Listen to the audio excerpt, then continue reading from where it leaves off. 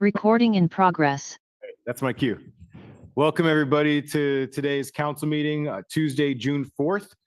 And we're going to go ahead and start off. I'll pass it over to Linda, who's filling in for Clementine today for roll call, and then providing instructions on how you all, members of the public, can participate in public comment. Thank you. Councilmember Barber. Present. Councilmember Garcia. Here. Councilmember Huffa. Here. Councilmember Smith. Here. And Mayor Williamson. Here. Thank you.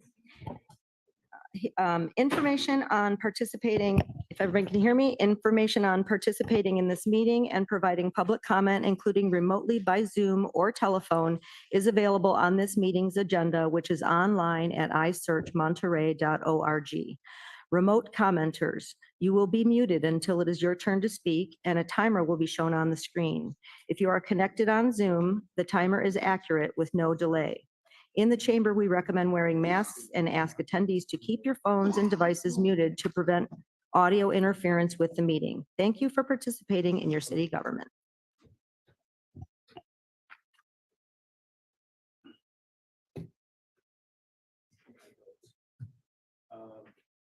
Okay, we're going to start off with a presentation because it is a great month to celebrate Pride. And do we have anybody here from Pride? Hey. All righty. I'm going to go ahead and read this proclamation. And then I'll invite Beth up in a second from Monterey Peninsula Pride to receive this. So the proclamation reads, whereas the Monterey City Council recognizes and proclaims the month of June as lesbian, gay, bisexual, transgender, queer, intersex, asexual, two-spirited, and the countless affirmative ways in which people choose to self-identify LGBTQ+ Pride Month throughout the city of Monterey. And whereas the city of Monterey joins our neighboring cities in observing Pride Month by raising a pride flag to honor the history of the LGBTQ+ liberation movement and to support the rights of all citizens to experience equality and freedom from discrimination. The intersex inclusive progressive pride flag is recognized as a symbol of pride, inclusion, and support for social movements that advocate for the LGBTQ+ people in society. And whereas the city of Monterey has a long and proud history of inclusion in civil rights and is committed to supporting visibility, dignity, and equality for LGBTQ+ people in our community. And whereas in this nation was founded on the principle that every individual has infinite dignity and worth, and the Monterey City Council calls upon the people of this municipality to embrace this principle and to work to eliminate prejudice everywhere it exists. And whereas the Supreme Court decision guaranteeing marriage equality in all 50 states was a historic victory for the LGBTQ+ community, our country still has far to go with respect to the equitable treatment of the LGBTQ+ community. While society at large increasingly supports LGBTQ+ equality, it is essential to acknowledge that the needs for education and awareness remains vital to end discrimination and prejudice. And whereas the theme of Monterey Peninsula Pride's 2024 parade and celebration is Be Queer Here, the city of Monterey is committed to creating a space of acceptance, respect, and support for LGBTQ+ individuals and communities in Monterey.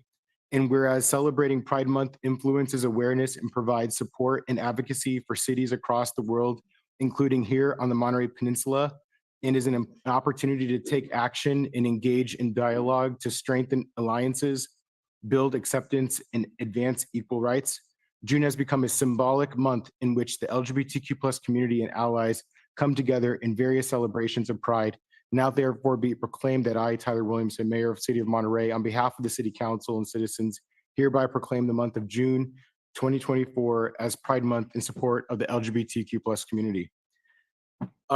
Before I have the folks from Pride come up, I just have to share, I don't often go into a whole lecture, but I will just take a second because this is a really important month for me as being a member of the LGBTQ+ community, as one of our public speakers so duly noted at our last council meeting. And I'm proud of that. I'm absolutely proud to be part of the LGBTQ community. I'm proud to live in the city of Monterey and be accepted by so many people. And I appreciate, is Jean Rash here? She's online, I'm sure. And I just want to give another appreciation for her comments after the comments that were said at the last council meeting, because that's the Monterey that I know. And that's the Monterey and the people and the residents that I interact with on a daily basis. So I'm proud of that. And part of that led me to being a founder of Monterey Peninsula Pride in 2017. And last year, I ended my term on the Pride board. And one of the things that I was most worried about was it fizzling away, because there's so much work that still needs to be done in the LGBTQ community. I think a lot of people make an assumption that California is a blue state, and so we're very progressive, and particularly coastal California. But there's still a lot of work to do.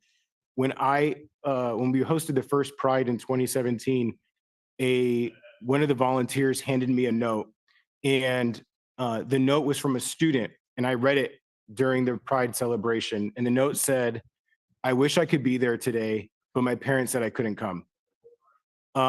If people can't even be who they are in their own household as they're growing up, that says a lot about the challenges that still exist within the LGBTQ plus community. And for those that have any awareness, we know that LGBTQ community has the highest rates of homelessness, has the highest rates of mental health issues, suicide, and the list goes on. And so I just give a lot of appreciation to the Pride group for continuing the work in my absence. And I think they're actually thriving with me gone, because I think I was probably more of a burden before I left than anything. So please, let's have the Pride group come up, and please give them a round of applause for all the work that they're doing. Why don't we do a photo first? Come on up. Why don't you both come up and we can all take a photo? Come on, council.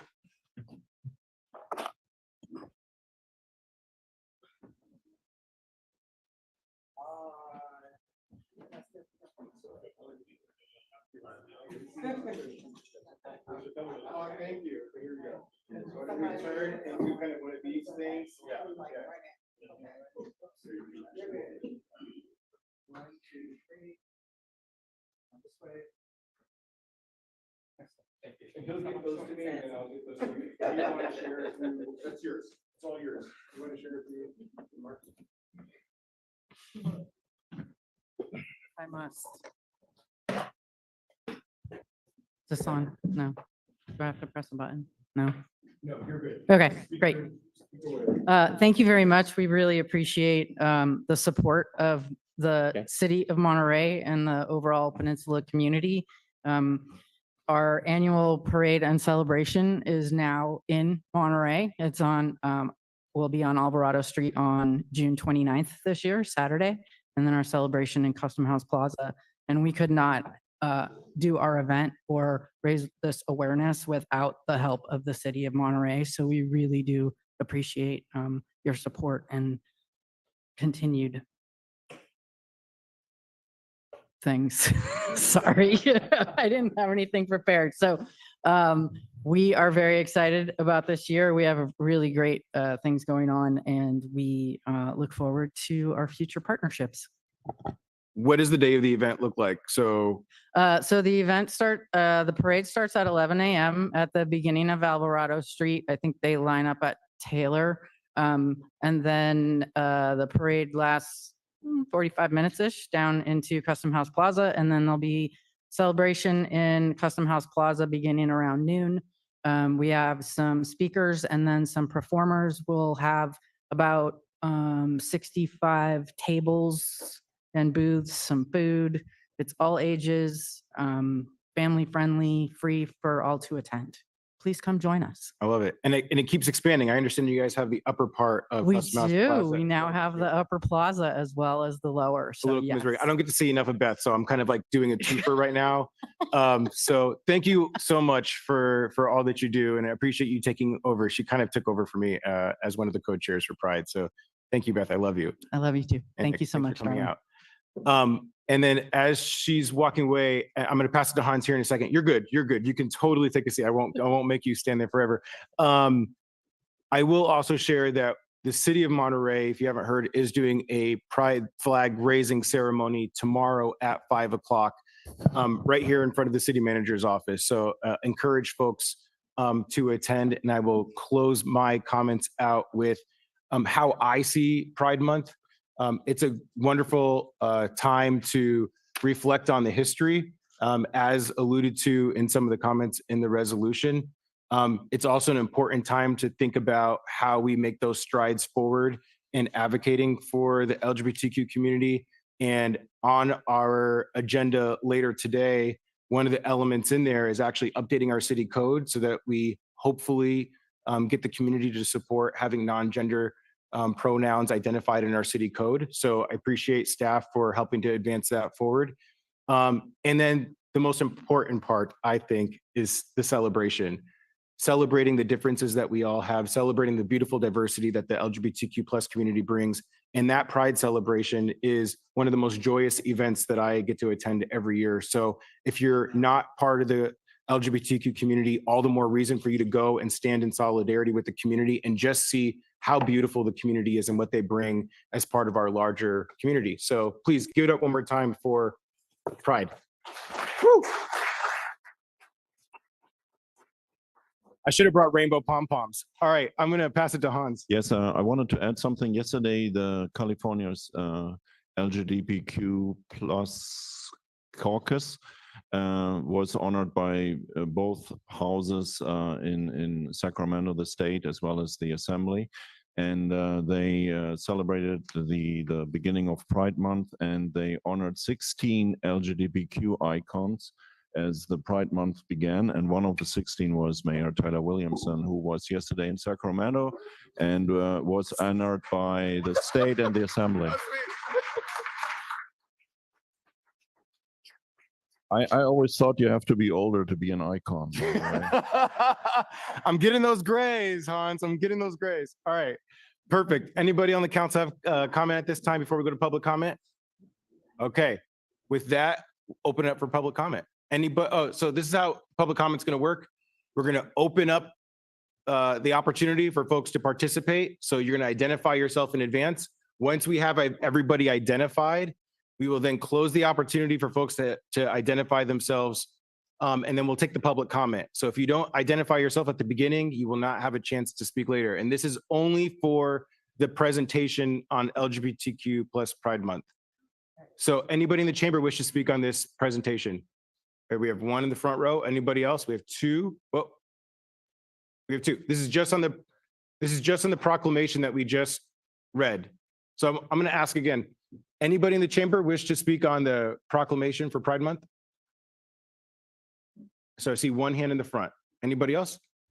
All right, we'll check online. I'm going to do a countdown for folks to use the raise hand function to 5, 4, 3, 2, 1.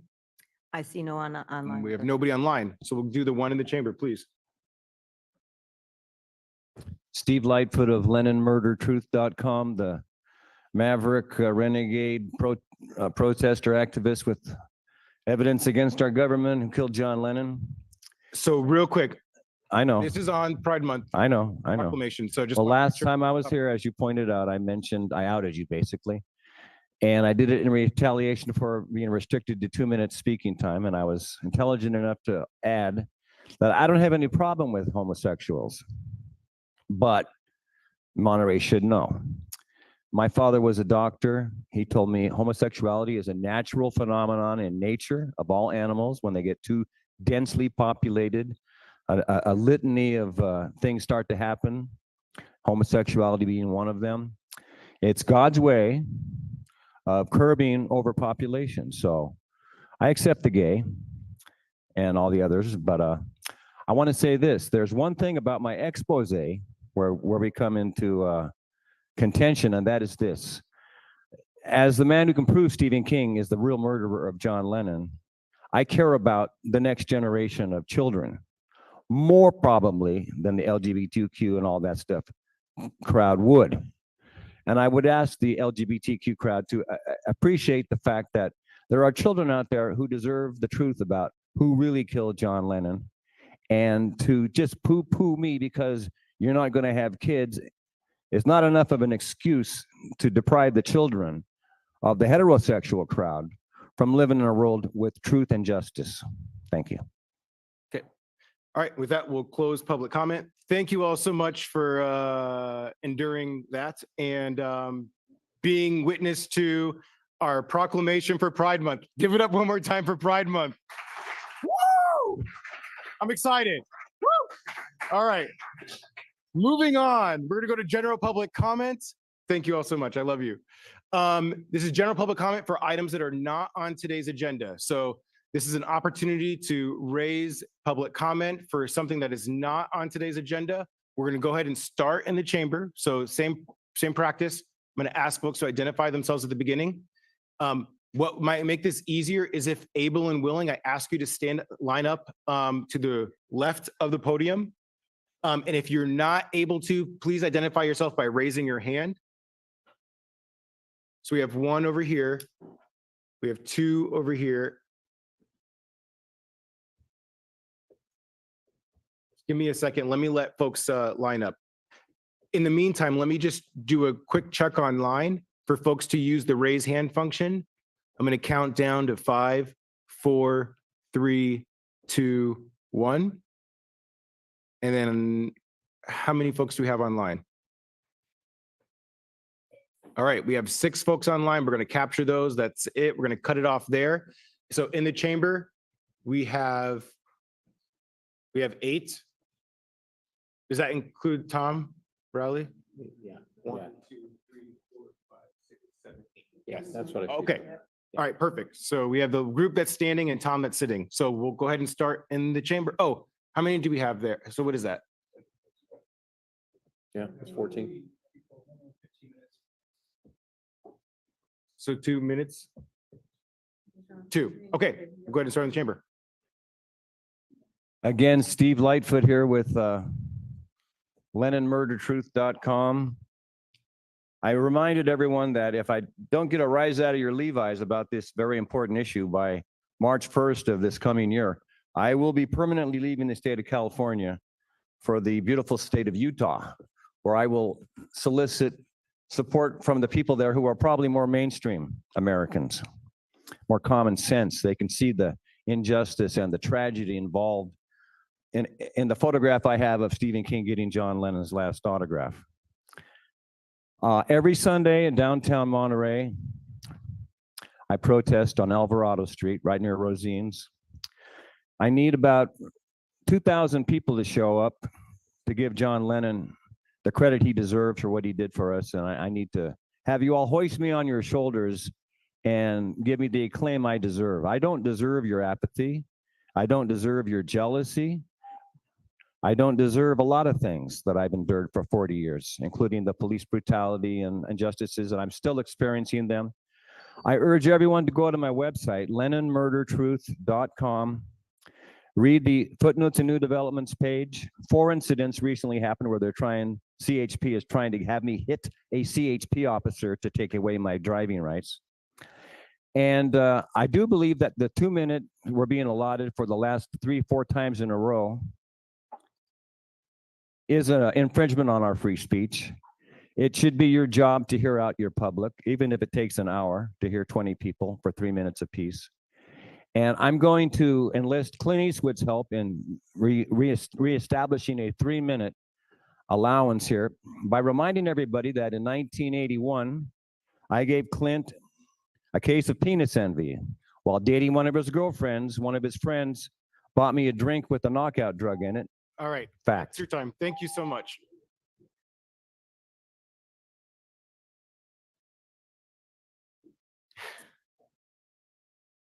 Mayor and council members, Pat Benza, resident of Monterey. I have been attending city council meetings since the mid-1980s when I started the Casanova Oak Knoll Neighborhood Association.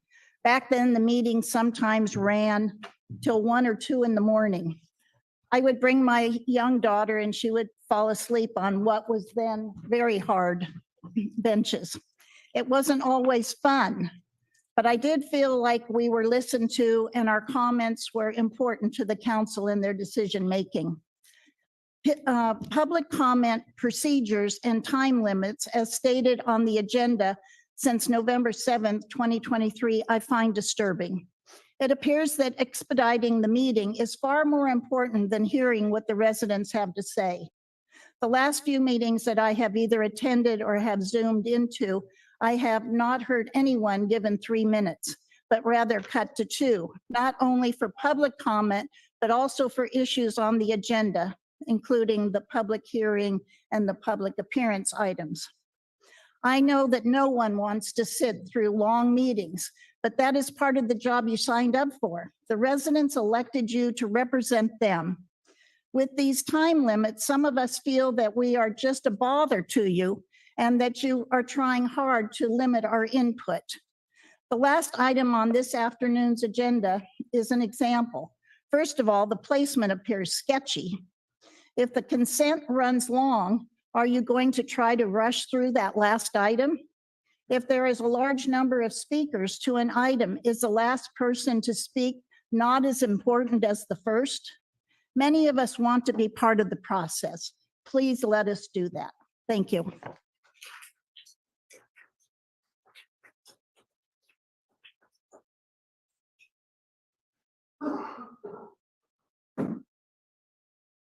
Hi guys, City Council. I'm not a citizen here in Monterey, but I'm a visitor. I'm the organizer of the World's Toughest Row. So I was just invited here to give a quick brief on what we're doing here. So that also means I have no complaints. I don't want any more parking spots or free roads or whatever. But we are down in the marina right now. We launched our boats today. The World's Toughest Row is an event that takes adventurers across the Pacific to Kauai in Hawaii with the great support of the people of Monterey, the folks down in the marina who works there, who helps us out, and obviously the city council helps a lot as well. I sent Hans an email in 2022 and explained a little bit about what we was all about. And when he told me that he was married in Southern Jutland, which is in my country, I knew that there was a good connection. Last year, we had the fortune of the mayor starting the race. I hope we can have that again. There is another celebration on Saturday, which is Pride, 11 o'clock. I heard it start. Our race start is scheduled to 10:30. We might change that a little bit so you don't have to bike fast or run fast up to the celebration of the Pride month. So it might be 10 o'clock, but we will announce that on our socials and so on and so forth. But a big thank you to the city of Monterey for hosting us. It's a great adventure, and I invite all people of Monterey to come down to the marina, not only for the race start, but also in the coming days where you can see the boats in the marina, raising a lot of money for charity and awareness. And it's just an incredible, positive and optimistic event. So that was all from me. Thank you. So he didn't say his name. That was Karsten Heron Olsen, and he's from Denmark, and he's the CEO and the race director of the World Toughest Row.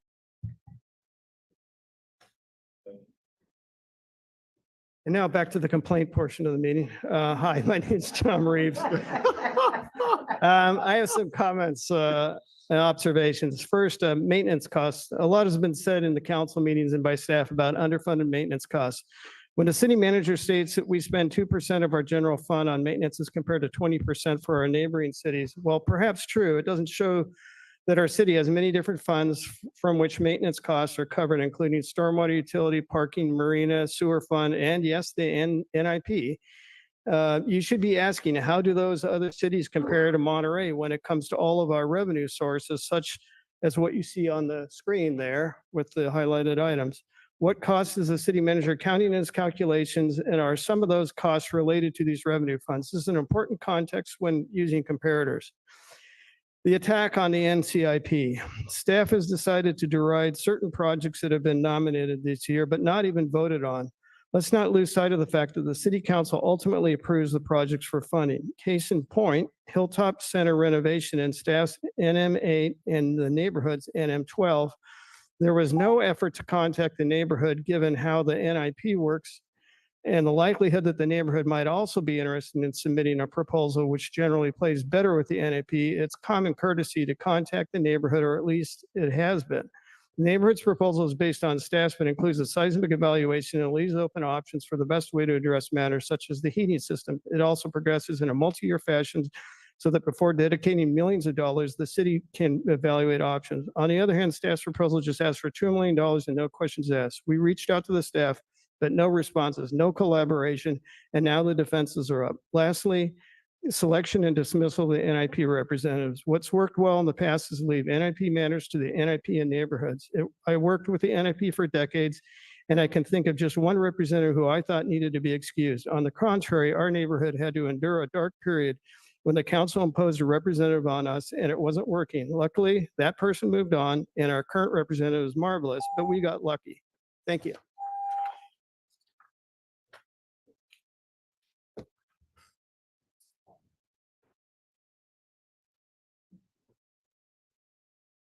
Good afternoon, council. My name is Eloise Shim. I'm a former resident of Monterey, but now I live in Salinas.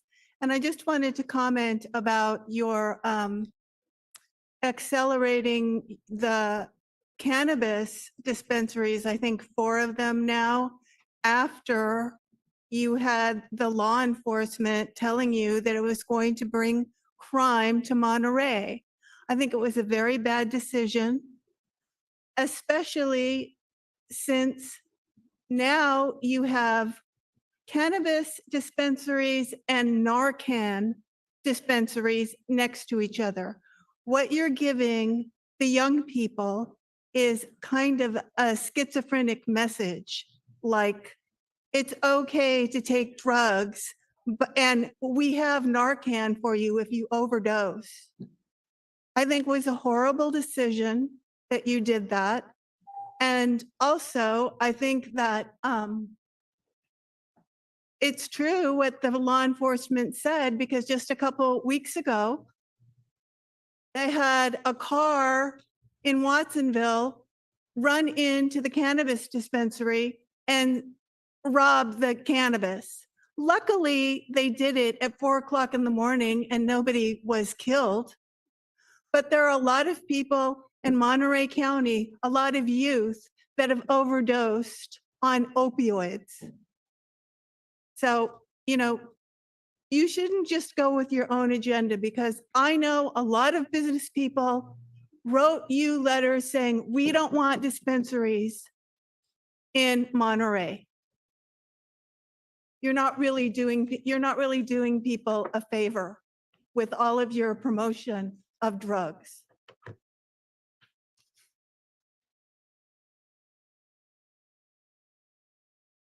Please.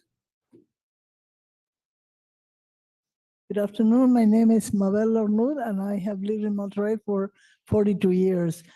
I need some clarity from the city about the new way to collect the sewer charges. I don't know if this is the right time or place to bring this up, but So the sewer charges is going to be an item that we talk about here in a second. So if you want to speak on that item, that will come up as a separate item. okay.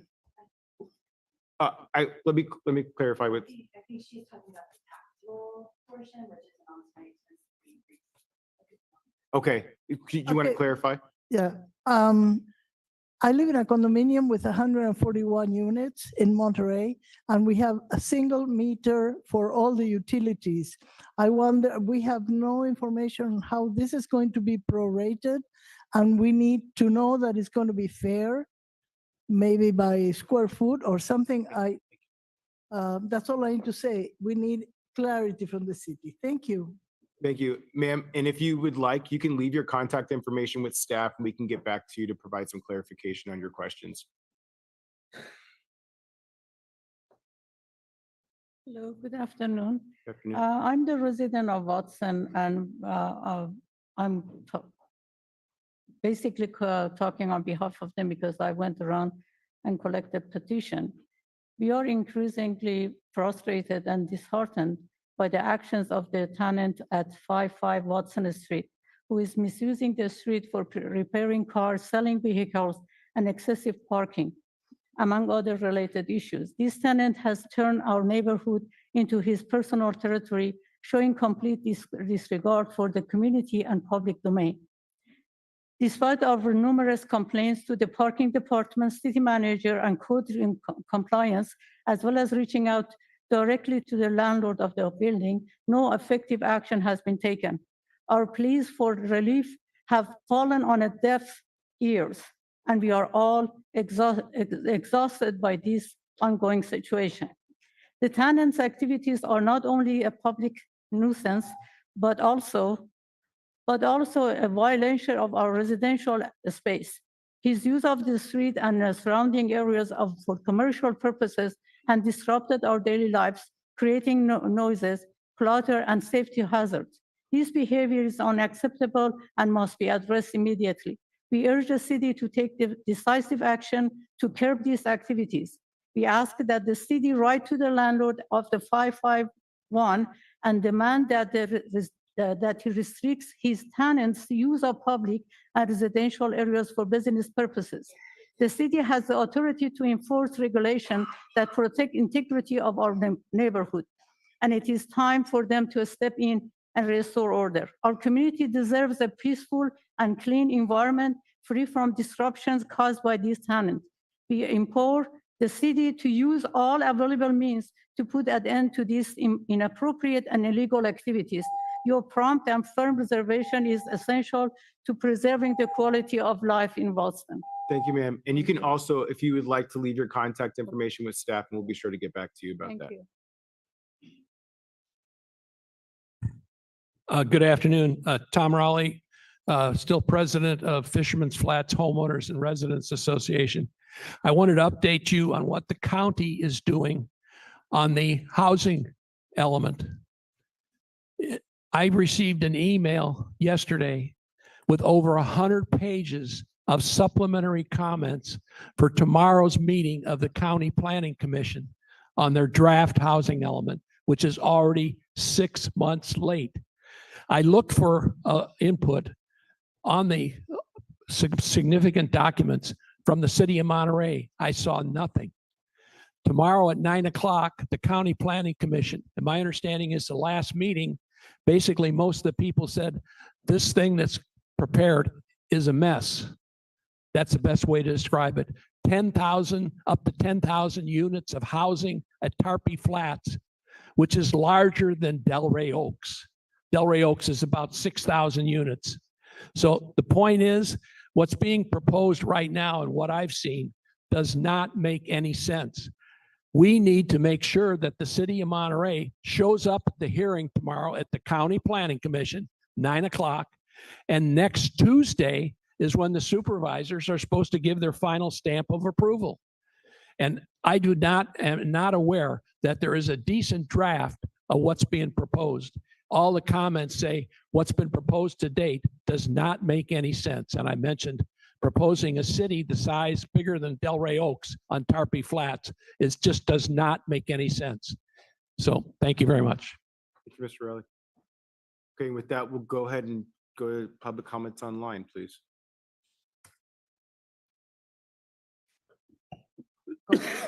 Jean Rash, you're next.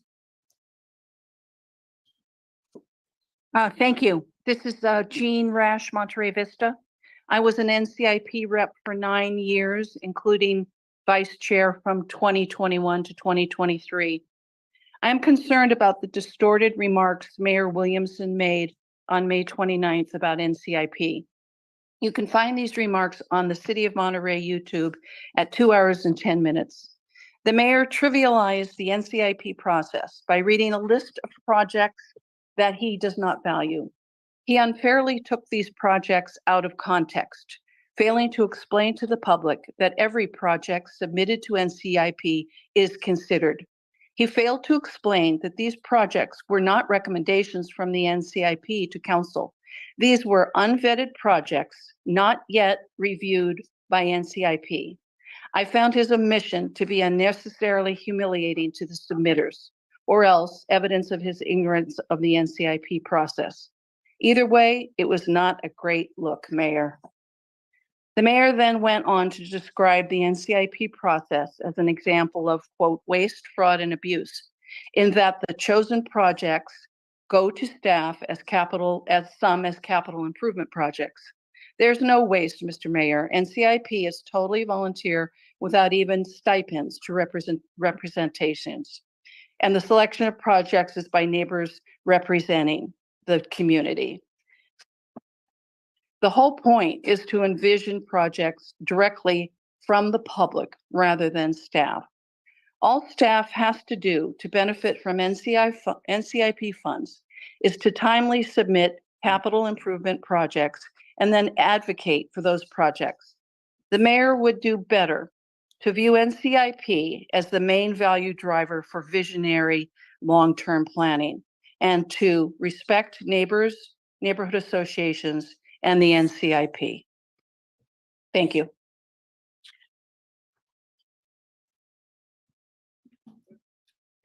Okay, caller with 4 digits, 837. Go ahead. That's good, Judy. You know, it doesn't seem like the city of Monterey takes much pride in how it treats Mother Earth with all the beautiful trees being cut down, including the sycamore tree that was leaning. A lot of trees lean, they don't necessarily have to fall. You have to get more than one opinion. And also, the city of Monterey's TAMC representative is helping to preclude bringing back rail to the area. You know, the earth is in a lot of trouble right now, and we just keep wanting to develop, build more highways, tear down more trees, and we're just doing the same old junk. And meanwhile, we're going around talking about respect, equity, inclusion, diversity, but I guess it's all done in an Orwellian manner, even when they talk about reducing greenhouse gases, as George Orwell said, telling in a world of universal deceit, telling the truth is a revolutionary act. But now the surf project is in a little bit of trouble. The Coastal Commission just sent a letter out that I wish Mr. Ed Smith would look at, because he's a strong proponent of the surf project, representing the city of Monterey, which would preclude rail to our area. And from the Coastal Commission letter of May 17th, the construction of the busway would almost assuredly preclude the addition of rail, and the only potential path forward for rail project in the future would be in the footprint of the so constructed busway project. Put another way, the busway would not only appear to make a future rail project infeasible, but it would use up any development potential that might be able to be considered under the Coastal Act and its environmentally sensitive habitat provisions, thus displacing any potential for rail in that corridor. So please direct your representative to oppose the surf project. They're all kind of in lockstep with what MST and TAMC wants to do. You know, basically the Coastal Commission's been saying that is not consistent with the coastal Comments. Thank you for your comments. Okay. Caller with digits 902, go ahead. This is Nina Beatty. I also agree that 3 minutes.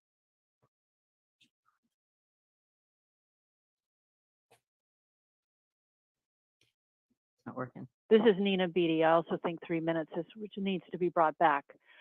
Beginning in 2010, I warned Monterey officials about fires and other problems with smart meters, PG&E smart meters. I released a report in 2019 about multiple fire and electrical hazards from these meters and that they could cause electrical fires, which are far hotter than normal building fires.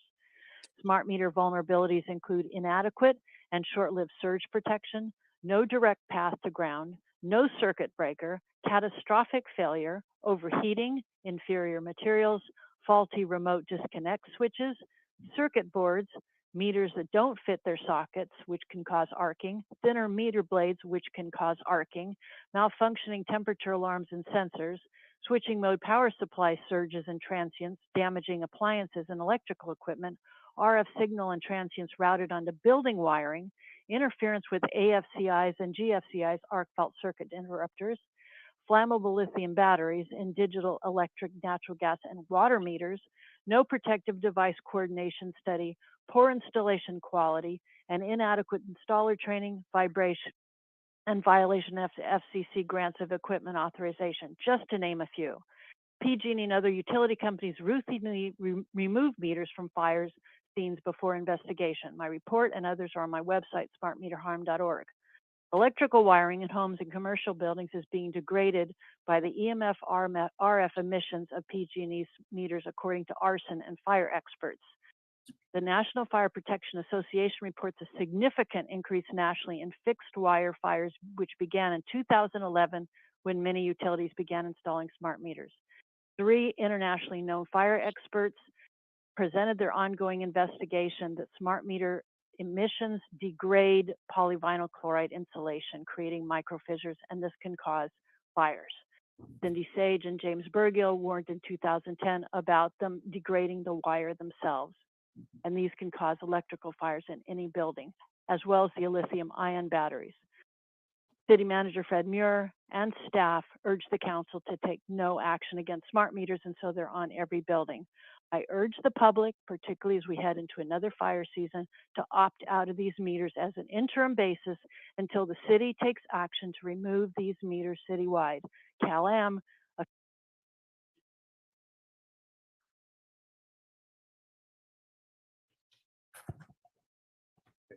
Okay, go ahead, Esther Malkin, go ahead. Good afternoon, everybody. I've got a couple of comments. First, I want to comment on that guy that keeps coming to every city council meeting and speaking so offensively. He's attacked just about every single community member that lives here, and I just find it extremely offensive that he continues to be allowed to go on and on about it. I understand his freedom of speech rights, but I just can't wait till the guy leaves and Utah takes over the problem. I, for one, want to remind everybody that our city council, you know, they are doing the best they can with a lot of the things that they have not taken part in being handed. They are not the ones that created a budget deficit. They are not the ones that they are the ones that are putting in countless hours in trying to serve this city. And to attack them the way that they are being attacked more and more often for various things, I find difficult to accept, because we don't even have candidates that want to run for office. And then the ones that we get in place, all we want to do is go after them and complain and not be happy with what they do. When, you know, an example of NCIP, nobody wants to see NCIP go away, but NCIP has had problems. My neighborhood has had a terrible rep for a very long time, which, you know, we were able to get rid of, and now we don't. But that was directly from conversations I had with the previous mayor. I don't see anybody who's asking for NCIP not to change. Come up with alternative suggestions on how we can address this deficit that we have in our budget that also was handed to the city council from the previous administrations. So I think it would be valuable to come up with some suggestions about how to help the budget rather than constantly complain about NCIP. Thank you.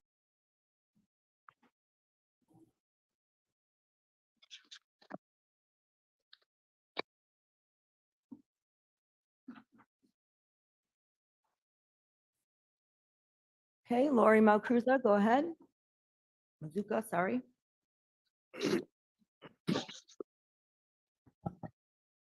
Yes, so I would say, just following on the last caller, I have a lot of great suggestions. There's never any time to give them because we're always, like the other lady said, getting cut our time, and I'm not happy about that.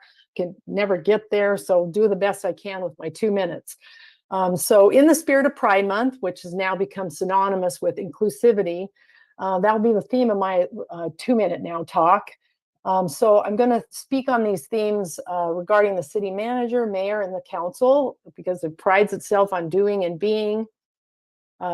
So given inclusiveness and transparency as it relates to the NCIP, I don't understand how the public has been 100% excluded from the city's campaign and Mayor Williamson's private interviews for the committee reps.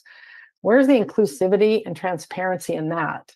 As it relates to NCIP reps, the neighborhoods were always included in putting forth candidates. This year, the city and Mayor Williamson iced out the neighborhoods and the public as a whole from participating in the selection process. Something about this is completely wrong, and speaking plainly, it's not inclusive, nor is it transparent. By contrast, the open at-large city council seat appointments were interviews held during a public meeting so the public could at least attend and hear the interviews and questions asked and were able to observe the process. I appreciated that. Thank you. I would have liked to have seen the same for these other appointments. So why then, in the latest case of these appointments, was Mayor Williamson the sole person in power in the room, excluding the public from that process? And in light of what appears to be a growing trend of exclusion and cloak and dagger moves within a few of the top governing our city, I believe this is time to express some of my displeasure and call out these items of concerns.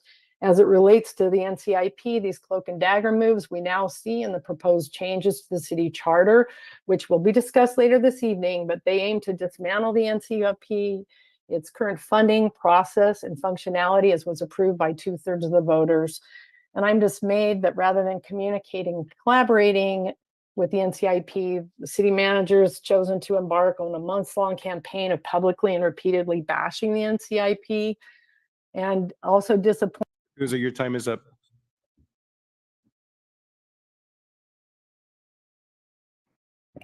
And last speaker with the digits 082.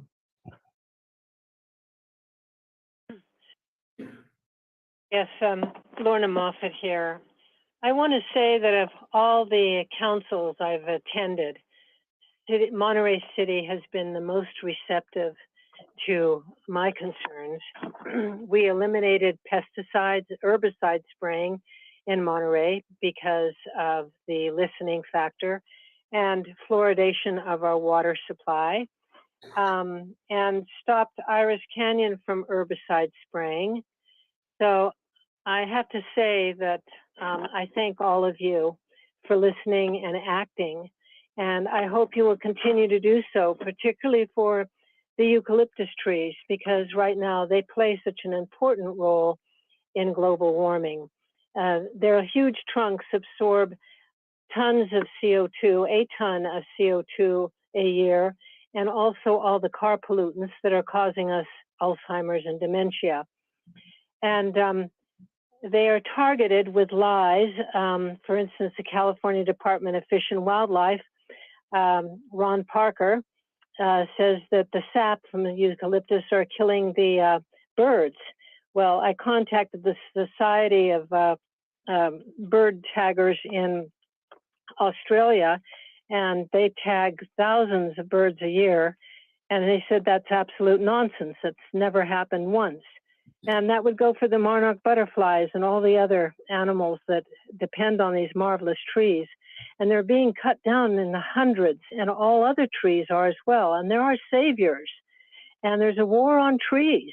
And first it starts with the eucalyptus, and then it's the pine, and then it's the oak. And I'd like to remind everyone that at Angel Island, the eucalyptus did not burn when an unstoppable fire burnt the oaks and everything else. So we really have to stop these lies and myths perpetuated by the chemical industry so that we'll use their herbicides.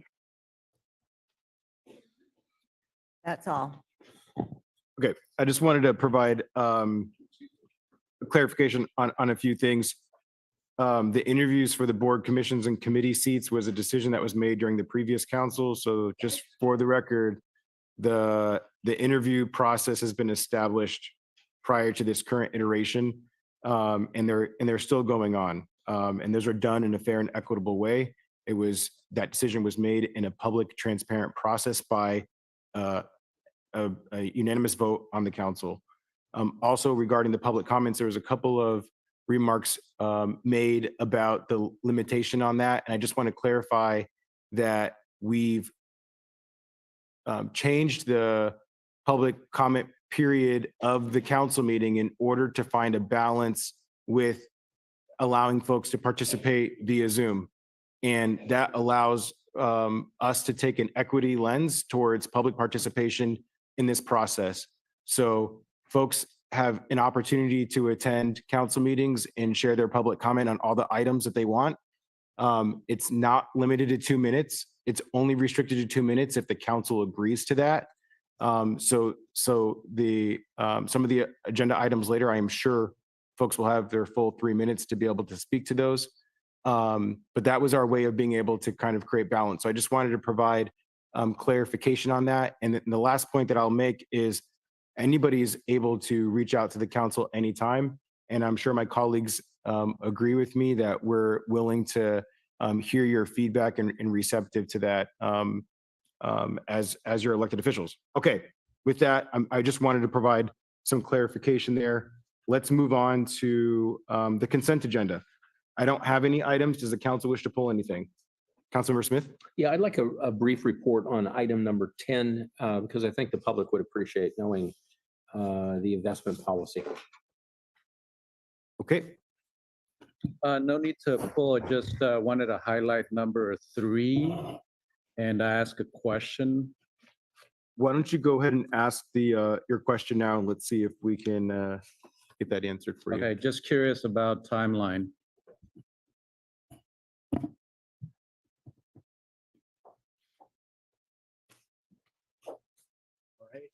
Good evening, council member, or council and mayor. So that is a great question. The project timeline, we're hoping that this will go in the fall. If all of the stars align and we get all the insurance documents, everything we need to contract to execute an agreement, we hope to be underway in the fall. But if we miss this season, it'll be spring of 2025.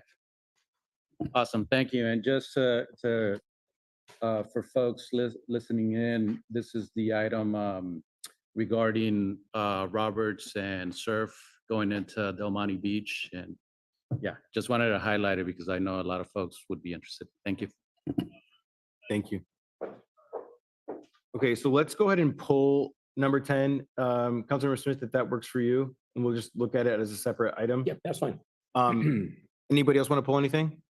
Okay, we're going to go out to the public. This is your time to speak on any of the consent agenda items except for item number 10. Does anybody in the chamber wish to speak on any of the items or wish to pull anything?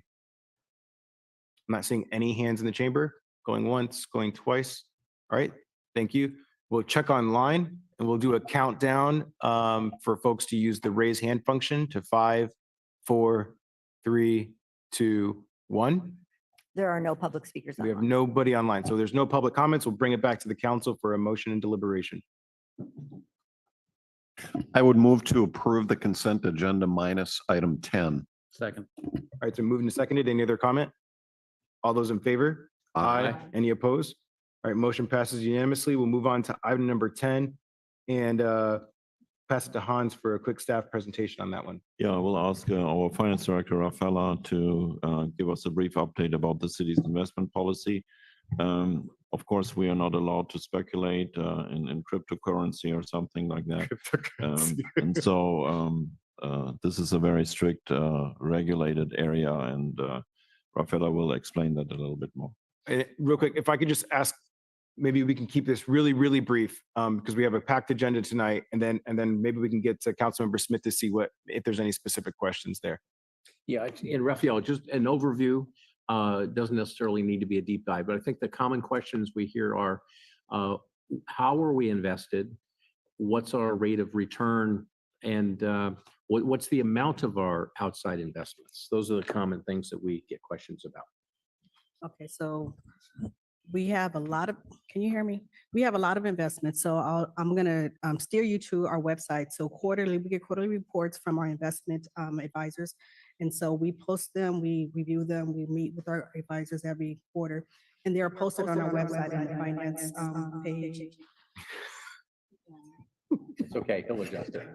So they're on the finance page under investment reports, so you can see all the exact information, and where we're invested, exactly how many widgets we have, how many digits we have, all of that stuff is specifically there. So we put the full transparent report on our report.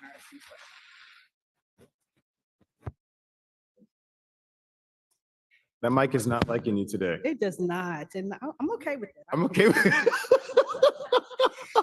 But just as an overview, we have to go by California state law, government code, of what we can and what we cannot invest in. And so the investment report that you have before you, last year, we changed a few things. Like just when our reporting is due, as opposed to 30 days, it's due 45 days because it gives us time to actually get all the paperwork in order together. So that was changed. That wasn't just our change, that was a state change. This year, there's no changes to the report at all, but I felt like we need to start bringing it to council on an annual basis, whether there's changes or not, just so that you are aware that there is an actual investment policy in place for the city. Okay, the only question I have is, I believe I heard you say, based on the policy we're looking at tonight, there's no changes from our policy from previous. Correct. But this is really the second time that we're seeing it as an agendized item coming to the council. Correct. I would like to bring it to you every year as an Yeah. annual item so that you see it. And the last little blurb will tell you whether or not there's changes, and I put it in there, there's no changes. So last year there was changes, and then the last time it came before then was probably about 6 or 7 years prior to, and that's just too long to not have it coming from the council. Right. And I appreciate that. And that's why I mainly wanted to highlight, if someone is wondering, you directed folks to the finance table or the finance page of the website. Correct. That's great. Encourage people to read this, to see how this is our policy for investment. And just one last area is, like, we all have our personal investments. We chase the highest interest. We want the greatest return, and some of us are willing to gamble. This philosophy is not that. So if you could explain in a nutshell, what is the philosophy so that we don't gamble with the public's money and we are constricted by some state statutes about where it's invested and what our return may be? You just said it. You just said You just have to nod yes then. Yes, absolutely. That is exactly correct. We are limited with what we can invest in. We can't do like the crypto. We can't do a lot of high risk things. We are very limited on where we can invest the money and how much, and even a percentage of how much can go into equities, how much can go into to bonds, and the maturity dates of all of that. We're very limited. I mean, we're able to get returns, of course, but we're still limited on how we do it. So it's not our own personal money. So we don't play games with the public's money. So that's as I can say it. And other than the 5 council members, where do you seek your advice, experts, of people that are in the field? So We actually contract with Chandler Investments. So they are our investment firm that we use. We've been using them probably for about 5 or 6 years, maybe a little longer. Okay, great. Covered everything needed. Thank you. Anybody else on the council have questions? All right, we'll take this out to the public. Anybody in the chamber wish to speak on this item? I'm not seeing any takers. Let's check online. I'll do a countdown to 5, 4, 3, 2, 1. We have one speaker. We have one speaker. All right, let's go ahead and let them speak.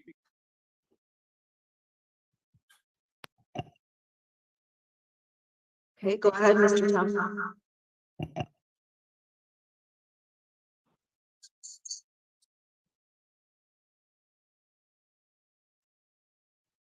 So Jim, I think you are unmuted. Go ahead and start your public comment, please.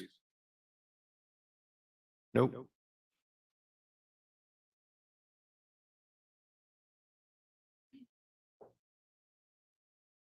Is he unmuted? Oh, it's not. You said he's not?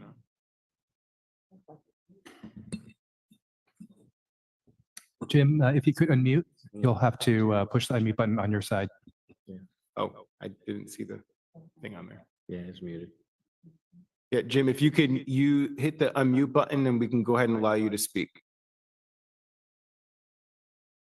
Should be able to see the little audio dial with the line through it. Give you another couple of seconds here to see if you can navigate to that space.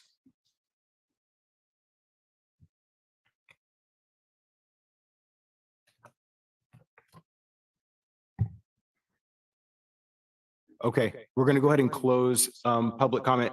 Sir, if you would like to submit public comment on that one, please just pass that along to city staff and they'll be sure to get that to us. With that, we'll bring it back to the council for a motion and deliberation. If we're ready for a motion, I'll make a motion that we accept staff recommendation on agenda item 10. Second. All right, any other discussion? All those in favor? Aye. Any opposed? The motion passes unanimously. We'll move on to our public hearing item.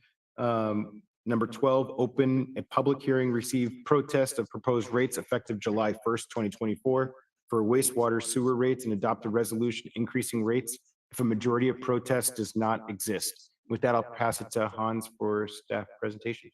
Yeah, thank you, Mr. Mayor. This is a report about the number of protest votes received, and Tom Hardy will explain, and then we take a brief break to count the votes. Thank you, Hans. Good afternoon, Mayor and council members. Oh, thank you. Oh, I forgot. Share this one. Thank you.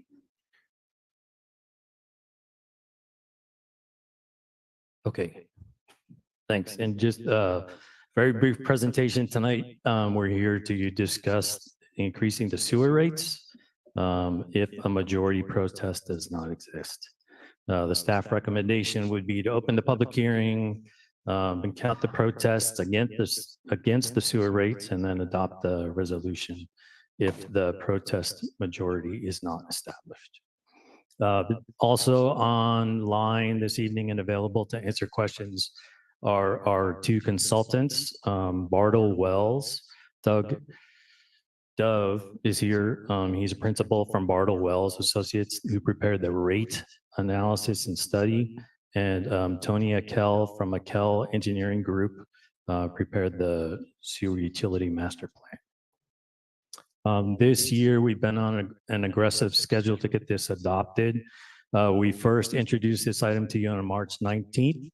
On April 2nd, you gave us authorization to prepare the mailing, the Prop 218 mailing to each property owner connected to the sewer. On April 19th, those notices were mailed. Tonight, June 4th, we're holding the public hearing to consider all protest votes. And again, if the majority protest is not established, consider adoption of the new rates to go into effect on July 1st. We are fully expecting at this point that the city's sewer collection service fees, well, their charges are monthly now, but Monterey One is converting to the annual tax roll, and that is what we expect to occur beginning July 1st. So that's the need for the compact schedule. Just an overview, the city's sewer collection system conveys water to Monterey One, where it's pumped then out to Marina where it's treated. This is a self-supporting city enterprise, and revenues are primarily generated from user charges. The current annual budget is 2.6 million. Currently, there's 11 million approximately in outstanding debt, which matures in 2038. And a 10-year capital improvement plan is $34 million. The last sewer rate increase that was adopted by the city was, well, it was adopted in 2011, but the last rate increase occurred on July 1st, 2015. The current rate has not changed since then. For a single family dwelling, that's $10.77 per month. For multifamily unit, $7.88 per month. And non-residential rates are based on the estimated wastewater flows expressed in units of equivalent dwelling units. These are the rates proposed for the next 5 years. On the top row, currently they're 1077, beginning July 1st, 1411. They will increase to $22.92 in 5 years, over the 5 years. A survey of local sewer monthly charges in the region, on the peninsula area. This is the graph that just shows that the city's fees are below the average of the area. The average in the area is about $67 And even with the increase, well, I confirm that every year, even as our rates increase, we're still below the average for the region. Proposition 218, this is required that we follow the Proposition 218 process. The rates cannot exceed the cost of providing service. Cost recovery must be proportionate to each ratepayer. The procedural requirements are mailing notices of the increase to all the property owners, holding a public hearing at least 40 days after the mailing, which is tonight. And then the rates are subject to a majority protest, which means if 50% of the people who are ratepayers but who own property connected to the city sewer system protest, then it cannot move forward. And so the recommendation tonight would just be to, well, receive this presentation, but then I guess this is an old slide, I'm sorry, to adopt the increased rates if a majority protest does not exist. Are there any questions this evening? Anybody in the council have questions at this time? Okay. Seeing no questions, should we take it out to the public? All righty. Anybody in the chamber wish to speak on this item? All right, so I'll ask folks if they can, if able and willing to line up to the left of the podium. And for those that are still seated, please identify yourself by raising your hand. Okay, so we have 3, 4, 5 in the chamber.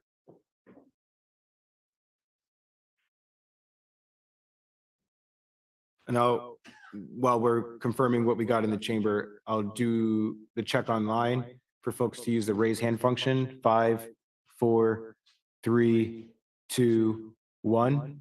We have one speaker on. We have one speaker online. So we have 5 in the chamber. So the 5 that are standing, is there anybody else in the chamber? Only those 5? All right, let's go ahead and start in the chamber.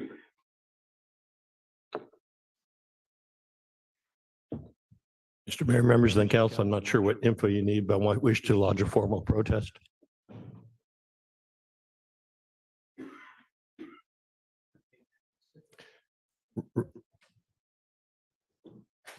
Not a public hearing. I can do it at a public hearing, and every other 218 hearing I've ever been to, you can do it at the podium. That's why you have a public hearing. I'm happy to walk over and give you my info. Yeah. You're welcome. Thank you. Thank you. Okay, next speaker, please.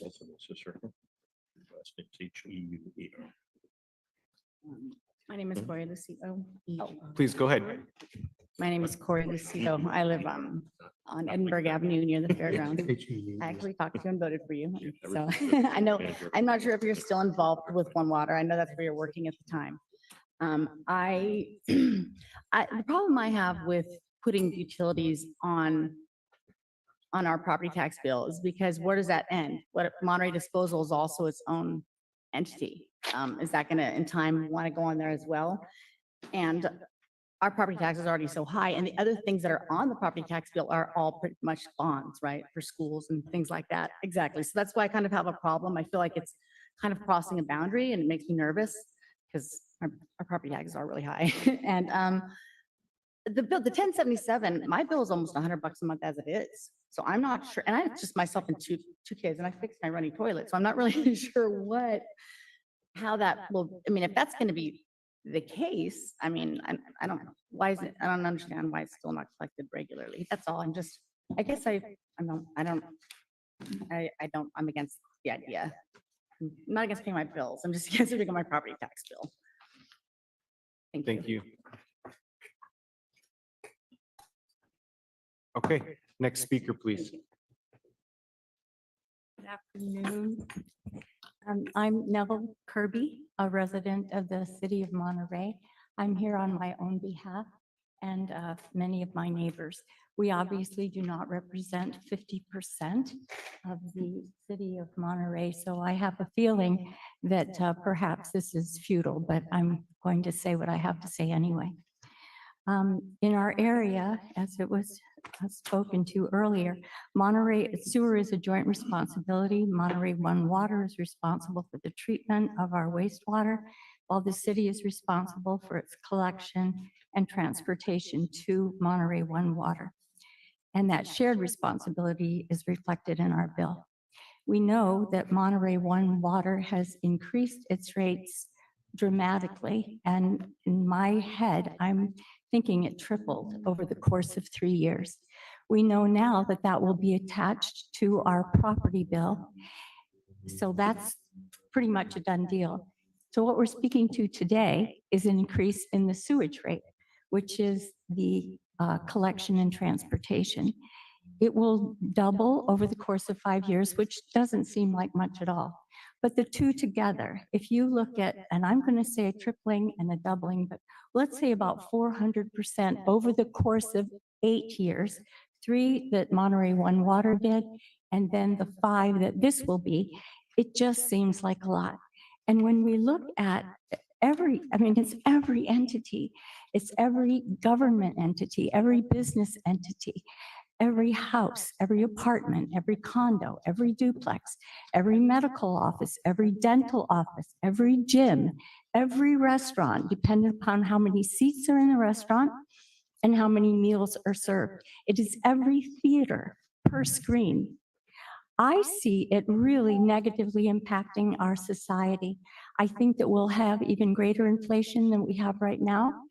I don't think as many people will be going to restaurants or the movie theater. Hopefully they'll still see their doctors and dentists, but our discretionary income will change for sure. So I think that's it. I'm concerned about the rapid increase, even though one might think 8 years isn't a lot. 3 years is good. 5 years is okay. But when you look at it collectively, just sewage itself, we're not talking about anything else, just sewage. And it's really a small part of all of our lives, necessary but small part. So that's it. Thank you so much. Thank you.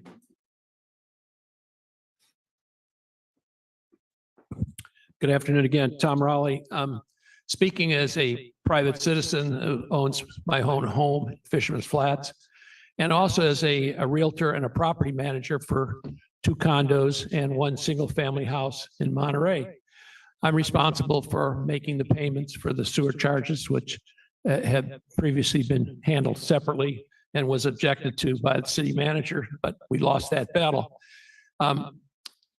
What you're looking at, sitting back and looking at this, you're looking at a doubling between now and 2029, 5 years. That's way beyond any 3% inflation, 2% inflation, or whatever.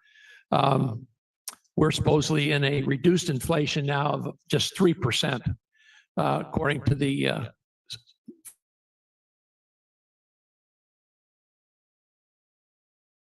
you're greatly exceeding what is happening in the increase in doubling it basically over the next 5 years.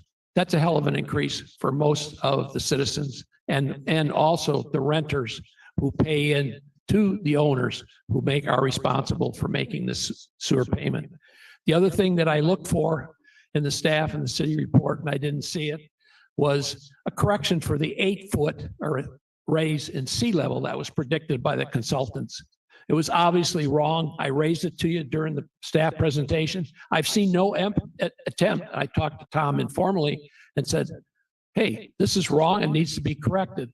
And you are over collecting because of an 8-foot sea level prediction that, to my knowledge, is not correct. So that should have been corrected. It hasn't been, and it's back here to be for final approval. So thank you very much.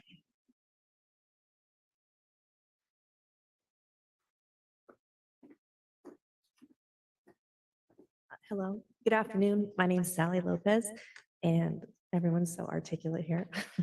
I'm just here to protest basically the rate increase for, I think, a lot of the same reasons that everybody's been talking about. I feel like everybody has a lot of increased costs in their life, and some of us don't really understand how this is tied to property tax, and I know that's kind of a one water thing. but still, at least some people are confused. And I speak on behalf of a lot of folks who kind of struggle to meet monthly payments. And this is just like another cost that they're thinking is gonna like balloon out. So it does affect everybody every day. And that's it. Thank you. Okay, and with that, we'll take it online.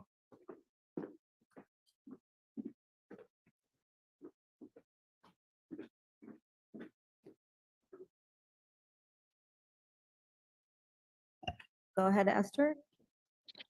Hello again. I just want to mention that as a renter, I pay the sewer bill in the house that I live in, and it has gotten exorbitantly expensive to cover utilities. I mean, Calium has built-in increases for the next who knows how many years.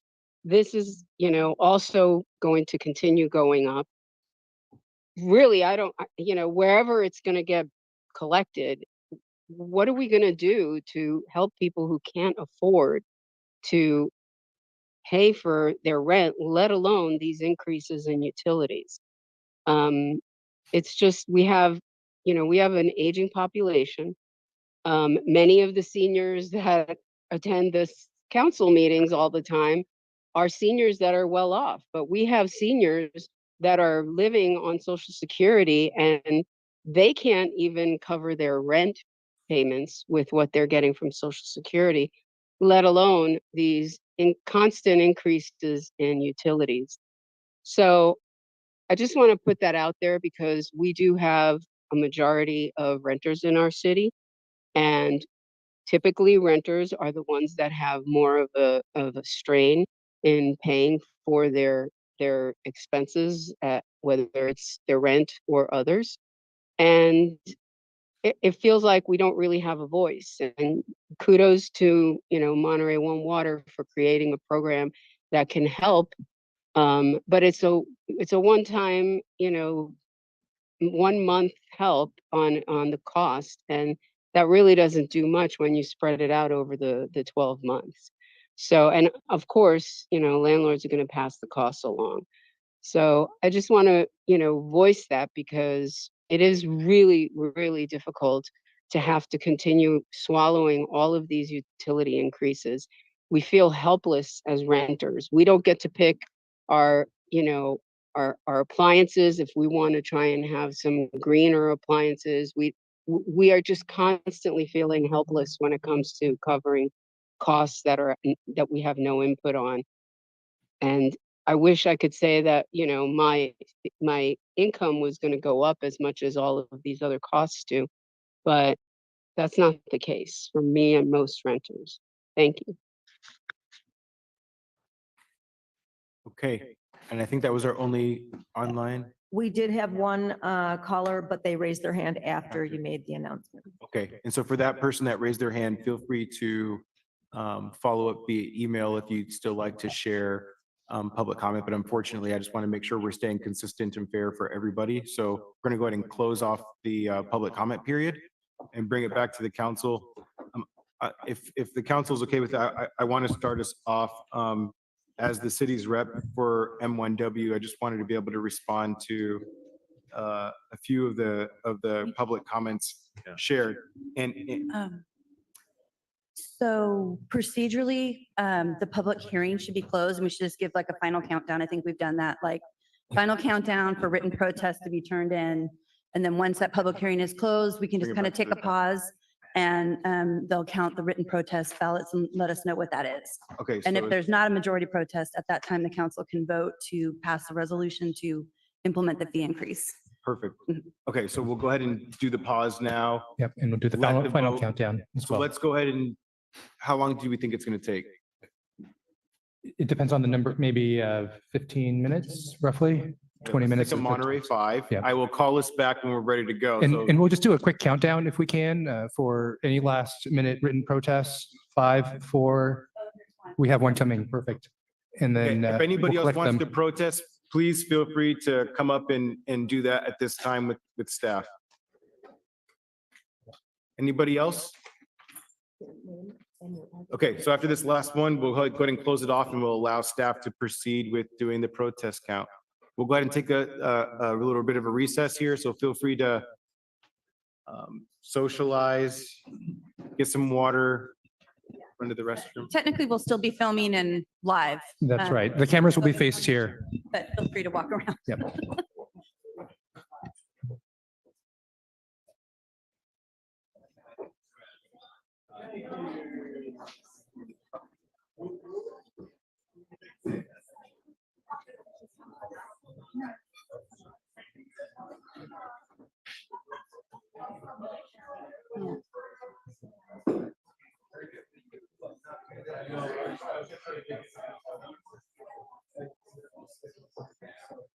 We'll begin the count.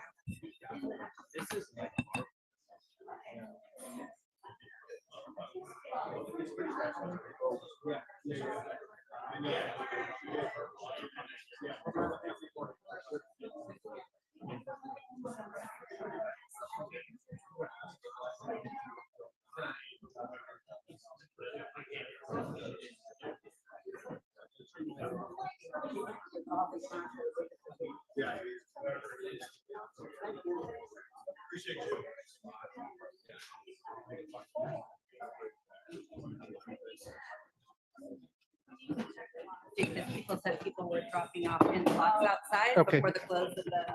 I hearing, checked it so- right before. Yeah, but we got, yeah, we should check it Yeah, but now. they kept doing it. Yeah.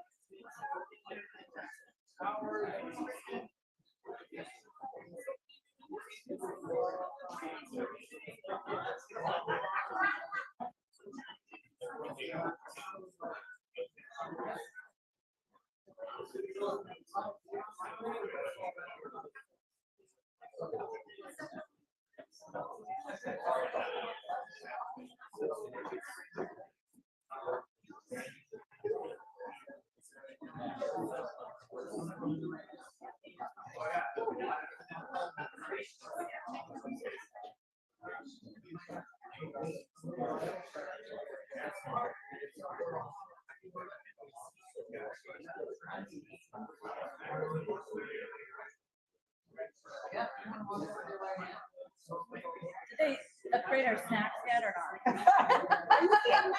Are you really asking that? No, those granola are expired. I know, I'm gonna surprise us one time and just come in with a load of snacks. I know, we coordinated. Andrea, she's on me, she's great, I bring my stuff, she says, health department, can bring snacks, I'm like, Oh, not big time, I'm gonna surprise her one time. yeah.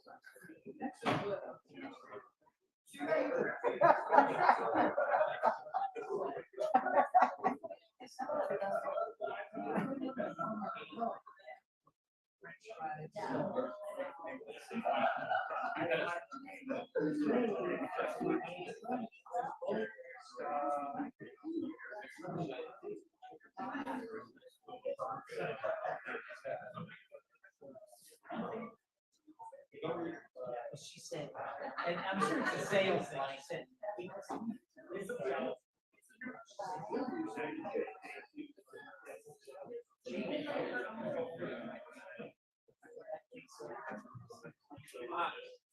Tom.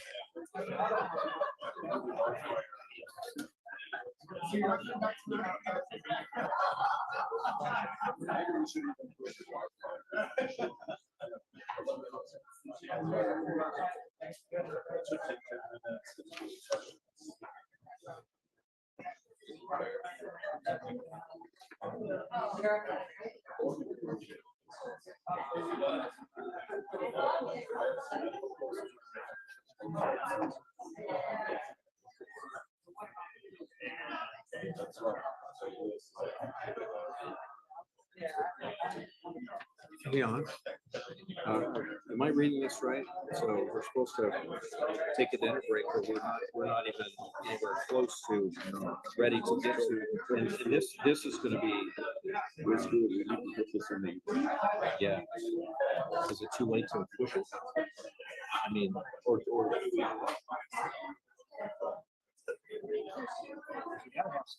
We have people here. Yeah, we have people. I think we can push it another session because it has to be by August 3rd or so with the council. With the I see that as probably an hour. that for sure. Yeah. Or maybe we open it to the presentation. It's kind of fun to have people here. They want To do it. So this was originally. So on Monday morning, he was out on Friday. They produced the agenda. So Monday morning, I sit down. Like, why is this in the afternoon? He said, "It should be." I said, "Who put it in the afternoon?" He said, "I don't know. Put it in the afternoon." Let's put it in the evening. I said, "No, we cannot just read it already. We already posted it." And then it was.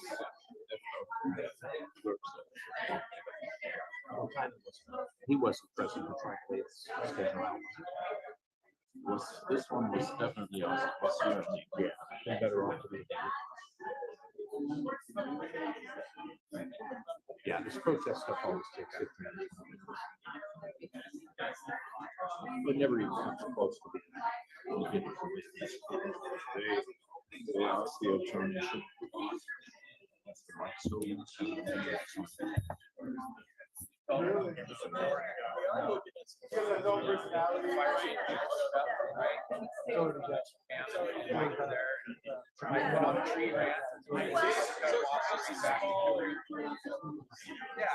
They work hard.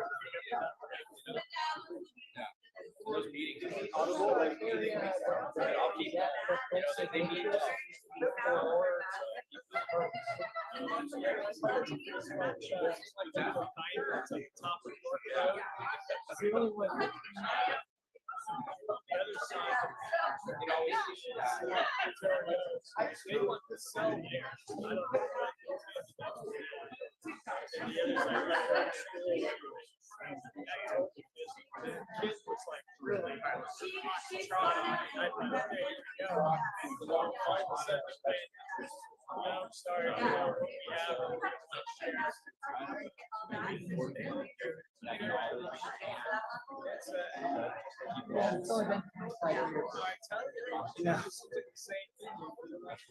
District gets funding and then all of a sudden.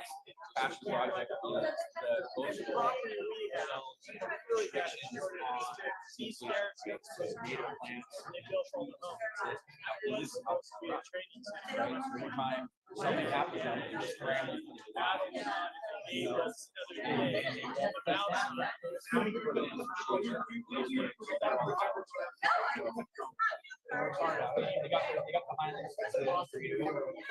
Here for the duration or?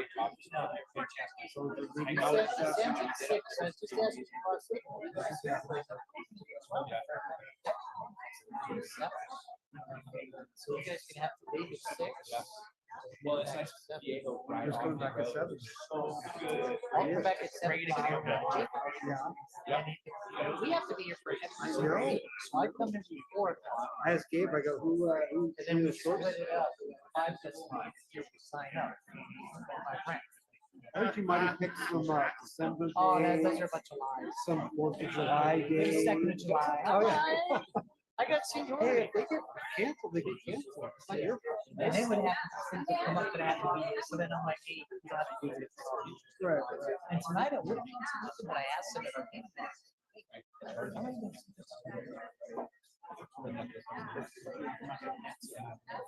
I bet that's 9:30. So we're on Friday. If you guys can do that, keep giving me the, we'll let you know. So we're going to spot. We're going to I'll trout behind my house, I eat my hatches every night. I've been out there catching fish every single night. I try to think some of the. Look at that. The way it should be, right? Stay in Monterey. One peninsula. I go to, I got rents all over there. Trying to keep places. Sometimes we'll go to my sushi place, is up on Fremont. Yeah, that's where we went. Oh, we did go there. That's right. And then, It's fine. I would love to see oh, yeah. Like in there. That's good. I've been there.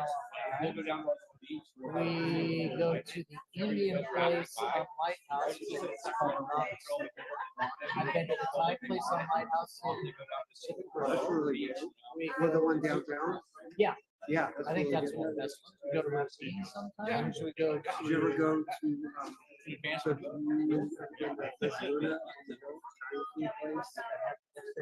no, not the same for lunch, I'm saying in general. No, that Really place is homemade. Like, Yeah. yeah, It's really- that's we, phenomenal. Chris and I went there last weekend. Oh, yeah. We went once, but it was years ago, so we weren't back. I was really impressed. Cafe Pin on the Wharf was good. You go there on Friday. Ross was really good. So Raul said Have you been to the Sandpiper Wharf too? One down. Yes, yep, that's a good one. I mean, I'm talking about these are dinners. Right. well, of course, Have good, Cafe Pin, we could go to for lunch. Okay. Trying to think where else we go. Yeah, I just walked down there on Friday. Yeah. I think he's tasking me. Okay.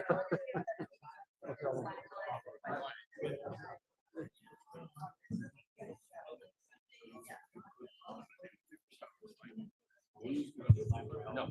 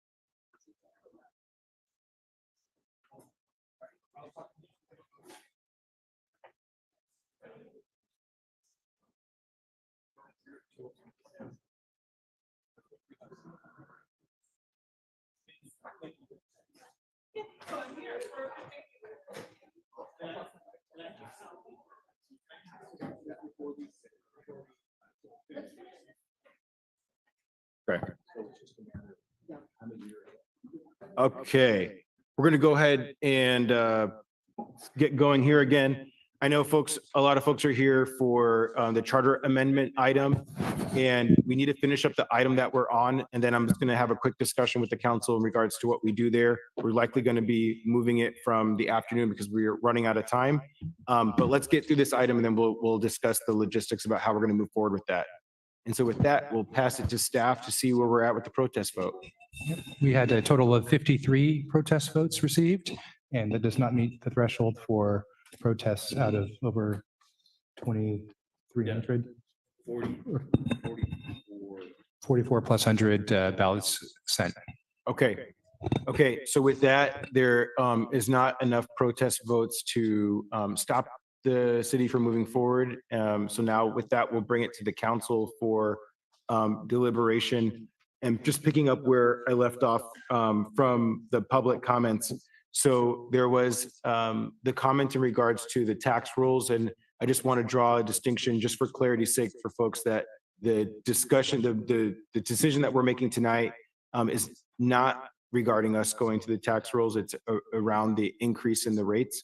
But as the rep for M1W, I do also just want to clarify that yes, your tax rules, your tax, property tax will be increasing proportionally to the amount that you were paying for your Monterey One Water fee.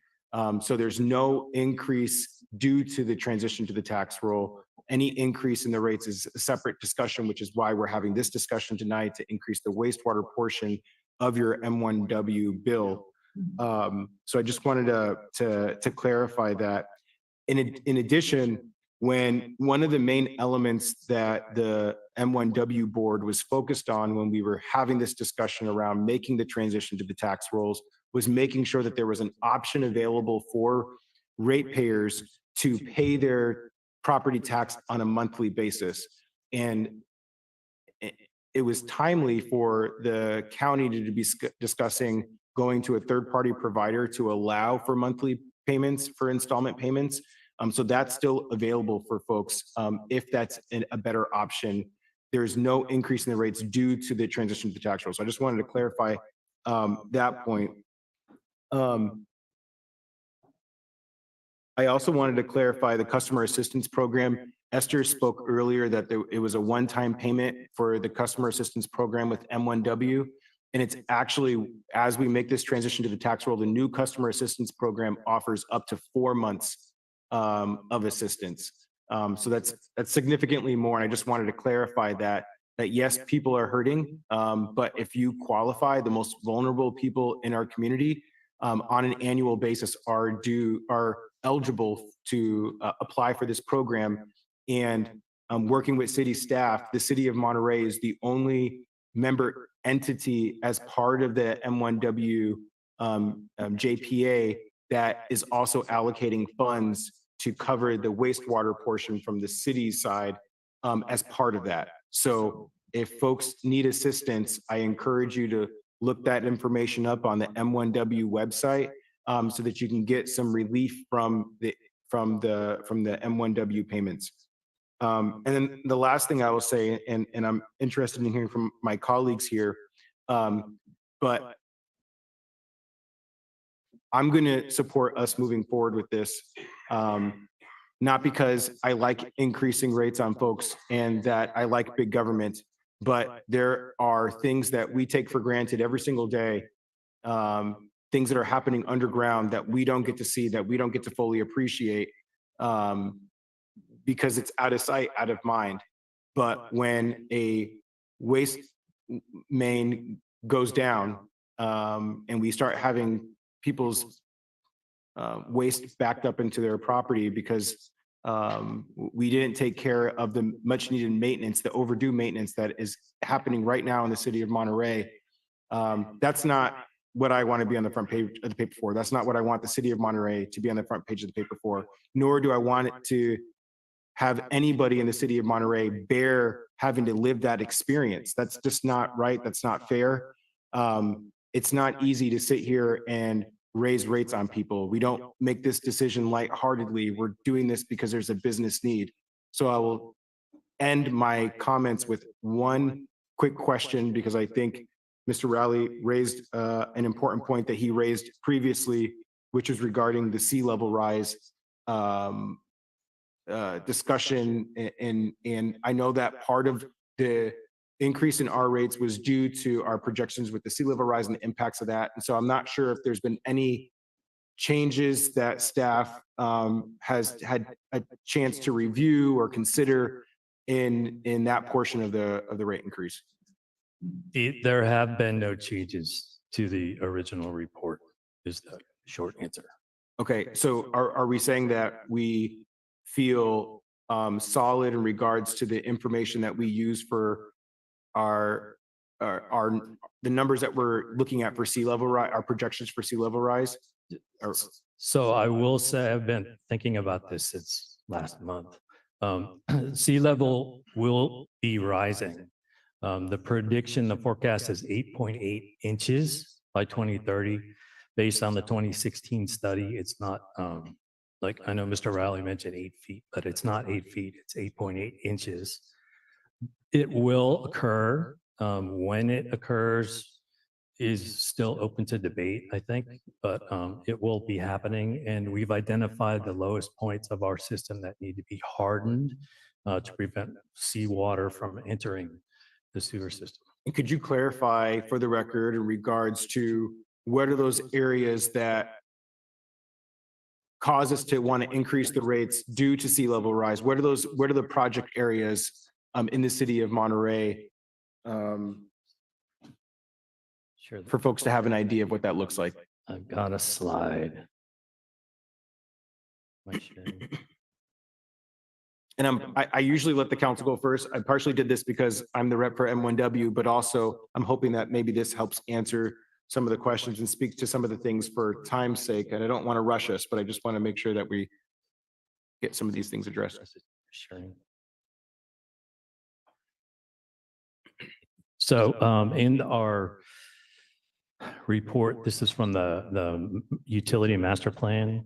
The pipes here in purple that hopefully you can see indicate the pipes that are the ones that are identified as being an issue by 2030. So when the sea level rises 8.8 inches, most of them are adjacent to Del Monte Lake in the Villa Del Monte neighborhood and along Del Monte Avenue. But the other ones are near the Monterey one. It's at the bottom end of our system near the ocean where it ties into Monterey one's interceptor main. Okay, perfect. All right, that's it for me. Let's, any comments from my colleagues. Let's start us off. Dr. Barber? So first, I'd really like to thank all the public that came out to take time to voice their opinion, protest, because that's important for us to hear and know. And just as the mayor was alluding to earlier, we never want to be able to just have an increase just to be having an increase. And so that's not something we take lightly, but one of the things I did notice, and this doesn't justify everything, but is with the 2292 that it goes to in year 2029, that's already less than Pacific Grove is currently. And also it's almost similar to what Marina is currently off about $4. So that's just kind of putting it in perspective a little bit. That doesn't mean that, that I agree with any type of increases just to be increasing, because I pay like you pay. So I understand that. But I'm hoping that we are able to have areas where we can be able to help those in the public that need that help, just like I think some of the other agencies are doing. So that's my comment. Councilor Yeah, Smith? yeah, I'm going to support the increase, and we did hear this a couple of months ago, and I was looking at the math, and I always look at, well, what's the purpose of, especially when it's an increase to a rate, is what's the purpose for trying to solve? So the data shows us that we've been falling behind for several years. So staff report has given us the information that a rate increase is necessary because we're not keeping up with the costs of our sewer system. So if we operate a primary government service at a loss, there's no margin in there if the repairs come up and surprise us, or we have a larger repair, but an ongoing cost that we know is running in a deficit is not a way to represent this community. So we have to align the projected costs of repairs to the anticipated revenue. And that's what this is about, is a moderate increase to keep up with the cost of operating the service. So really the purpose is to make sure that we have the funds available to make sure that our sewer line maintenance is adequate, does not leak, and we keep up current. And I'm certain that there are portions of the city sewer system that are still in need of repair, that have been identified. They are certainly and obviously underground, but they may be old systems that we need to stay on them. If they're functional, there's a timeline, but we cannot stand by and continue to run in a shortfall. So I'm going to support it. I'm sensitive to the fact that this is one of those things that it feels like it's an add-on because of the MW1 and the other costs. We've had inflation, we've seen our groceries go up, and you can land on a number that you're comfortable with, whether it's 5% increase or 20% over the last couple of years. We know we're paying more for everything. Well, we pay more in our city services when we contract to get construction work done, when we get materials delivered. So that impacts the city as well. I appreciate the comments from everybody. That takes, you're to be commended for taking the effort to come out here and come to the mic and file a protest and tell us how this affects you. So I don't think any of us here are not listening to you. It's a case of we hear you and we know that this impacts you. But this shortfall would not be good policy and would not be good government. And I don't want to see us in 3 or 4 years where we wind up having $1.5 million shortfall and we have needed repairs. And then there's some other important service that the city provides. And then now all of a sudden we're making tougher decisions and we're eliminating that service so we can take care of the urgent need of sewage. So this is one of hundreds and hundreds of things that the city needs to make decisions and policies about. So I support it because it's good government to make sure we keep up with the nominal costs of things that we know are going to cost us annually. So this covers the shortfall. So. Councilman Garcia? So just really quick, I also not a fan of raising rates just for the sake of it, but I do see this as a necessary item to address infrastructure. So I'm going to go ahead and support it. Councilman Bravo? Yeah, so I can't remember if it was last meeting or a month ago, we heard from United Way, and the number one call for help for 211 was housing needs, but the number two was utility fees, which I have to say was kind of news to me, but I think we're also hearing that here tonight. So this is not something that I take lightly. Nevertheless, we did also hear from our staff that our rates are below average, and even after these increases will still be below average compared to other cities in the area. We haven't had an increase in over a decade, and maintaining this infrastructure is critical. I think if we were to have a backup in our sewage and wastewater, that is something no one wants to see. I would have favored a smaller increase that didn't include the sea level rise adjustments, but you know, we don't live in a perfect world, so I will be supporting the motion. And just to your comment, Councilmember Hoffa, we haven't had an increase, just to kind of reiterate, in over a decade. That's concerning, and I think that us as policymakers need to make sure that we're keeping that top of mind and working with staff, because I'm sure it would be a lot easier for folks to take this if we were making smaller rates over time and keeping up with CPI, but we haven't been.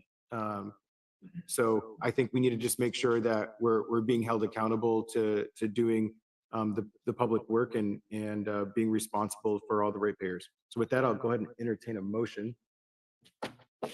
If anybody wants to. Yeah, I'll make the motion to accept the recommendation. We have opened the public hearing and received the protests. The mayor has indicated the result of that protest that failed. And so moving forward, I recommend that we accept the recommendation to move into the phase of the increases for the sewer maintenance program. And if there's anything else I need to say, the city attorney will tell me. So I have it all. I'll second the motion. Okay. Any other discussion? All those in favor? Aye. Any opposed?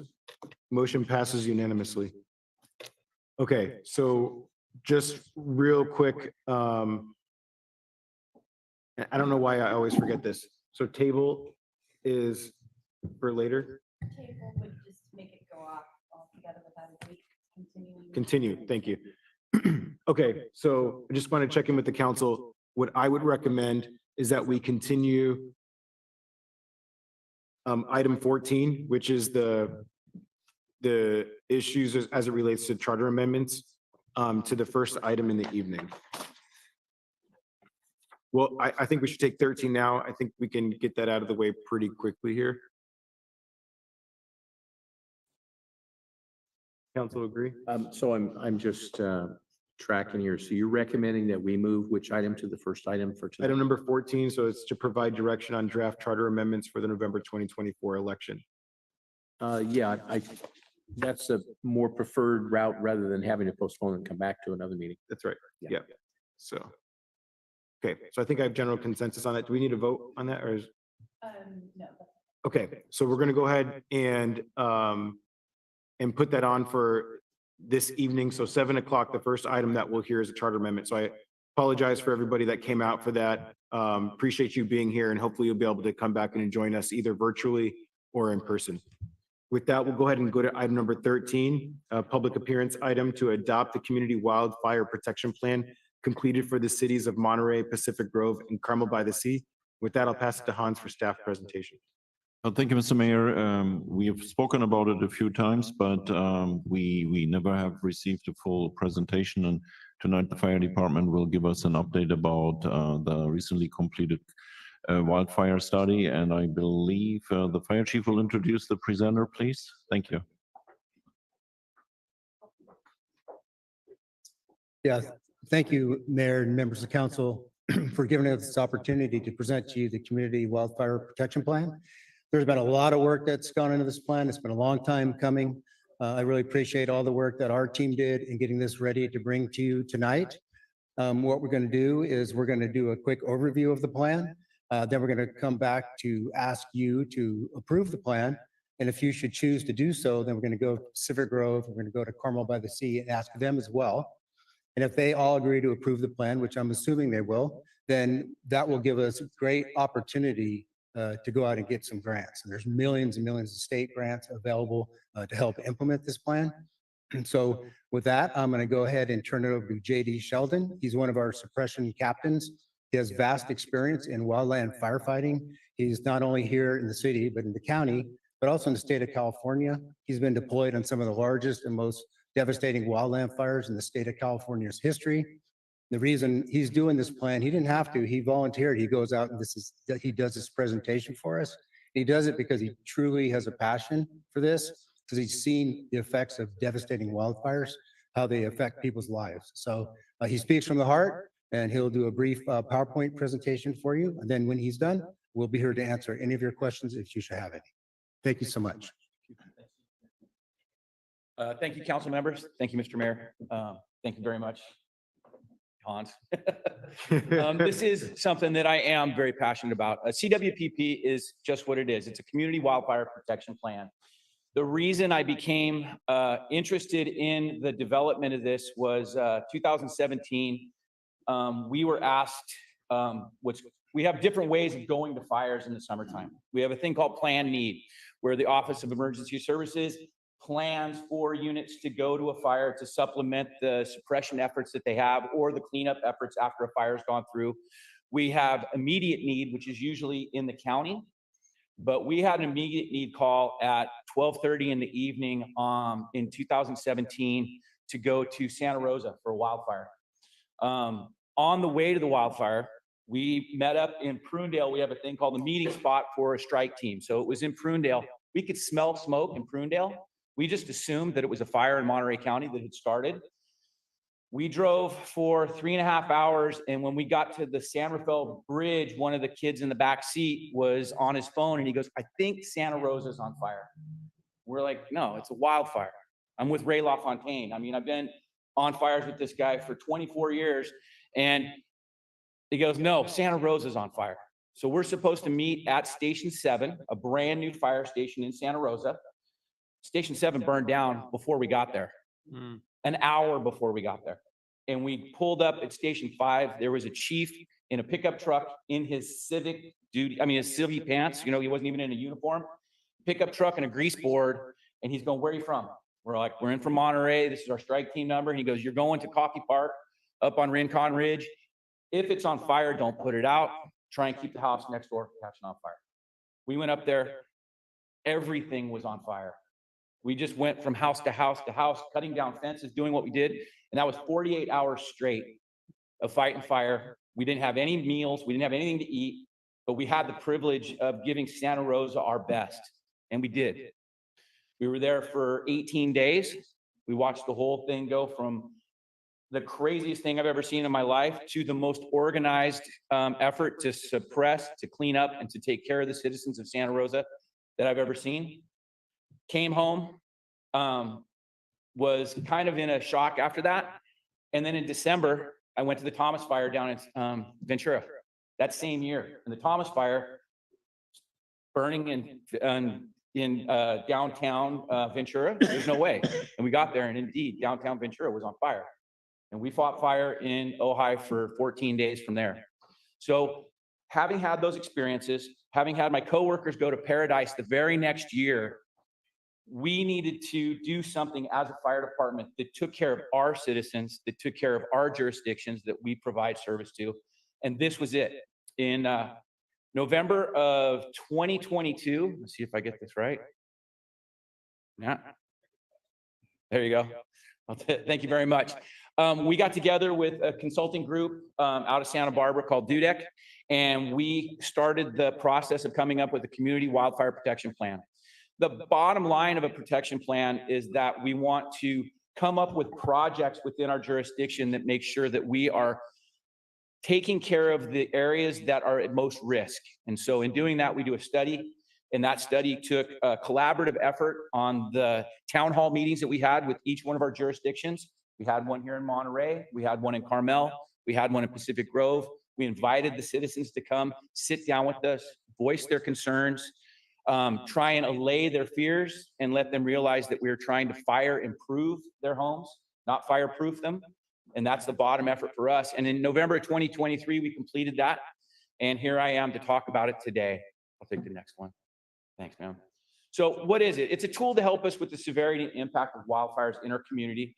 The bottom line, we go out, we assess and see what the risks are in our community. And then it allows us to prioritize the potentials for taking action and make sure that the projects that are most important get administered first, and then we go from there. And this is a year after year after year plan. We work hand in hand with our partners at CAL FIRE, Monterey Regional County Fire, and we are making sure that we work in a parallel group effort to make sure that the County of Monterey is protected. And we're protected as first responders in doing those efforts. It's a policy-based directive. This is a document of intent. We intend to make sure that we do projects that benefit the city and the surrounding areas. And as a policy-based directive, we have federal regulations and rules. We have state regulations and rules. We have county regulations and rules. We have city ordinances. We have to take that whole lattice of information and make sure that we're following it, because the bottom line of this product is that it allows us to access grants and funds from other sources, federal and state. It's a resources permit, meaning that we use the resources that at our disposal to make sure we stay within those parameters. And this is, like I said, it's a multi-year deal. This goes from here until ever. And we will be updating this annually or biannually. We'll be able to show the progress. You'll probably see me again here at some point, and we'll identify new projects at that point, and we'll be taking those projects up as we go. There's 6 appendices that they came up with to develop this product. The modeling methodology is how we decided what the high-risk areas were. For fire suppression and fire protection, we take in topography, which is the steepness of the terrain. We take in the environment as far as the landscape goes, what kind of trees, what kind of bushes, all that stuff. And then we also take in the weather considerations. Those things together create the potential for fire.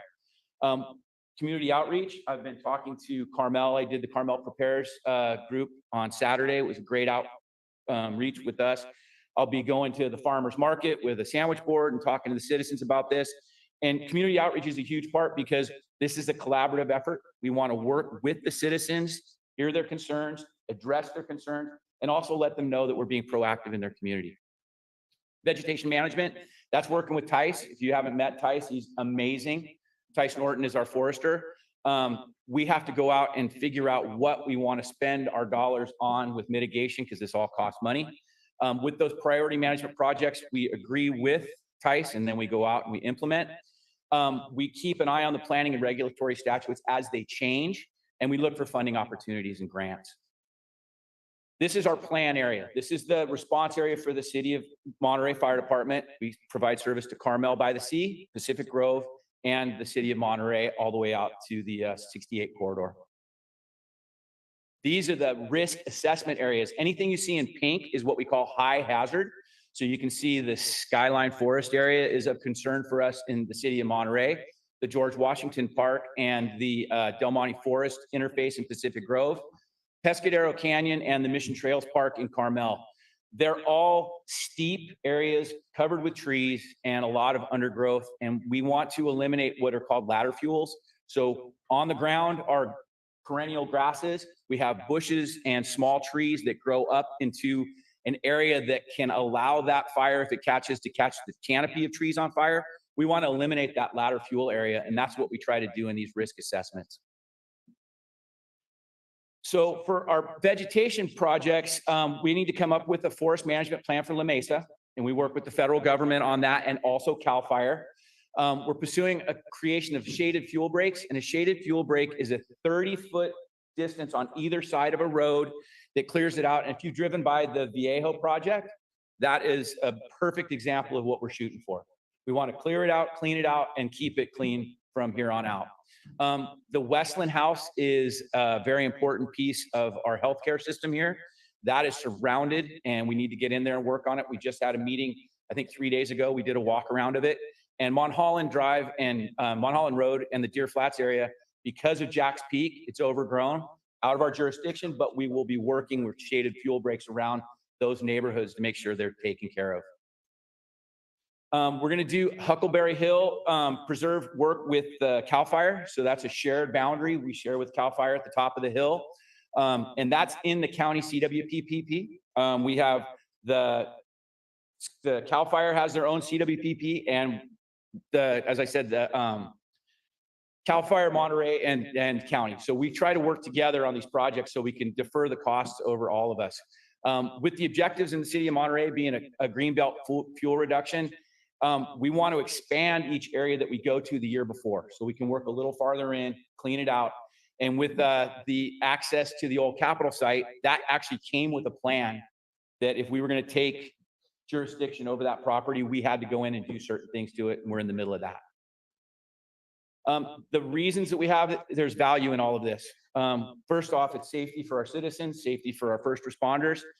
Every dollar we do in prevention on this, we save millions in rebuild costs. So that's why we want to do this.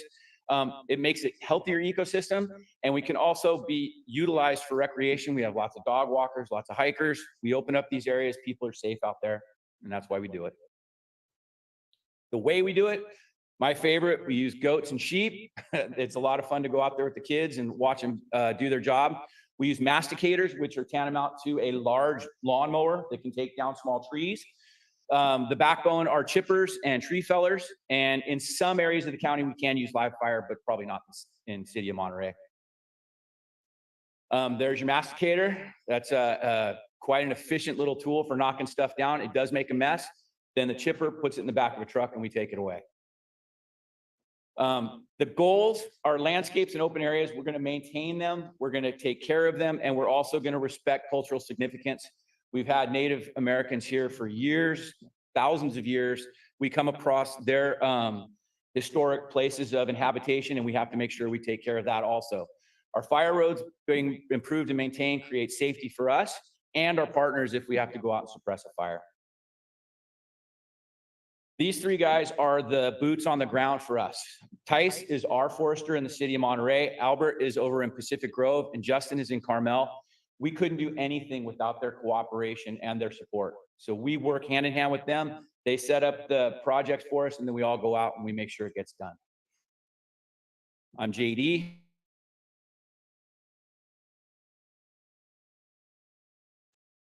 And empowerment. And if you have any questions, there's my email and call prevention. He'll answer the phone every time. Thank you, JD, for the Thank you very much. presentation. Thank you, Chief. Questions from the council? Excellent work. Thank you very much. And for the many years ago that we probably woke you up in the middle of the night when I was working. Yeah, pleasure. My apology for getting you out in the middle of the night, but thank you for coming and thank you for your service. You're welcome. Excellent report. I look forward to reading more details about it. Thank you. Thank you. Dr. Barber? Thank you for your service. I know you hear it a lot, but thank you again. I actually have a sister in Santa Rosa, so I thank you. You Yeah. actually saved her house. Yeah. So I Is want she to tell okay? you, thank you. Yes. Good. So thank you so much for your service. We talked about how great you guys were in art. So thank you for that. And thank you for thinking about all the other pieces of it, even the cultural pieces of when you come in contact with that, of how you're handling that. So thank you. You're welcome. Councilman Garcia? Thank you. Thank you for the presentation and for all the work you do. I have a question about the grants, and I think you kind of touched a little bit on it, but just out of curiosity, what kind of grants or what do these grants look like that this report lines you So up? we just completed a grant with, we actually have a person who does our grants for us. This is a piece of the puzzle that is required to apply for grants. You have to have a CWPP in place that shows your intent to do projects. And so we just acquired a grant for a chipping program that'll probably go into status probably starting next year, which will go out with another community outreach, and we'll go out and we'll tell our citizens that you can clean your yard, you can put it out front, we'll take it away twice a year. That's a huge project for us because it allows our citizens to be taking control of their own destiny. We're not there telling them what to do anymore. We're allowing them to do what needs to be done, and we're helping them get rid of the slag, which is a great thing. We're going to be just like I'll be at the farmers market, just talking to our citizens about what we're doing and keeping them informed. And if they have questions, then I can answer their questions at any given time. Thank you. Just to kind of build on the first grant that you mentioned. So the one where residents can pull out, whatever it is that they're cleaning up and you guys come out and pick it up. How is that different from, say, putting green green waste? So with what we're gonna be doing is we have defensible space inspectors. Part of this project is also going in and being a little more intent on checking people's properties. So if we find a property that does need mitigation and it's a private piece of property, we don't want to feel like we're forcing the resident to do something, as you guys were talking about rate increases and all that stuff. We would love to defer those costs and possibly cover those costs for their efforts. And that's what we want to do. So a green waste bin could probably take some of your trees, some of your lawn clippings, some of your stuff. We want them to clear the ladder fuels and put a big pile out in front of the house twice a year, which allows them to do catch up. That helps us do our job. And that does cost money. Awesome. Thank you. You're very welcome. Councilmember Hapa? Yeah, thank you very much. This is extremely important, and I wish we had more time. I'm among many Monterey residents who are finding it difficult to insure my home, and so I really appreciate the effort you've put into this. Had three quick questions. First question has to do with our tree maintenance policy. Do you feel like it's adequate and appropriate and allows us to do the work we do to, avoid wildfires in the city? Yeah, so what we have right now is we have a forester who is still recovering from January 23rd of this year. We had a storm that came through here that within the span of 17 hours of work, our fire department responded to over 180 calls. And they were all trees down, wires down, all that kind of stuff. So Tice is still dealing with we call them widowmakers and ladder fuels that were created during that storm event. So a lot of his budget got burned on just mitigating and cleaning up from the storm. And now we're heading into wildfire season. So Tice and his group, yes, they're addressing it and they're doing what they need to do.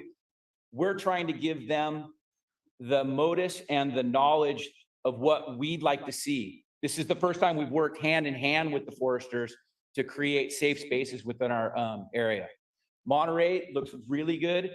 There's places that could be better, and Carmel is a handful, and we were going to do the best job we can over there, and Pacific Grove too. But the city of Monterey with Tice, he's a hands-on guy, and you are really lucky to have him in your employ.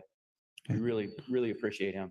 Thank you. And then we allocate money as well as the NCIP for fuel load reduction in our green belts. Do you feel like we're adequately funding that? How do you feel about our green belt reduction, and is that addressed, our fuel load reduction? Everything that we're doing right now is adequate. We just want to take it to the next level. And that's why we're looking for grant funding. Like I said, if you looked at Skyline Forest and you look at the Viejo project, there's a little bit more that could be done. And that's what we're shooting for. And we want to try and supplement those costs by aggressively finding money that's out there. The state has billions out there ready to go. You just have to prove your point to them, and then they can trickle the funds down to you. And then the last question, I'm aware of Firewise communities. I think they do a great job of educating and kind of organizing local neighborhoods in terms of fire preparedness. And I believe, is that part of this plan? And if you could just speak about Firewise communities for those who don't know. We have a woman named Jen Valdez that's working with us right now. She came over from CAL FIRE. We're very blessed to have her. She understands the Firewise. Yeah, I mean, she's amazing. We talk to the civic groups. It's usually a neighborhood endeavor. Firewise is a really cool thing because they take their destiny in their own hands, and we just help them with questions. So Firewise is a program that they access online. They get together as a neighborhood group. They get their stuff together, and we come and just help them with it. And the knowledge and skills that Jen brings to that kind of stuff. We had a presentation for a group in Pacific Grove like a month ago, and they were so proud of themselves, and they did everything that they could to make their neighborhood safe. And that makes us proud of them. Thank you very much. I appreciate your work.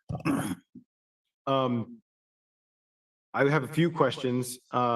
One of the comments that comes up quite often in the council during public comment is around our eucalyptus trees. And I saw that was in the report. Could you just speak to some of the concerns that surround that? I think there's a feeling that because they're big canopies, they store a lot of water, less risk of fire. Can you share your thoughts in regards to how we move forward with some of those in the city? My professional opinion is that the foresters are the guys that understand forest health. Firefighters, we want to go in and we want to take everything down because the less of anything that's there, the better it is for us for the suppression effort, right?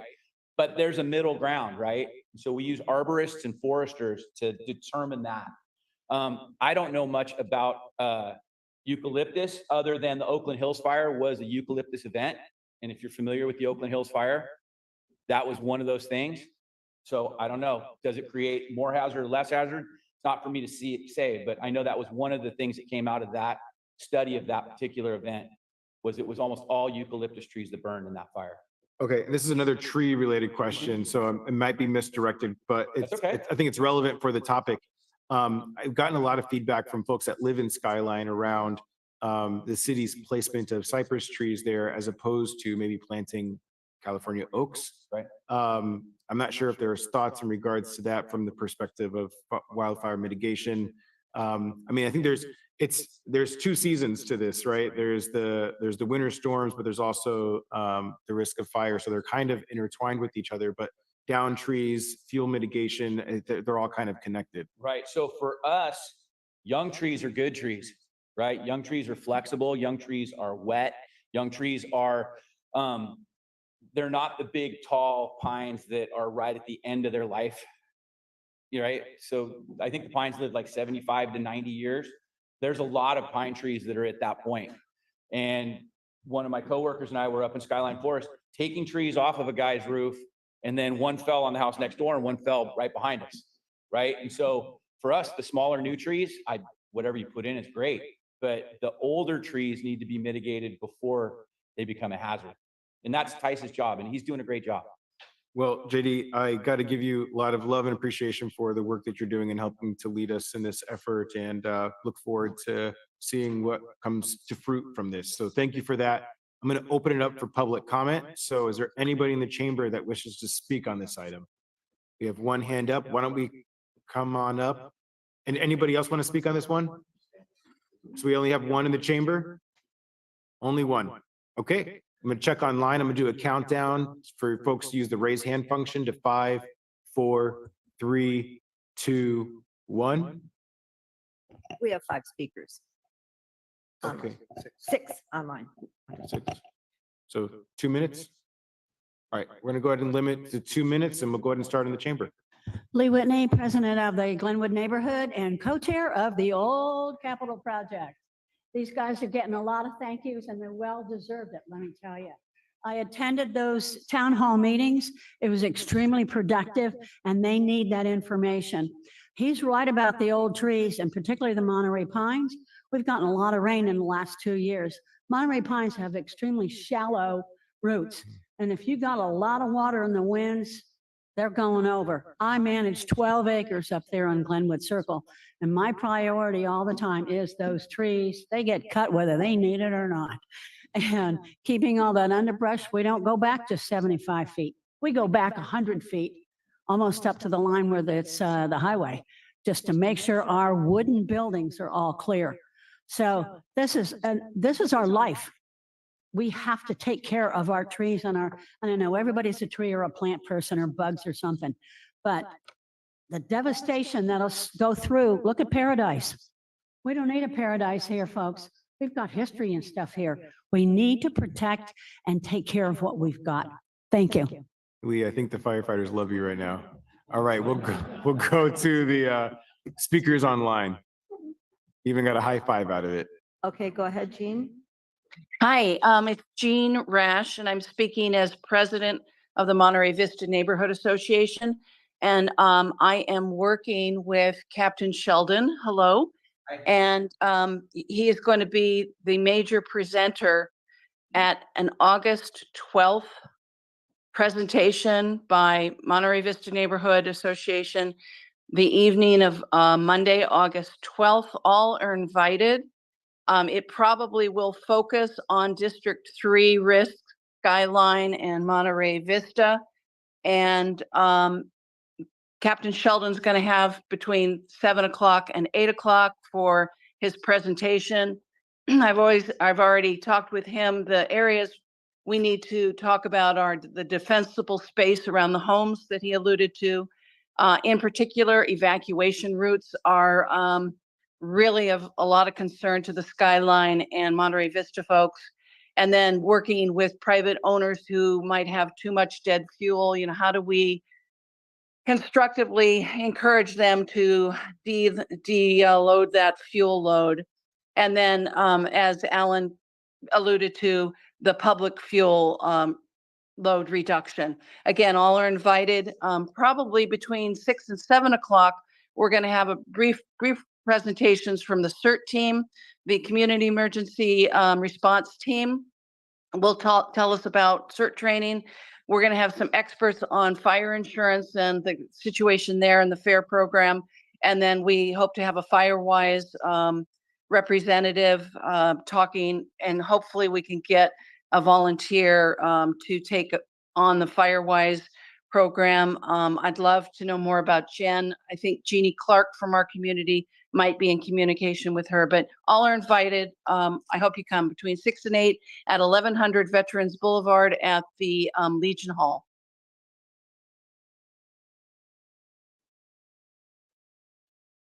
Mr. Adam Pinteritz, I'm sorry about your last name. Please go ahead. That's okay. Thank you. Adam Pinteritz, Government and Community Affairs Director for the Monterey County Association of Realtors. I just first wanted to thank all of the gentlemen at the fire department. Your outreach team is fantastic. We benefited from a presentation from them just last month. So really thank you guys for your efforts and everything you do in making time for us so that we can better educate property owners in Monterey and the surrounding communities. I do want to draw attention to two key points.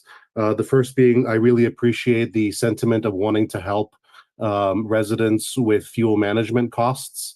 So the fact that that was included in the presentation, I very much appreciated. While we are a community known for residents who are doing quite well, as was discussed earlier in tonight's meeting, there are also residents who are on fixed income and who are struggling to meet these sorts of costs. So some sort of help or assistance to make the fuel management costs manageable for those residents would be a really good idea to look some more into. Secondly, I really appreciate that Councilmember Hoffa and Mayor Williamson brought up the issue of trees, and I want to highlight the fact that there are in some cases conflicts in the law where proper defensible space would require removal of certain branches, but then tree laws don't allow that. And so I highly urge the city to consider a study session or town hall or some format to examine that issue some more so that we can clear up conflicts in the law so that property owners are not stuck trying to figure that out, because that's not really their responsibility, especially when they're trying to do the right thing at their own expense. Don't make them also deal with conflicts in the law as well. With that, thank you all, gentlemen. This is a great direction we're going in.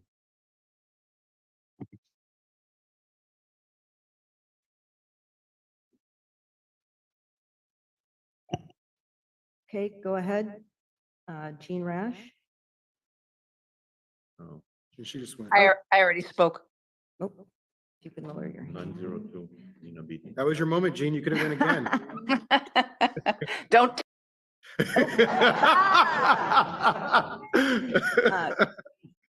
Go ahead, caller with phone number 902. This is Nina Beatty. This is a public hearing item, not a public appearance item, and I ask you table this until the city leaders have dealt with all the fire risks and hazards, some of which I brought to your attention with extensive documentation, and community members have had a time to read this very lengthy report.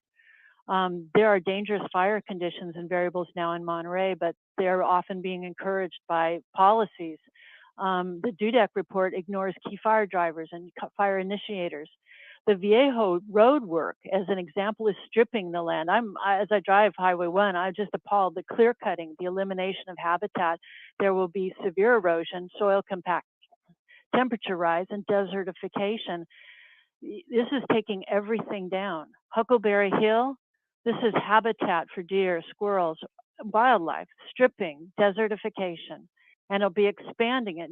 We're expanding this every year, doing more and more. If people don't want to live among trees, they should live somewhere else. The wooden houses that are being protected by this former caller are flammable. That's the problem. And these unbalanced practices, a recent report showed that how about the impact of electromagnetic fields on plants that can greatly increase the severity and occurrence of wildfires. What are these people that are putting forth this plan doing about that situation? And the city's encouraging more and more EMF fields. Smart meters, what's being done there? What is the insurance commissioner doing? The insurance is a separate issue. And that should be dealt with as far as him dealing with real hazards to the city. You've got habitat considerations are completely missing. The only thing I saw in the report was home hardening. That is absolutely necessary. But where's habitat? Where are the independent tree plant and habitat experts? No, it's stripping, it's mulching, it's crushing everything and stripping it out. Canopy thinning, as anyone who's ever tried to make a fire knows, is the more space you allow, the more air that gets in, the better the. Thank you. Pardon? Oh, sorry. Okay, speaker with caller ID 082. Yes. Yes, please don't cut me off this time. I've got a timer. It's wooden houses. The trees are what is going to stop us from global warming. They cool the air. They keep it damp. Old trees, old growth does not burn like young trees. So these people have no idea what they're talking about. And as far as chipping goes, that releases all the pollutants and all the greenhouse gases those trees stored for hundreds of years.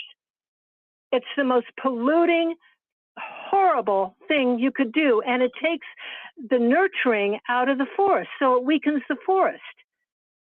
This is such backward science. Let's just cut all the trees down and then we won't have fire. Well, that's what they did in Angel Island. And guess what? A huge brush fire came and it burned all the oaks. They couldn't stop it, but it stopped at the eucalyptus trees. Where's the forgotten science on that? Why aren't people mentioning that? They just mentioned the Hills fire. People are the cause of fire with our global warming ways.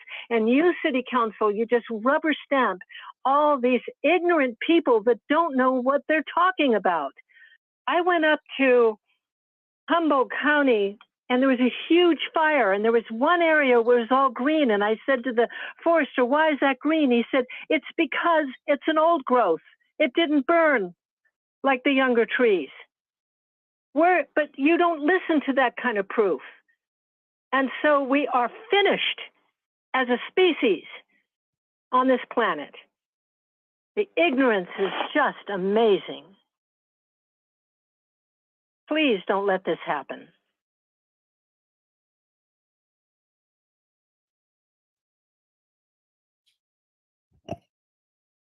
Caller with last four digits, 802.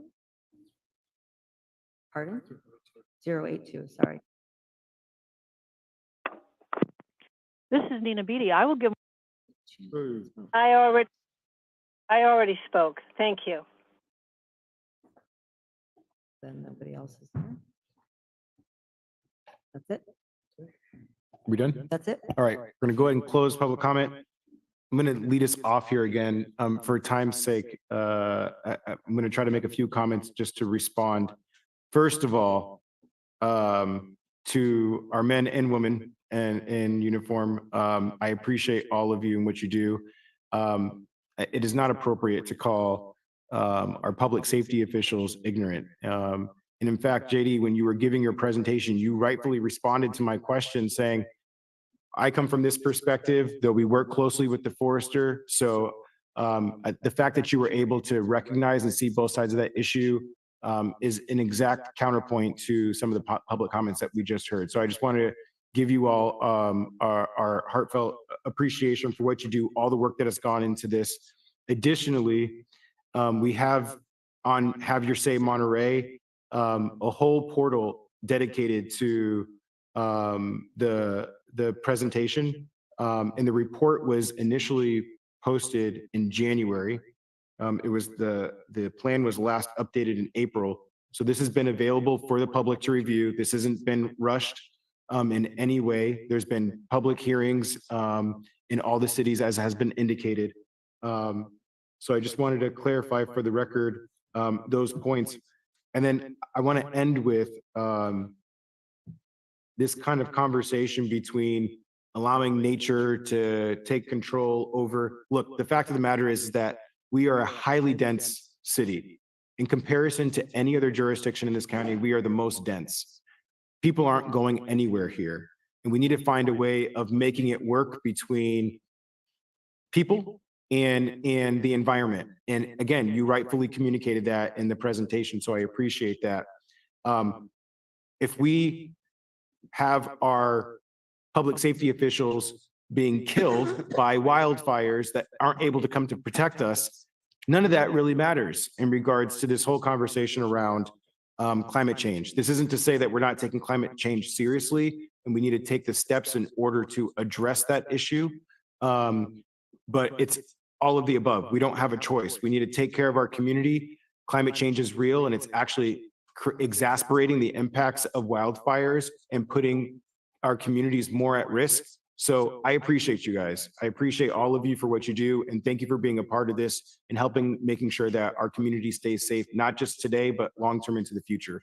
So with that, I'll go ahead and make a motion to approve the plan. I'll second that. Moved and seconded. Is there any other discussion? All right, all those in favor? Aye. Any opposed? Motion passes unanimously. Thanks again. All right, we are going to go into closed session, so I'm going to ask if there's any public comment on our one closed session item, which is a labor negotiations with, ready for it? GEM, MEA, MPA, PLMA, MFFA, MFCOA, and MMIA. Any public comment? Anybody in the chamber?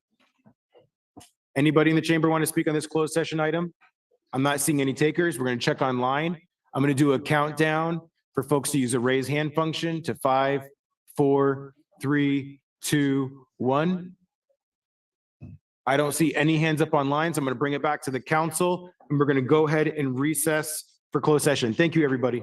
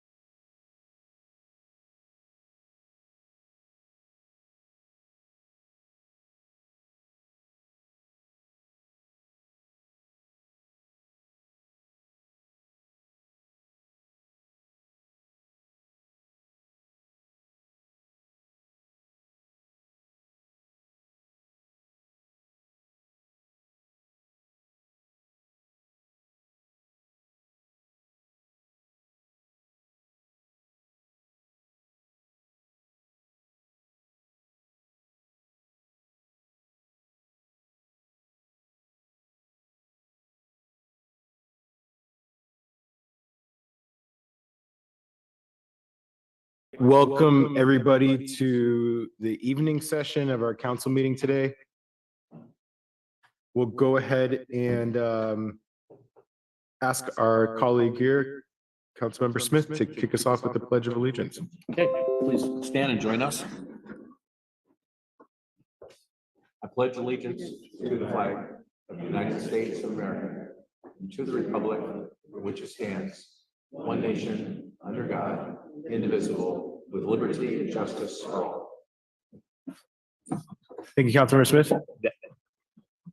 And we'll go ahead and do general public comments. This is a continuation from the afternoon session. So for folks that didn't have an opportunity to speak for general public comments in the afternoon, you have an opportunity now. You have, apologies, you have any public comment for items not on this evening's agenda. So we'll go ahead and start in the chamber. Anybody wish to speak in general public comment? All right, I'm not seeing anybody in the chamber, so we'll go ahead and check online. I'll do a countdown for folks to use the raise hand function to 5, 4, 3, 2, 1. And we still have one. Okay, we'll go ahead and take the one public commenter online. We'll give them their 3 minutes. Richard Richello, you should be able to unmute yourself. Thank you. Good evening, Monterey City Council. Richard Rosello. I just want to speak in the public comments about transparency and collaboration. I received this agenda late Friday, and I've been emailing my board and my members, keeping them informed about the city. That's what neighborhood associations do for you. We keep you, we keep all our members aware of what's going on in the city.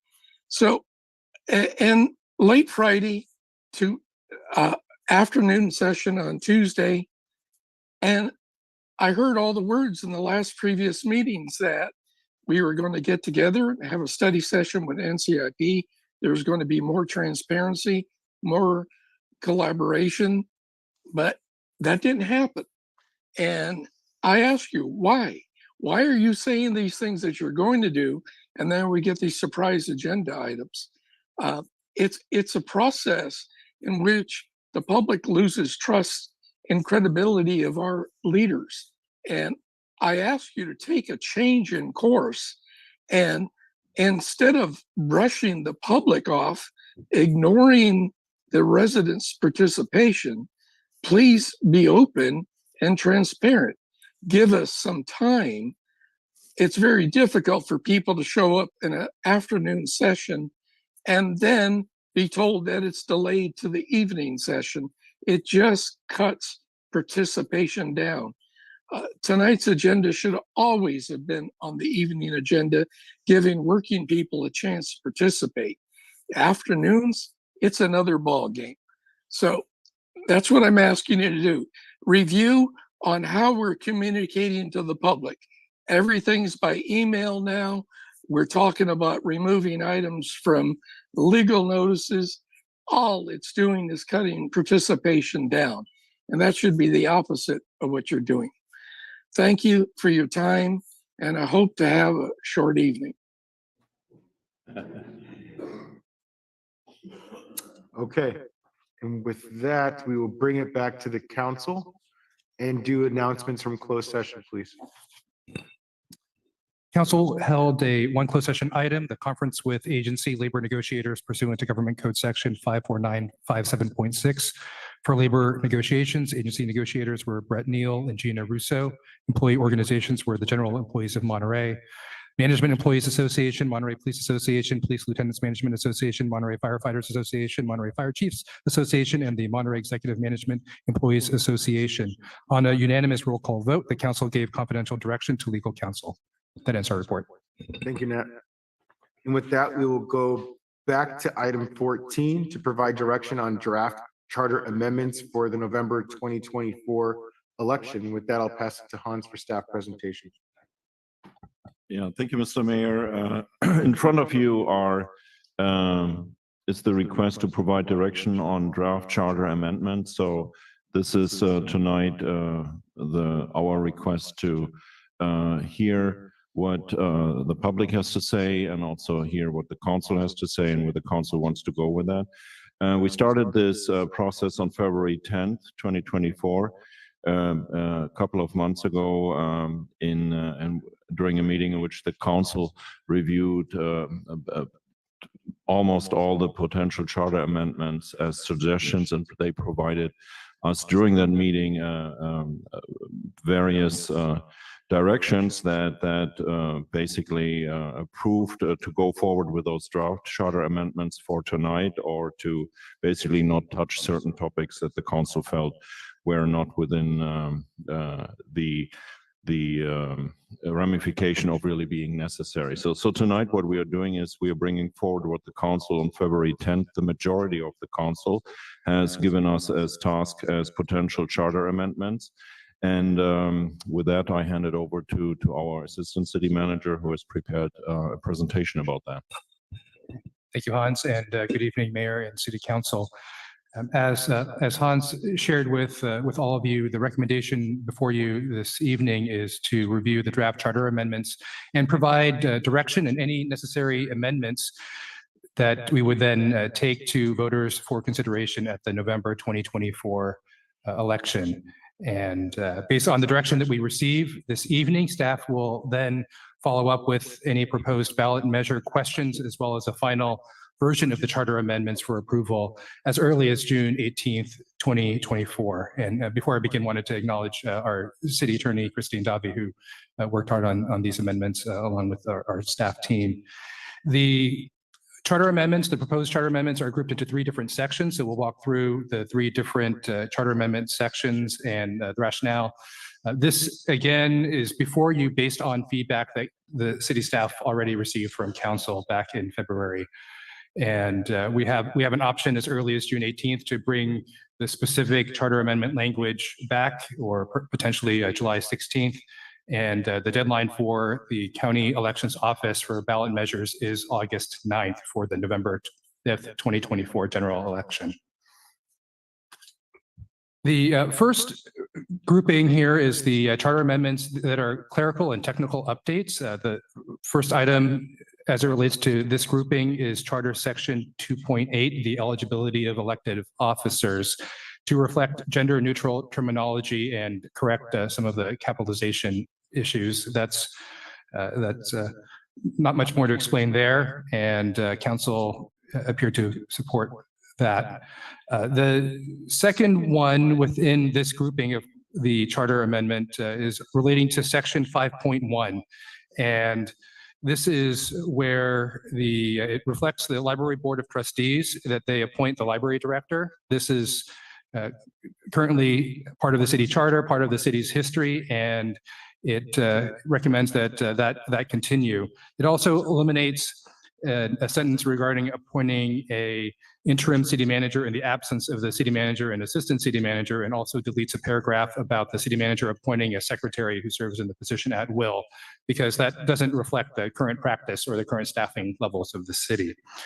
The specific recommendation, and there's an excerpt here, is that we clarify that the city manager shall appoint and remove all officers and employees of the city except those appointed by the city council, and add the language "or the library board of trustees" in accordance with the rules and regulations established by the city council for appointment and removal.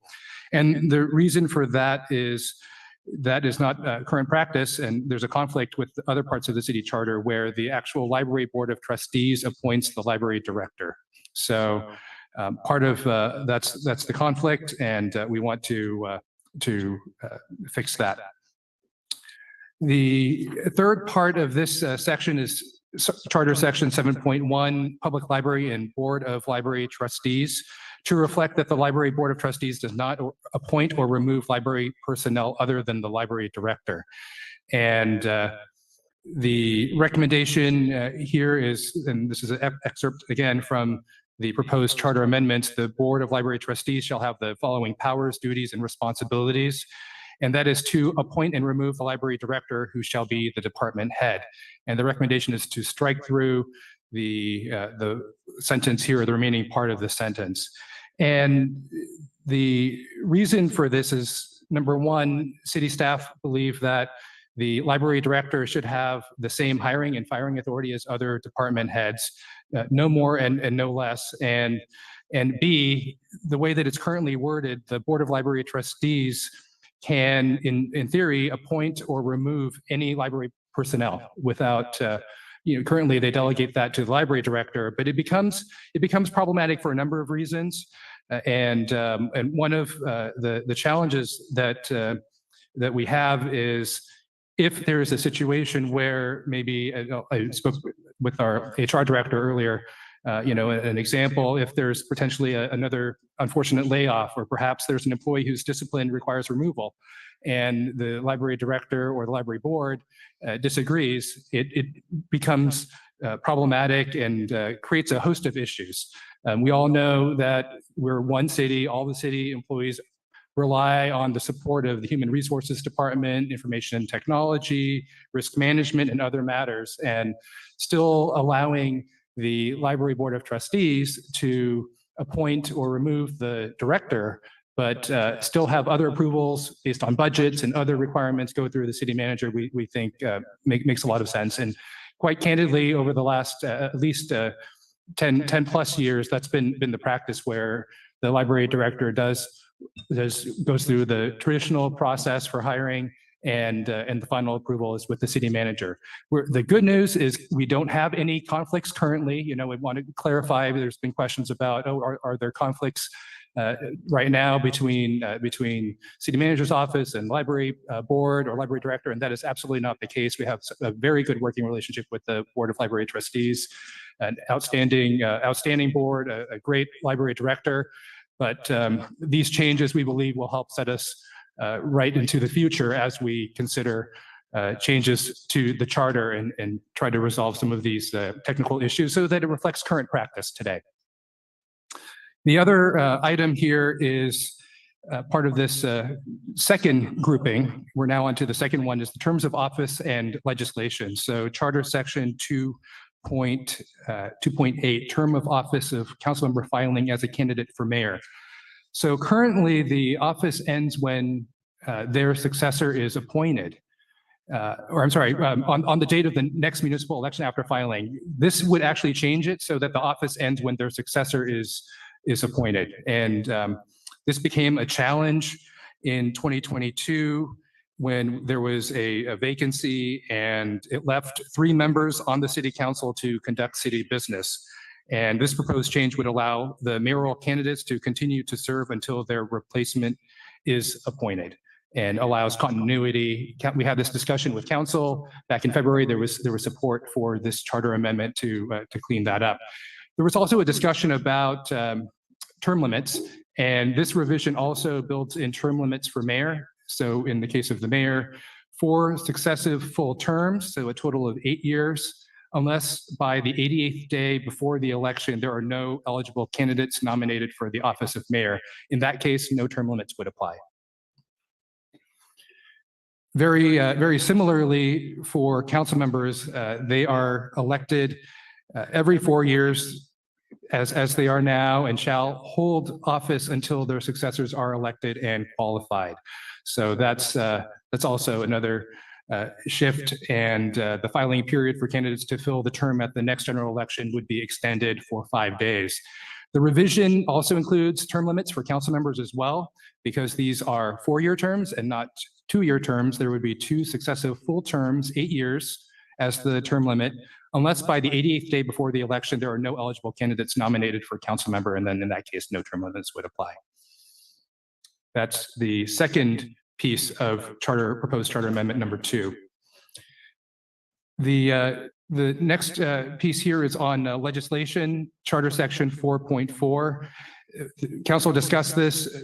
Currently, there is a requirement that the publication of the ordinance in its entirety is published, and the proposal is to require publication of the ordinance number and title at least once in a newspaper within 15 days of adoption, instead of the entire ordinance at least 3 days prior to adoption. So that would be the shift. The intent here is not to decrease transparency, because we always post our agendas and let the public know in advance of ordinance being adopted. We go through the first reading, we go through a second reading as well.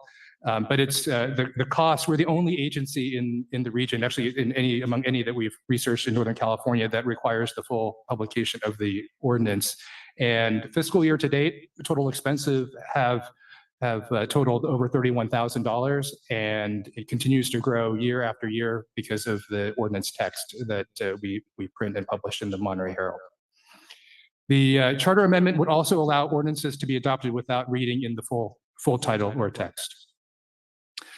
The next one here, charter amendment number 3, relating to fiscal administration, so leases of city property.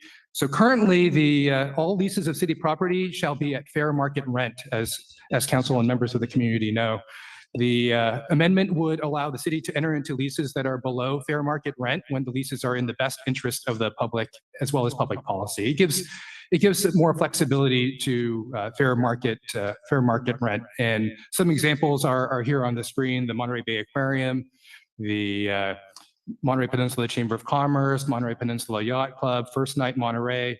And a recent example is the American Legion Post 41, which has a ground lease in the city of Monterey. It's a community center for veterans, and this would allow flexibility for council at its pleasure to offer leases to city property that could be below fair market rent if it so chooses to do so. And that was also discussed with council. The next one is relating to the neighborhood and community improvement program, the NCIP.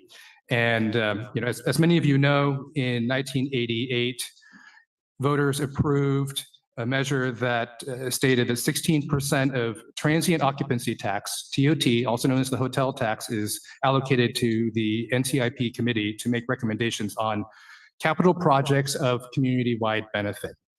And why are changes proposed to the NCIP? And this was discussed back in February. We'll provide just a few highlights just as a reminder to council and for those in the audience today.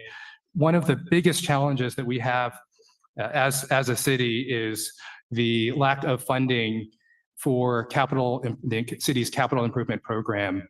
Only 2.3% of the city's general fund revenue is invested in the CIP. And when you compare that to other cities, Seaside as low as 13%, San Luis Obispo at 25%. In many of the Bay Area cities that we've researched and that staff is familiar with, either working in other cities or in the profession, 20% is a standard.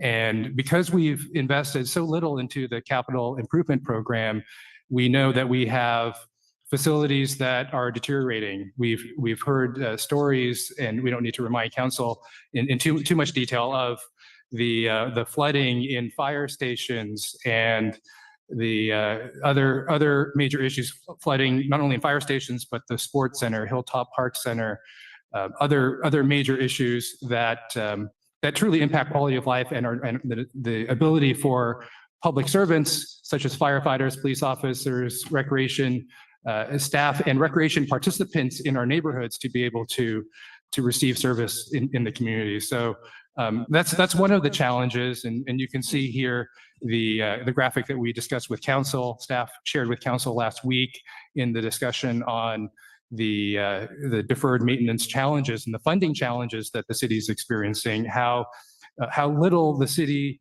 is able to financially fund the capital improvement programs, general fund, out of general fund, compared to the neighborhood and community improvement program, which is an outstanding program and has several benefits that we've talked about and the community is aware of.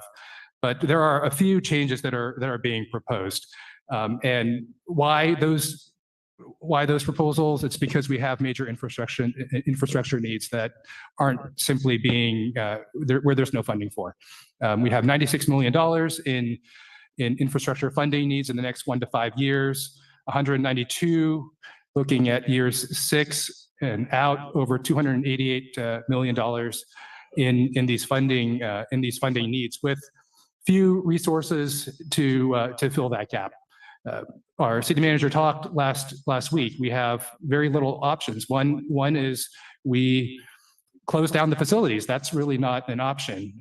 Candidly, we don't want to see the closure of our fire stations, but we know that we need to make sure they're safe and inhabitable, because this is where our firefighters live and work and are able to respond to fires and other emergencies in our neighborhoods. We also know there isn't money in, we've looked in the cushions, and there's no coins that are going to be able to pay for this, except for looking at other options. Tax increases isn't necessarily popular. The other option is looking at our current neighborhood and community improvement program and how we can find the right balance between continuing to support programs and projects that our neighbors and our residents support in NCIP, while supporting other priorities as well that benefit all of our neighborhoods in Monterey. So that comes to this piece that was discussed with council, the proposed revisions that update the definition of capital projects to allow for some more flexibility. The idea behind this is the definition of capital projects is to be broadly construed to fulfill the intent of this section. A capital project means a project that costs at least $50,000, has a useful life of more than 1 year, and results in the creation, acquisition, revitalization, study, or maintenance of a fixed asset. Currently, the NCIP funding doesn't allow for the flexibility of maintenance. That becomes a challenge because year after year, new projects are being built with no funding for maintenance, and the expectation is that whatever's available in the general fund will cover the costs of the maintenance of new projects. Meanwhile, we have facilities that were built in the 60s and earlier that have no funding available to retrofit or maintain adequately. So this is part of that article, suggested change. This other change is to define what is ordinary and necessary services, and this comes from the Black's Law Dictionary. Ordinary and necessary expense defined. Ordinary and necessary expense means an expense that is normal or usual and helpful or appropriate for the operation of the city. To date, that has not been authorized, and this is proposed as part of that article change. And then this last one is to propose an amendment that allows council to appropriate 2% of the allocation requirement to the general fund for general fund purposes, including but not limited to the maintenance of NCIP program capital projects. We know from our founding fathers and those who put together the NCIP, I think if we've talked about, have not imagined the sheer cost and revenue that comes into NCIP and how fiscally challenged we are as a city to be able to fund the facilities that we have. This allows for some more flexibility and adds language that defines what the NCIP capital projects is. It's an allocation requirement where of the 16, we have 16% of the TOT estimated to be collected, to be expended on NCIP allocation requirement, 14% shall be appropriated for NCIP capital projects, and then 2% shall be appropriated for general fund purposes, including but not limited to the maintenance of NCIP capital projects. And that's what that we've been discussing with council as well. That concludes the overview of the 3 different buckets of proposed or categories of proposed questions that we're recommending that we take before voters in November, and staff is here and ready to answer any questions that you may have. Thank you, Nat, for the presentation. We'll bring it to the council for questions. Let's just start us off. Councilmember Hoffa. Thank you for that overview and presentation. So I've got a number of questions with respect to the NCIP definition of a capital project. Would fuel reduction, which is something that is often funded by NCIP, would that be included because are forests considered a fixed asset? I guess would be one question. Yes, it should clarify that. Right now, arguably, forestry projects do not fall within the definition that's in our charter. But several years ago, I forget which year, the city council did pass a resolution saying that its interpretation of forest maintenance was an authorized capital expenditure. But for that interpretation, I think it was up for some debate. Thank you. I understand the importance of maintaining projects that have been constructed, and I think most of us recognize that's a challenge that we don't really have a mechanism for currently. But I guess my question had to do with the 2% that would be redirected to the general fund ostensibly for that purpose, because it sounds like the language doesn't require it. And so I'm wondering if staff could speak to that. Why does it, I guess my concern is if it goes to the general fund, it could just get consumed by other things. And once again, we would be left with maintenance of our capital projects being ignored. Could somebody from staff address that? The idea behind this, it provides more flexibility, because we do know that with increased costs and other obligations for projects, let's say in the future, there's insufficient funds for the public safety facility that may not have necessarily been funded prior in the past by NCIP. That wouldn't count, but it could be used for other capital investments. Okay. And then with respect to the $50,000 threshold for, again, the definition of a project, excuse me, how did staff arrive at 50,000 rather than 25 or 10 or 40 or 100? I do understand the intent, which I think is to make sure that we're focusing on fewer programs, that it can be difficult to manage so many smaller programs. So I'm just wondering kind of what was the thinking that arrived at 50,000? I asked the Public Works Director what she feels comfortable with. Mayor, council members, good evening. So we looked at a lot of different cities, and a lot of them have different thresholds. So a lot of times when you're doing capital improvement programs and project lists, they don't count anything under a certain threshold. Some cities use 100,000, some cities use 50,000, 75,000.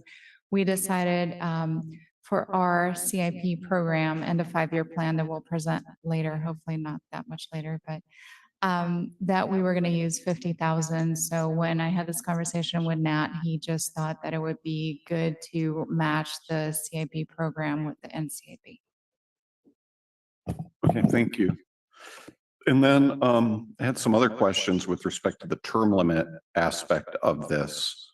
And I'm not sure if staff will have this available tonight, but if this comes back, I hope we could get that information then. In terms of how many cities in California have term limits, how many of those cities with term limits also have districts, which of course we recently adopted, and what the lengths of those are. My assumption is staff doesn't have that available now, but when this comes back, I think that would be important context for me. Thank you. Councilman Garcia. Thank you. I have a few questions. I'm just going to go down the list. With the charter section 2.8,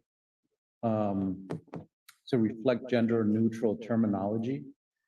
And I think this is in progress, but just to confirm, is this something that we could expand to basically all the content that the city produces versus just this specific charter? Yes, all ordinances in recent times, I'll say the last 3 years, and actually Councilmember Williamson brought this to our attention, have now been drafted with gender neutral terminology. We should do an omnibus overhaul to get all of that corrected. So that's on the list, but we haven't done it yet. Okay, thank you.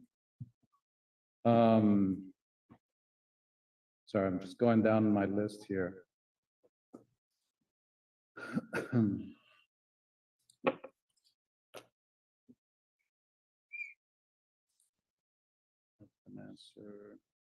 Actually, going back to a point that Councilmember Hopper just brought up in terms of the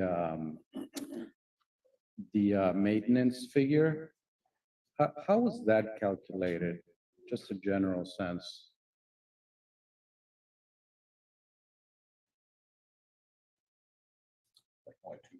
The 2%, yeah. How did that figure, how was that figure produced versus 1% or 3%? Well, we don't really know exactly what over the decades of NCIP projects, the annual maintenance is for projects that are being created. So we took a broad-based approach by looking at the usual $6.5 million.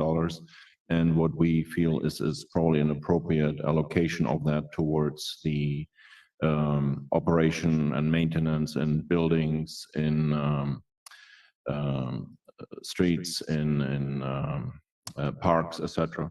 So that's where the 2% comes from. It's not really a scientific number because again, this would take a lot of staff effort to really analyze what we would do out of that. We had given numbers out as recently as I believe a year ago, where we estimated the cost for the past 10 years would be something like $300,000-$400,000. So I think the 2% number is very well in the ballpark there. Okay. Actually, that's all I have. Thank you. Councilmember Berber. Okay, just a clarification on the, I believe that is amendment number 2, section 4.4, dealing with the legislation. It speaks to the amendment allows ordinances to be adopted without reading in full the title or text. Can you give me a little bit more about that? Because I'm just trying to understand whether that's just the reading or that it's not being read in full to be approved, or what's the context behind that? Sure. So first, it should be said that as a charter city, you have complete control over how legislation is enacted. So you might see other cities that are general law cities that have very specific rules. Our charter, as it's currently written, is very strange. It's a hybrid of general city laws and also exercising its independent authority, and it sort of is a combination of the worst possible too. So when the general law says you have to read an ordinance, typically that means we should sit here and read every single page of the ordinance and the title at its introduction. And so to address that issue, you'll notice every time we bring an ordinance forward, we ask the council to waive the first reading and waive reading of the title. But it'd be more clear if our charter didn't require that. And also, you know, there's some charter cities that pass legislation on a first reading, so even having a second reading isn't required. The publication is completely optional in a newspaper. You could decide just to do it online. We tried to gather the council comments from the last time we discussed this to reach that happy median, which seemed to be like, well, we don't want to get rid of a newspaper publication entirely, but really the mode of most people getting their information today is not necessarily from the newspaper. It's online or in the clerk's office or the library. Other sources are being utilized. So in some, it's just to streamline and make the process easier and maybe more consistent with how we're actually operating. Okay, so basically all the information would still be there for people for the community to be able to have transparency. Correct. So there will still be a fully printed ordinance with a title in every agenda packet. We're just making clear that there's no obligation for us to sit and read that text at every meeting. So. Okay. Thank you. Councilmember Smith. Yeah, I'm going to go back to the NCIP where it's talking about the 2% portion off of the 16%. One of the exceptions is listed here, states the proceeds of any transient occupancy tax increase adopted by voters after November 3, 2020 shall not be subject to the allocation requirement. So could somebody explain to me what's the necessity to have that exception? Yes, so that is this goes back to what we shared with earlier, the forefathers and foremothers who created the NCIP never thought, I think, in speaking, that we would have such a high dollar amount of revenue dedicated for NCIP and not enough funding to fund other city facilities. So the idea is that if the city council and the voters in the future choose to increase the TOT or the hotel tax beyond the 12%, that the incremental increase beyond 12% would not fund, not the 16% of that increment would not go to NCIP, but rather be support other city services or go to the general fund. So if that makes sense. So Measure Y was the last measure in 2020 that resulted in an increase from 12% to 14. I'm sorry, 10% to 12. So if there's if there's any increase, that wouldn't be subject to the NCIP funding. Okay, so fast forward 10 years from now, the prevailing rate for TOT becomes acceptable, and then there's legislation, someone offers a ballot and it goes out at, let's say 17% of a TOT. What you're saying is that any increase above where we are as of 2020, which is 12%, would not go to the NCIP. Correct. Okay. And I know there's no other model to look at in the state for another NCIP. But I'd like to hear more reasoning for why you feel it would be necessary to cap future income dollars for NCIP. And it goes back to the fact that over a third of the city's general fund relies on hotel tax, and we rely more and more on hotel tax to fund existing city services. And if the voters go for an increase of hotel tax, we believe that it's needed. 100% of the incremental cost revenue that comes in from any hotel tax increase, should voters support that, should go to be able to fund existing city services, fire, police, other programs that our city relies on. So it gives more flexibility than having restricted funds and restrictive revenue. Another important part, and Nat summarized it really well, but another legal point is that our transient occupancy tax is a general tax under ordinary circumstances, requiring just a 50% plus one vote to implement it. The city of Monterey, by virtue of adopting the NCIP program, has turned a general tax into a special tax, requiring a 2/3 vote for any increase. And so also what this is saying is if the TOT were to get onto a ballot again in the future, it would not be a special tax measure, it would be a general tax measure with the lower voting threshold. Mhm. Okay, okay. So the other question I had, let me go back to my notes and the other spot here. I want to ask about the term limits. So it lays out the mayor's position, council member's position. There's a variety of cities that have districts and that do have some term limits. I'd like to know more of the staff's reasoning. The 88th day, I'm sure, has something to do with the time frame to get on the ballot. So that's in there. But in theory, if there were a council member who was at the end of their second term and they would term out at 8 years unless someone ran against them.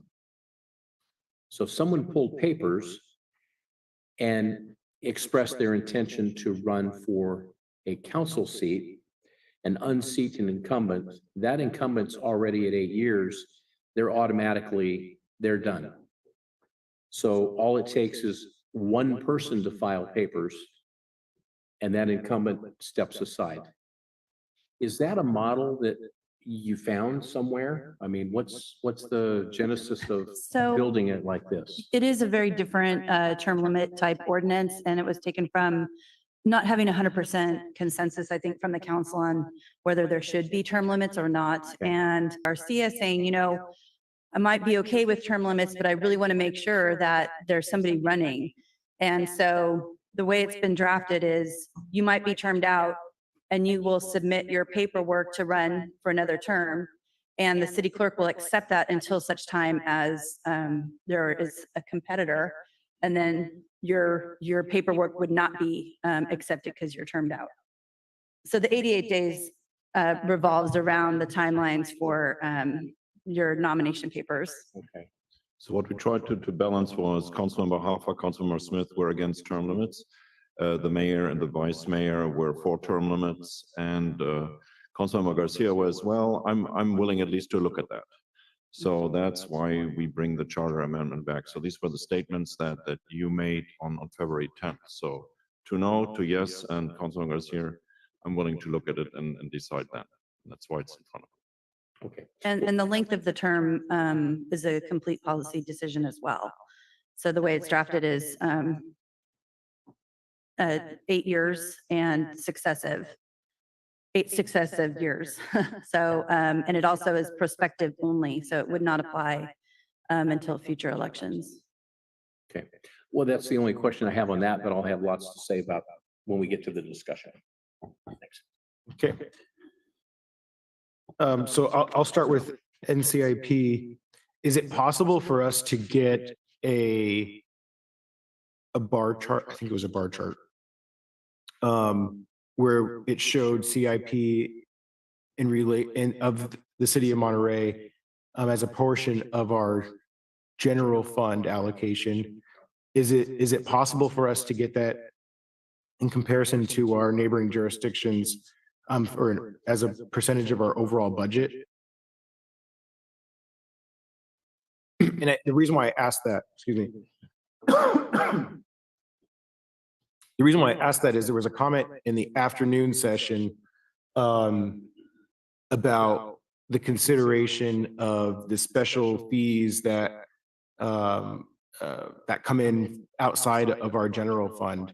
And so I think it would be helpful, reflective, transparent to just kind of show what that looks like from an overall budget. Is that possible for us to?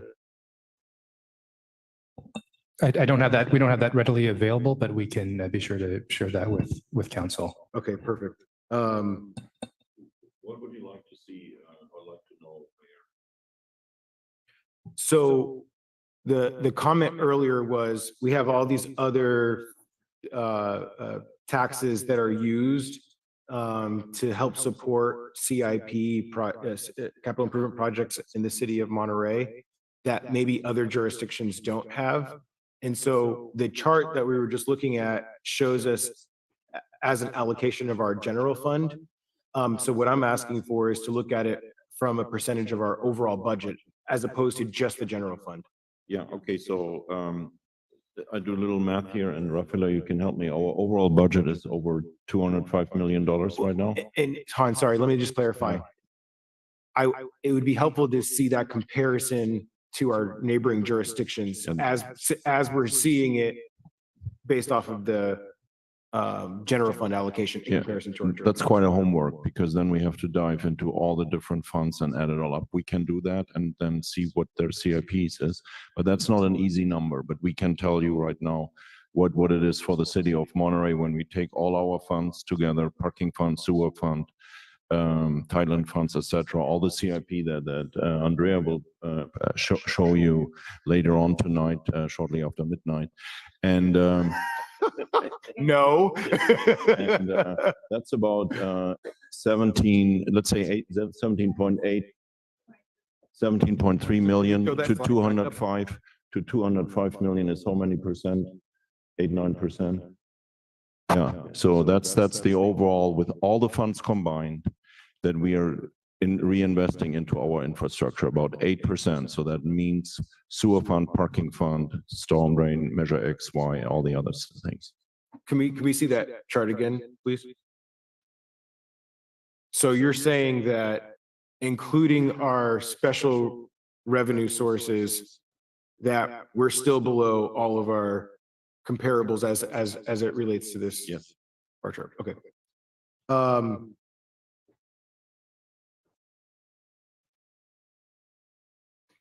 I want to chisel down on this, the 2% part of this as well. There's a couple of things I'm trying to understand here, and I will clarify. I was talking to Pat outside earlier about this, and I will clarify that the council, we saw this proposal the same time everybody in the public did. So I'm trying to digest and understand this just as much as everybody else is. And I think we're on a journey together here to try to figure out how to make this work. I saw a word in the language that said shall. So to me, shall is we will do this. So the idea is that if we pass this, that we will take 2% of the 16% and allocate that towards put that back in the general, or I'm sorry, let me clarify. Take 2% of the 16% and put that into the general fund. And then what are other controls around that? Because I think. So. Go ahead. Thank you, Mr. Mayor. So we don't take 2% of 16%. We take 2% of the TOT that is part of overall 16% TOT to the NCIP. So I want to remind council, when we brought this item forward to you, you all agreed we need to look at how the NCIP can contribute to the maintenance. So that was the consensus of the council at that time in February. Yes, we want to look at how can the NCIP contribute to ongoing maintenance costs. The council is fully aware of the task that is at hand that we amplified over the last couple of months. So we took it as a task to figure out, okay, what is a fair number? And that's where the 2% comes from, where we feel it's about $800 to $1 million. That is probably a fair number to take from the NCIP towards projects that benefit all the neighbors. This is not going to frivolous things that goes into the maintenance of our city infrastructure. So that's where the number comes. It comes from the February guidance. Yes, we are interested in looking how can we make maintenance work. And the shell is really intentionally, because we don't want to go through the ringer year after year and discuss what is the appropriate number and then bring it back to council. And we're not here to constantly do conflict resolution. So let's hash it out what is appropriate right now, or maybe council will say we don't feel it should be part of that, and that's okay as well. But the point is that shell should be a shell in there. So and I'm trying to focus on, I think, more of the use of those funds. And so how I read it is that we're going to take 2%, put it into the general fund, and that could be used for any of the capital, any of the capital projects. But is it specifically restricted to projects that have been previously approved from the NCIP, like by the council? So I think by the way we are formulating it is the most honest and straightforward way. If we want to build smoke and mirrors, we can tell you that 2% will go into building maintenance for community centers and all this, because the general fund is the general fund. It's a big pot of money. So you can say, well, we would like to say it needs to go into building, streets, and on other assets, community centers, parks, whatever, we can put this in there. But it's smoke and mirrors if we describe it that way, because the general fund, this is general, NCIP are general fund monies. So let me ask. I hope I explained that, man. Let me ask this another way. Let's say we take the 2% out. Could the city, by a simple majority of the council, take some of that fund and use it for a housing program? No, you cannot, because I think, and the city attorney helped me there, but Ricoya will tell you only if we have a financial declaration of a crisis, then you can touch the NCIP funds that way. So it still has a certain level of restriction on it. Okay, I think that's where I was trying to go. All right, I'm going to leave NCIP for a second and just ask one additional question in regards to the leases at less than fair market rent. So are there currently no leases in the city that have been offered under fair market rent? I'm a little bit confused in regards to where this came from because Yes. I had an impression that there was already. So what difference does this make if we've already done that in the past? Yes, we have leases like that. The council had to make specific findings for leases like that allow you to go below fair market rent. With that charter amendment, it will allow you to continue to have those leases without going through the acrobatics of making specific findings, i.e. the aquarium lease is $1 a year lease. So people might say, well, that's not the market rate that we should get for the tidelands there. And you have to make the findings that it's in the best public policy to have a aquarium that does all the issues for sustainability and education, etc. We have a lease with the yacht club that is below market, which was created because they are providing affordable sailing programs for a great deal of Monterey's youth, and everyone who wants to go to sail there can do that. We have the American Legions, and they're sitting also in the audience. So we had to make those specific findings. This clause will allow you much easier to make these findings if it's a 501c3 and it's in the best interest for the public and public policy. So it makes it easier for you. Perfect. Perfect. All right. That's it for me. With that, we'll take it out to the public. So what I'm going to ask is for folks to stand up to the left of the podium if you can, and then I'll ask for hands in a second for those that need to stay seated while others speak. While that's happening, I'm going to jump to online and ask folks to use the raise hand function. Again, I'm going to remind everybody, you have to identify yourself now if you want to speak during public comment. And in a few seconds here, we're going to cut it off and not allow anybody else to be able to join. So I'm going to do a countdown for folks online to use the raise hand function to 5, 4, 3, 2, 1. We have 9 online, and we have several in the chamber. If the council's okay with it, I'm going to let 3 minutes for Good with that. this discussion. Yep. All right, so we're going to cut it off though. So it's the folks that are, I apologize. Anybody that's currently sitting that wants to speak? Okay. And sir, right here in front, are you wanting to speak? Please, yeah, if you want to go ahead and jump to the back of the line. And so it's just the folks that are standing and the 9 online, and we'll go ahead and start in the chamber.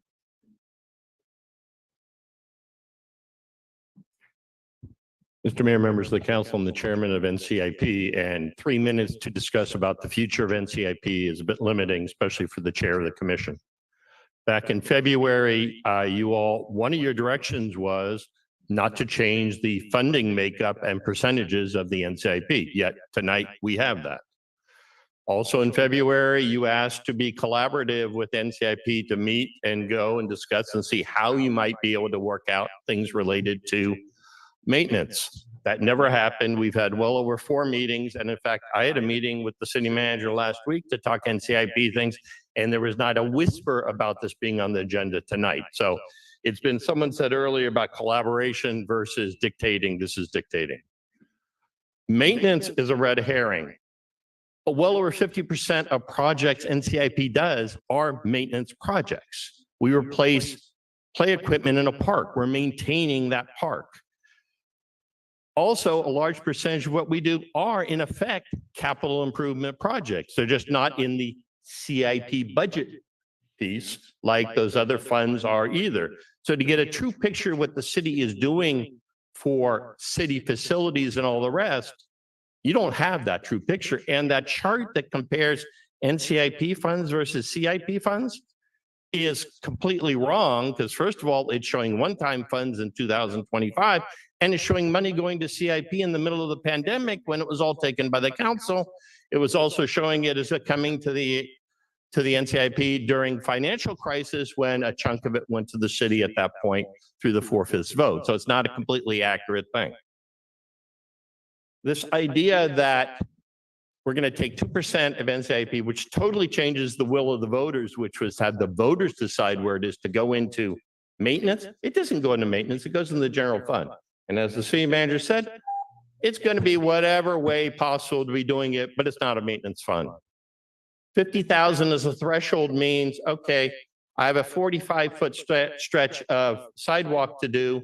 It comes in at $49,500. That's not a capital project. If I make it a 47-foot piece of sidewalk, it's now a capital project. It's a ridiculous threshold to come into it. Either it's a project that makes sense or not. Staff time is not a function of how many projects, it's a function of what the project is. There's going to be a whole lot more staff time to work on the fire station than it is to put in 100 feet of sidewalk or 50 feet of sidewalk. So it's a bogus thing. You really need to sit and spend the time and sit with the folks who understand the program, knows what's been funded and not been funded, and work together to come up with a solution instead of staff coming up and dictating a gutting of the NCIP and a total change from what the public voted for. And I was one of the founding founders that helped create it, and it is not this that was what the intention was. Thank you.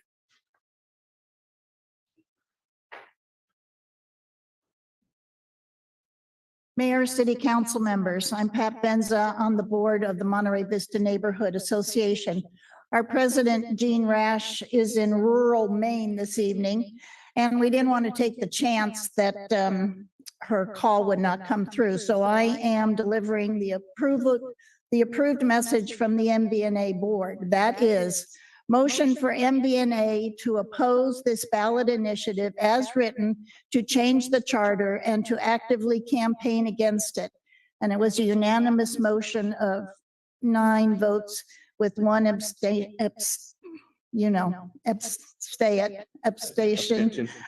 due to late arrival. Now, with the remaining time, I'll speak for myself. I was probably one of the first to come to the mayor to say that NCIP is broken. An unending list of projects to be done that staff so far is able to get less than 20 done in a year. Yes, it needs fixing, but did you ever think that the NCIP committee members, many who have devoted many years to this program, would like to fix it? Was it considered that the neighborhood presidents would like to meet with the mayor and the staff and other NCIP members to fix it? From what I hear, no one was notified of this charter change request until it came out on this agenda. Once again, transparency, transparency, transparency. This is not the way to show it.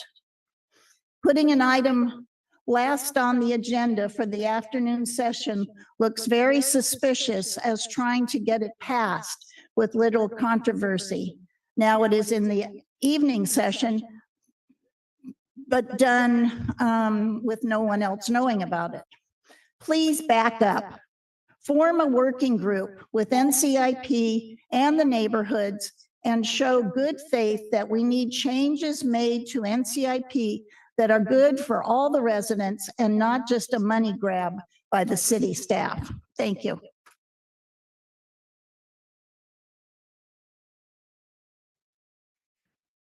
Good evening. I'm Hans Janisch from, I'm on the NCIP and was on there for a while, was alternate for a while, and back on now.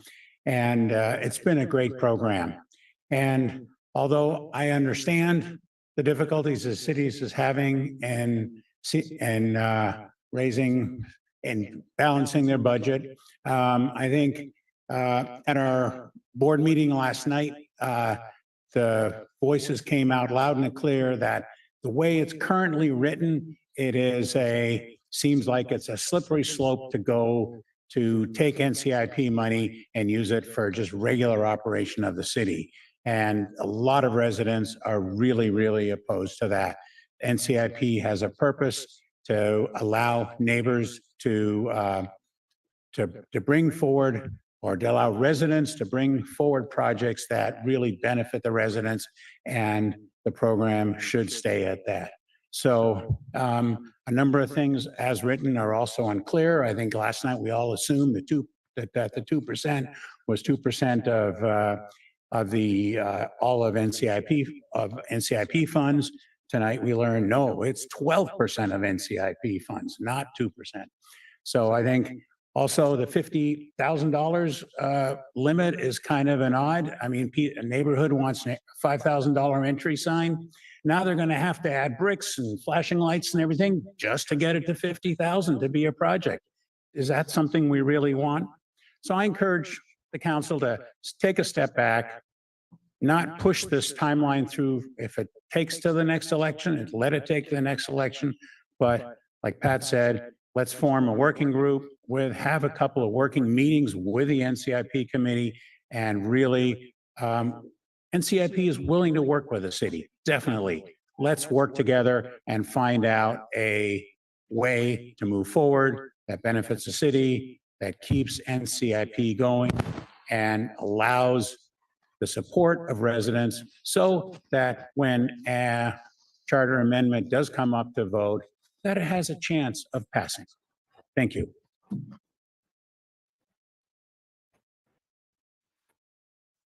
Susan 9. Before I start on the NCIP, I would like to express opposition to the term limits as written for the reasons that Ed brought up. I don't want to have to choose any person who happens to bring up papers as opposed to an experienced, beloved member of the city council.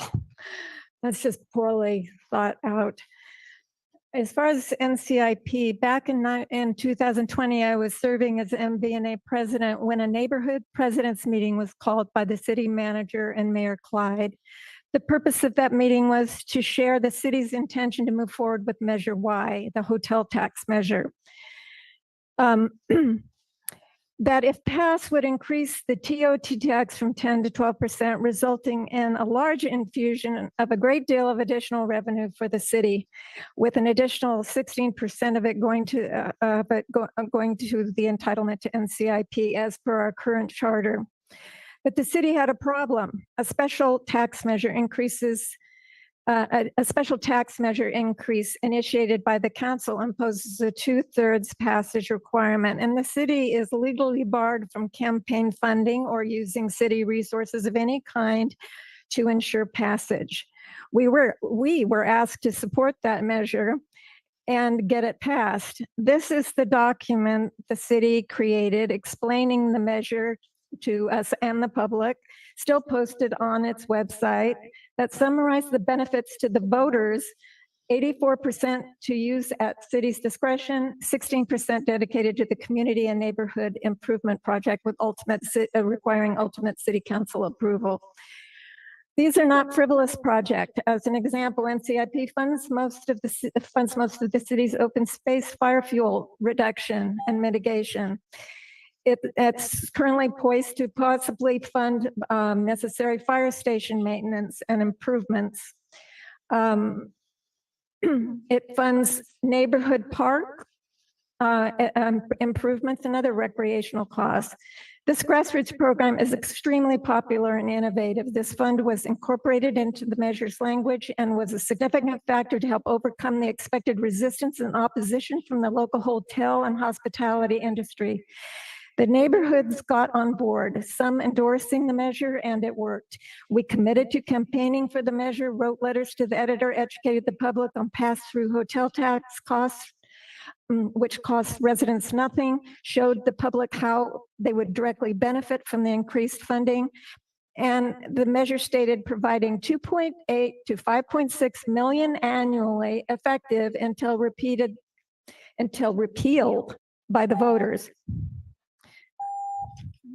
Am I over? Okay, thank you.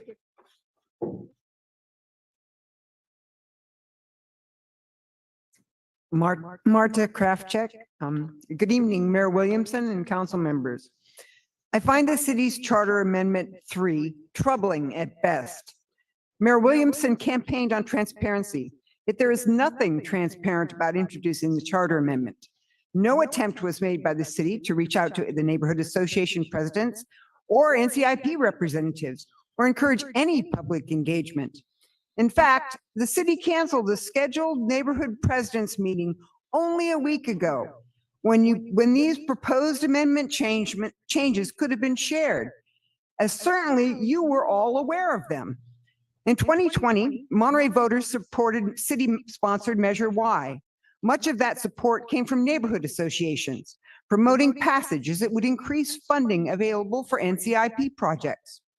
This current charter amendment before you would essentially reduce NCIP funding to pre-Measure Y levels. This money grab is greedy on the part of the city, and it is offensive to all of those who worked to get Measure Y on the ballot and passed. This proposed amendment is simply a way for you, the city, to skim off 2% of NCIP funds to spend as you see fit. I find this amendment sad as well. The city has chosen to define capital projects as to cost at least $50,000. This change in the charter would essentially remove all smaller NCIP projects from consideration. Projects on this year's list, such as trail signs, fencing, ADA compliance, and court improvements, would just disappear, making it seem like the city is saying these projects just aren't worth our time. If NCIP did not push for these small projects, where would they fall? Would these projects ever be completed? Please reconsider this amendment. The Monterey Vista Neighborhood Association has voted unanimously to oppose this ballot initiative as written to change the charter and will actively campaign against it. Thank you.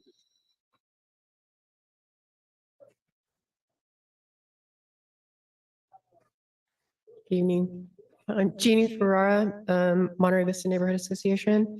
In 2020, Monterey voters supported city-sponsored Measure Y to increase the TOT tax by 2%. Much of that support came from neighborhood associations who are delighted with the idea of increasing revenue for NCIP for much-needed neighborhood improvement projects. The current charter amendment reduces the NCIP funding back to pre-Measure Y levels. And as you saw from the chart that Susan just put up, that reduces the TOT rates had been unchanged since 1985. So the current amendment would cut the NCIP resource back 40 years and delete the NCIP funds of 16% of 2.8 to 5.6 million per year. The charter amendments also define and limit capital projects to those that cost 50,000 or more. This change would delete all the smaller projects on this year's list that have already been voted on by neighborhoods and considered important to the residents. Mayor Williamson campaigned on transparency and public engagement to get elected. However, I've seen the opposite agenda with unprecedented changes to allowing the public to speak at city council meetings. When I collected 200 signatures on a petition to oppose the placement of cell towers every 250 feet in the public rights of way in front of our homes in every neighborhood in Monterey, not a single person knew about your agenda, knew about the impending vote to pass your agenda that week, and they were all adamantly opposed to it. Thank goodness for Ellen Hoffa's voice of reason to include the Planning Commission's recommendation of the 100-foot setback away from our homes. I voted for you. Please keep your campaign promises for transparency, and please oppose these changes to the charter. Thank you.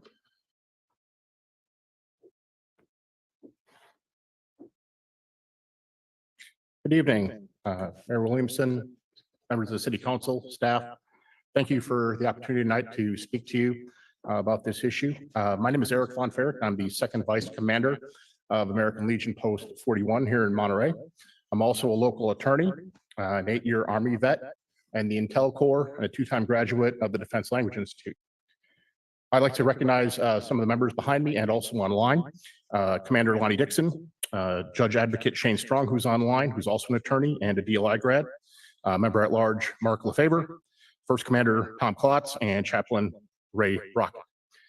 I rise tonight in support of the Chapter Amendment 3, Article 6.4 for less than fair market value leases on city property. Just want to talk a little bit about what we do at the American Legion and what we do for veterans there. American Legion, you may or may not know, is the only brick and mortar veterans organization where veterans can actually meet in city limits of Monterey. There are others around on the peninsula, but we're the only one in Monterey. We're the only outlet brick and mortar outlet for the sometimes very insular veterans community to meet, socialize, literally trade war stories, and support each other and our fellow veterans emotionally, spiritually, many different ways in person. Some of our members are combat veterans.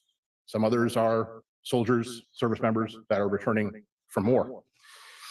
Also, the American Legion lobbies state, our state and national American Legion lobbies state and national legislatures on issues of concern to veterans, as well as a long litany of other issues that concern veterans. I guess in closing, I just want to say, but for a less than fair market value rent, it would work a hardship for and possibly cause the American Legion Post 41 to cease to operate. This would work a huge detriment to the veterans in our community. Therefore, it would be in the best public policy, best interest of the city, and great public policy to adopt this and to put it on the ballot for the voters to decide. Thank you.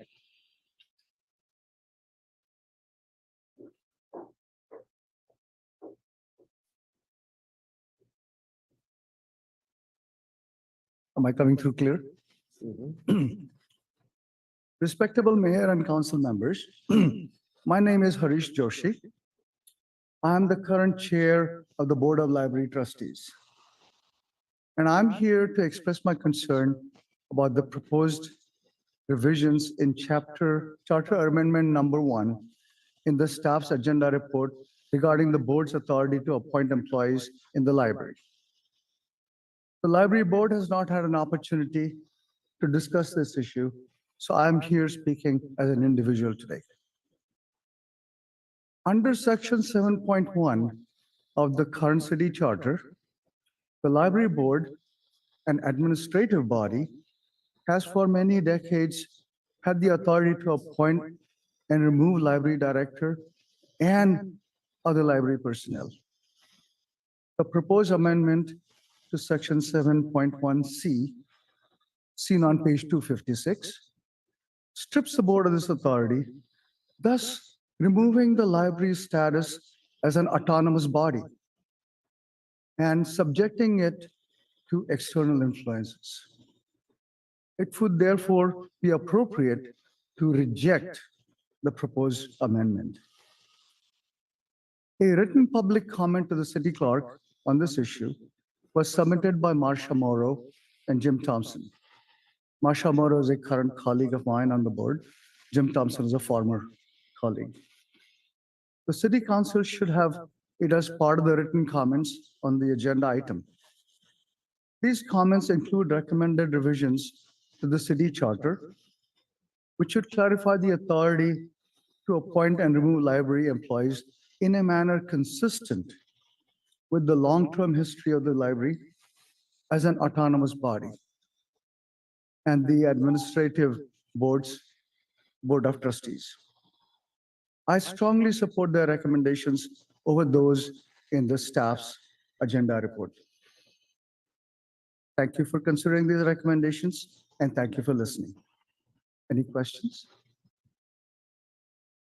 We can't engage in a discussion during public comment, but we appreciate your comments.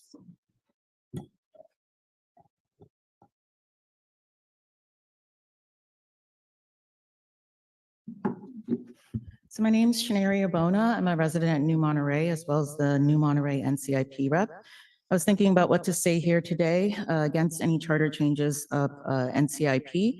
And having listened to past city council meetings, I decided to come up with my own 3 Ps. So my first P is purpose. I think it's important we remember why the NCIP program was created. It was created in direct response to residents feeling as if the city and council members did not take their concerns into account when it came to how city money should be spent. One can say history repeats itself because here we are once again having a conversation about city money, about how city money should be spent, and are also being told city staff are professionals and they know best. I think there's a reason why this program was adopted as part of the charter, and it was to make it harder to make changes should future administrations want to take back money for city control. I think the changes recommended by city staff essentially strip the program of its intended purpose. It literally strikes out the intended language and replaces it with language that limits the voices of residents. Most residents feel very strongly about the NCIP, and they will make their voices heard. The second P stands for people. It's been said by the city that residents will understand. And I think this is a gross underestimation of the importance of the NCIP program to the community.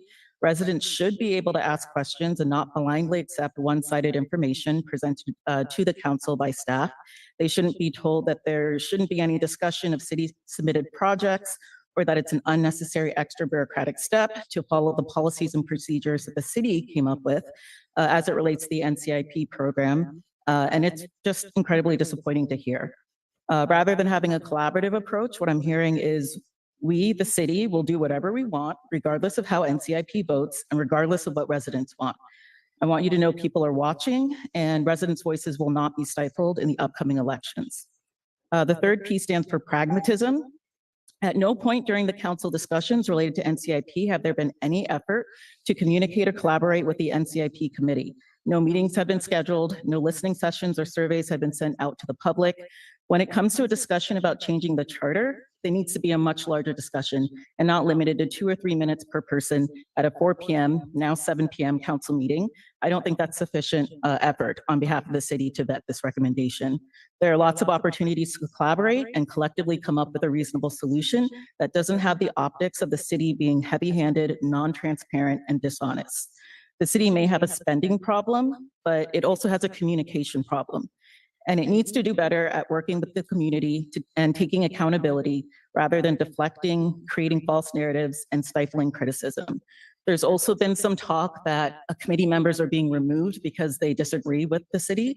And there may be a rumor. I hope it's a rumor, but I did want to bring that up as well. Thank you.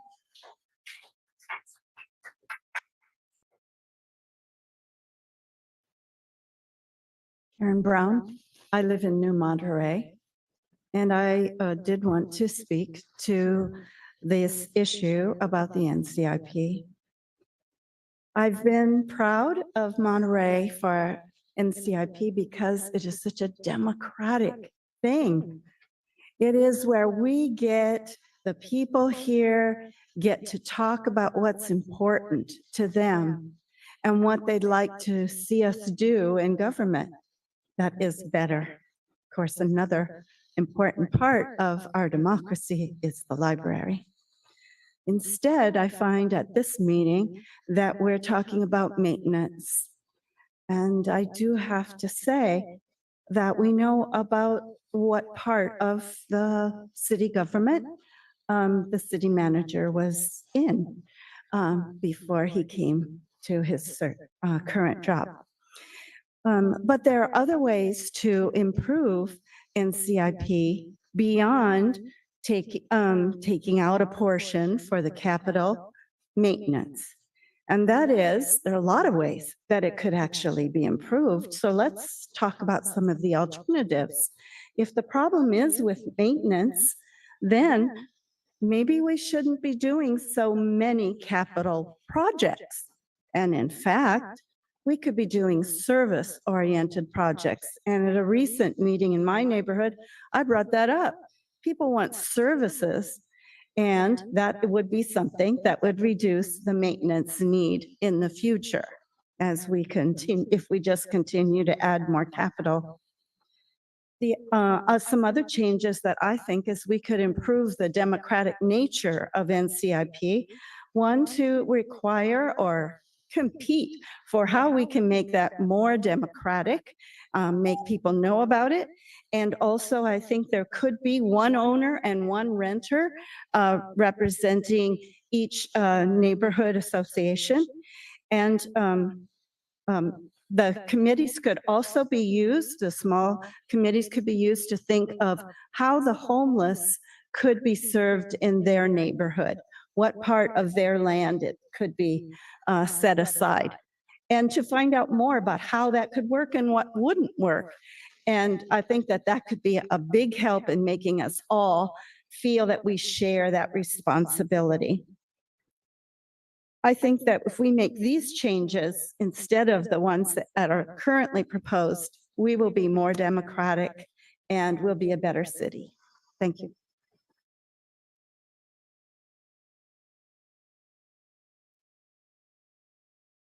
Well, I'm Rosemary Robert, and I've been sitting in with NIP for years.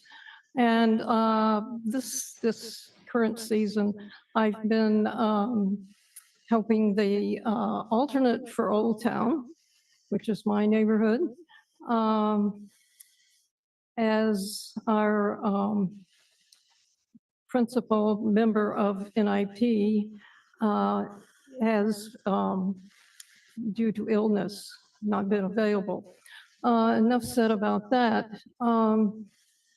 I was really shocked when the packets were handed out at NIP with the names of the presenters of every single project redacted, as if it was a secret file. That was just, yeah, insulting.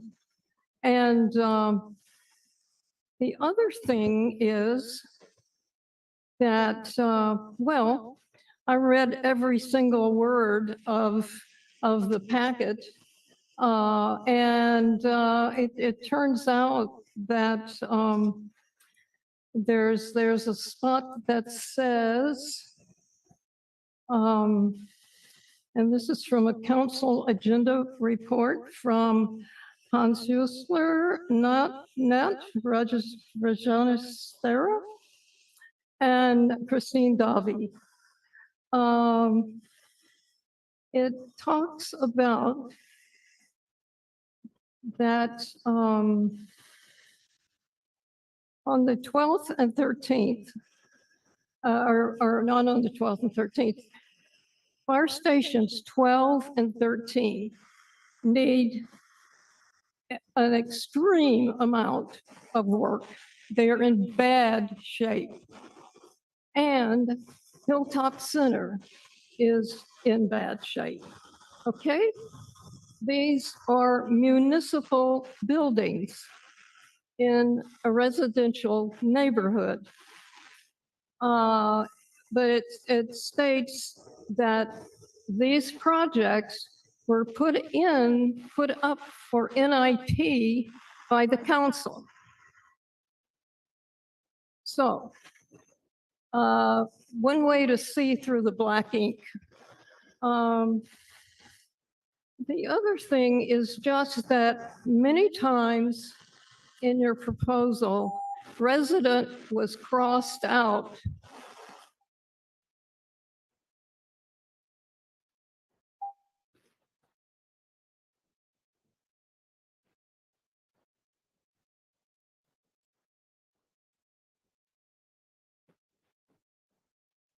Good evening. 3 minutes is really tough to cover 3 amendments. I'm going to start out with what I'm going to end with. I think this needs to be tabled or at least continued. You need to set up some collaborative work. You need some input from other people. This is not, I mean, what you have tonight is not acceptable, period. There are new policies about term limits, notifications where you're not going to tell people what it's about. You're just going to give a code section and a title. You're not telling them what you intend to do. That's not transparency. NCIP projects would be limited to $50,000. The whole program was set up because it was going to be little projects that the neighborhoods never got funded through the general fund. It was grassroots coming up. 50,000 is totally unacceptable. There have been little projects anywhere from, I mean, New Monterey used to have little ones, 11,000, 13,000. We could add up to a total of 37,000, maybe get 4 projects in for 37,000. Totally unacceptable to set it at 50,000. the NCIP to cover maintenance. For heaven's sakes, this is 2% of the city's budget. You have all of these facilities. They're not building new stuff. NCIP is fixing what you have. Why are you now going to say that that piddly amount of money that is for the neighborhood projects should now take care of all of the infrastructure for the rest of the city? It is wrong. 2% for ordinary infrastructure maintenance. I want to point out the original funding was a 20% increase of the TOT. A minimum 16% was to go to the NIP, and the other 4% was supposed to go to help pay for bonds that were going to be 20 years in duration. Those bonds surely have been paid for by now. You've already got 4% of the TOT. You've already got it. Don't hit them again for the 2%. The definition of ordinary and necessary, it says services right now, not expenses. And if you don't have enough for the ordinary and necessary services of the city, then by a 4/5 vote, you can take it. Not expenses. It's a very different statement. This is wrong. It's a wrong definition. And it even says, and if it's helpful or appropriate. And I say, maybe it's helpful to put in new wallpaper, but it isn't necessary to take the NIP to do that.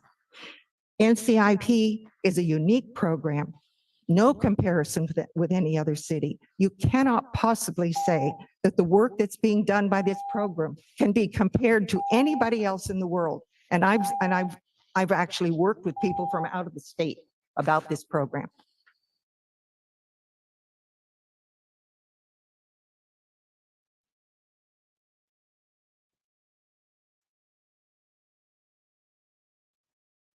I think I can make my talk pretty brief because I agree with everybody who came before me about section 6.6 amendments. My name is Tom Reeves and I'm here as the president of the New Monterey Neighborhood Association. We took a vote today of our board members.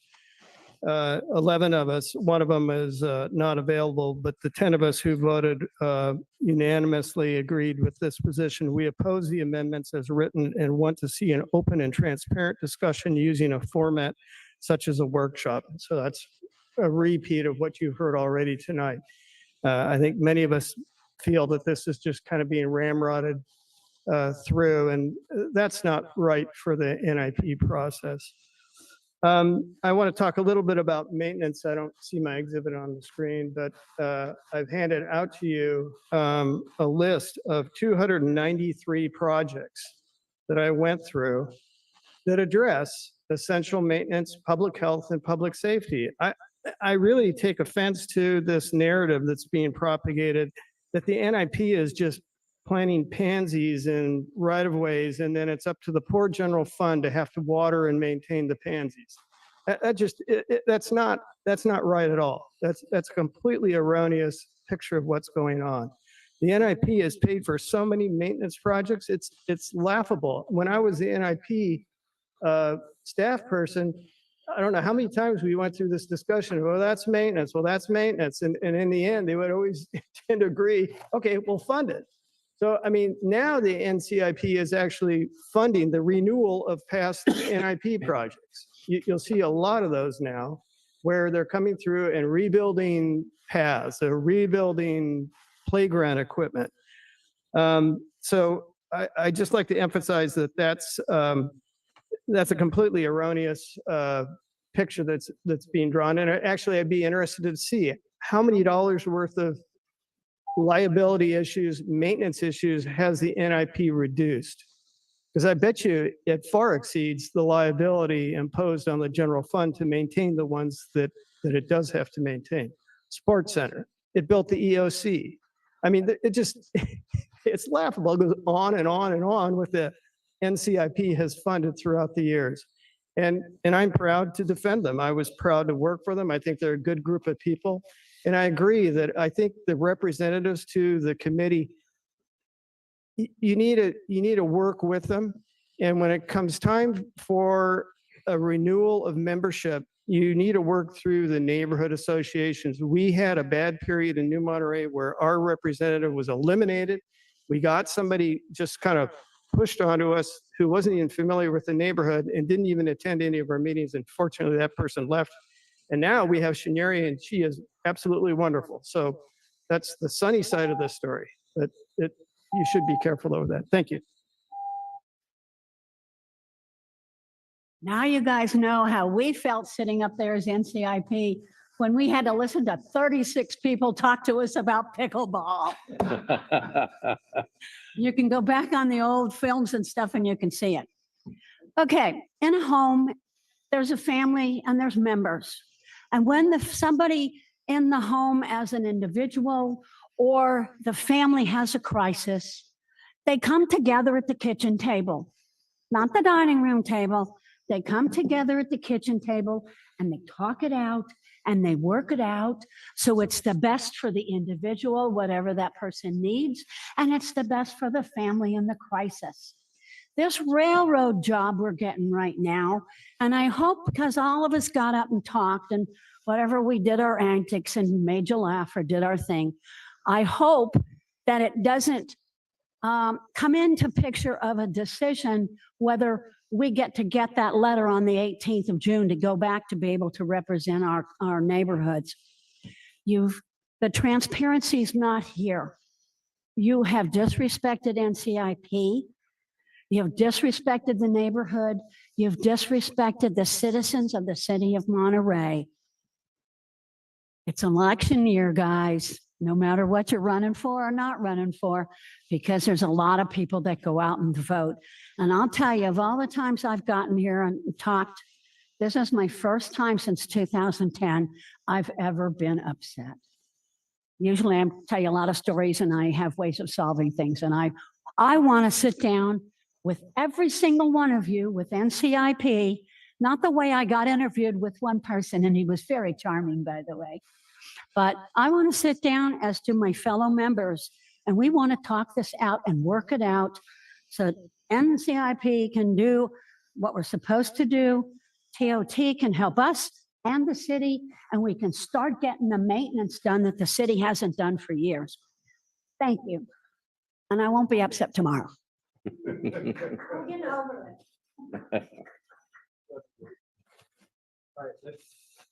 Let's take it online, please.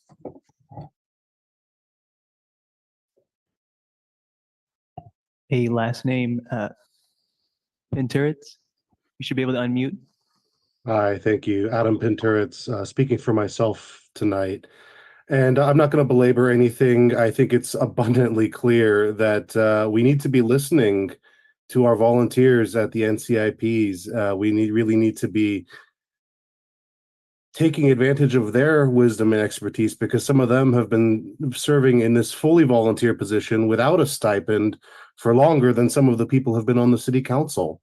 So when people are donating their time out of their love for their community, and not to mention the degree to which they're connected to the community, I think it's really important that we listen to them. So just in general agreement with many of the previous speakers on that point. What I'd like to focus on, however, is the proposed term limits. And I find it problematic and I find it arbitrary. If somebody isn't doing a good job, or if there's somebody who could be doing a better job, then the voters will determine that at the ballot box, regardless of any sort of arbitrary rule that gets put into place. But at the same time, if we have experienced, thoughtful leaders who have a great understanding of the community and of its needs, they should be able to continue serving if they would like to continue serving, and if the voters continue to elect them, let that be. So, and I will address the most common criticism I hear, and the most common reason I hear for term limits is that we don't like career politicians. Well, if anything, these term limits as proposed would encourage career politicians, because if you only have this short runway to quickly learn to be a council member, and then you either have to move on up or move on out, well, that's creating a mentality of people who are just going to stick with the city just long enough so that they can advance to the next higher elected office and get, maybe a better paycheck and better CalPERS. This doesn't solve the problem of career politicians. This just creates more problems. So I would really urge you all to not proceed with the term limits as proposed. And again, please listen to your NCIP. Thank you.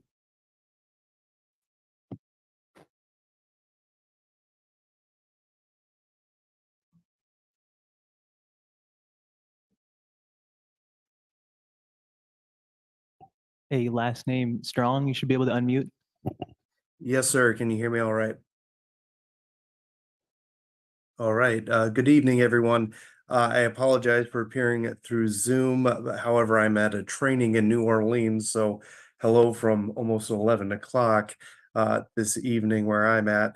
I wanted to remind you I had appeared before the council approximately a month ago to speak in support of the question before you regarding the leasing of properties below fair market value. At that time, I recited for your benefit the long history that the American Legion Post 41 has at the city of Monterey. When I talk to people about where I live, Monterey County, I talk about Monterey Jack, the cheese, and that man owned the land upon which our post sits today, and he deeded it for open space use, and part of that land was ultimately used up the hill for Veterans Memorial Park, which is a beautiful vantage for anyone. But part of the land too was used for the American Legion Post 41. At its infancy, the American Legion back in 1919 formed through the diligent efforts of World War I veterans. And they formed this organization. We were the 41st formed in the state of California, here in Monterey. And those World War I veterans built that post with their bare hands. Now, they would not formalize their nonprofit status till the 1930s, and there's been iteration after iteration. We currently hold a 501c3 status. And pursuant to a law under the Military and Veterans Code dating back to the 1930s, we have been paying a nominal amount, approximately $1 a year, since time immemorial.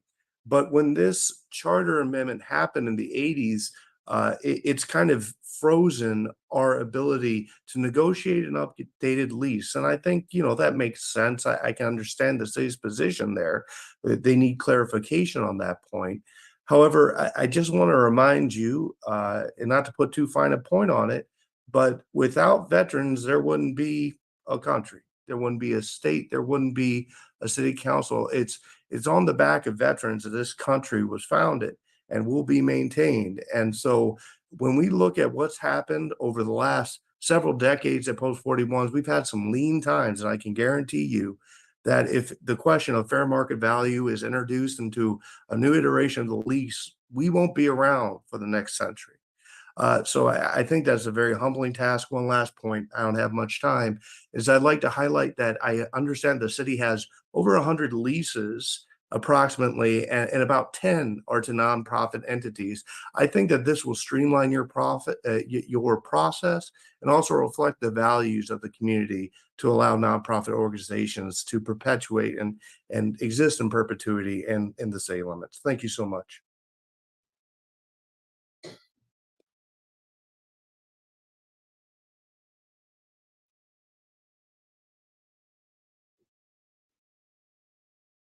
A last name Evans, you should be able to unmute. Good evening, ladies and gentlemen. If the city charter, if the city's charter is in fact the constitution for the city, I find it fascinating that you're trying to bring the Constitution into compliance with current operations. That says a lot in many ways. In addition, I want to add my positive sentiments to all the words people have said about NIP. NIP has been a marvelous program. It is unique certainly in the state of California, and to be mucking around with it at this point in this kind of way is rather startling. And I hope you adhere to all you've heard this evening and either postpone this set of amendments because I know you're fighting a deadline, but maybe you're going to miss this particular election for everything that's in this package. I think otherwise you're going to be facing a large vote no program. Thanks for listening.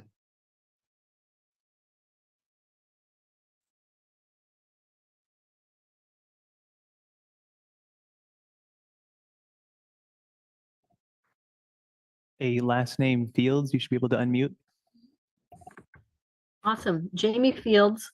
Hopefully you can hear me. Bad data connection. Real quick, taking 12.5% of NCIP's TOT is a huge take. NCIP already pays admin fees annually. NCIP already spends material portions of its budget on maintenance.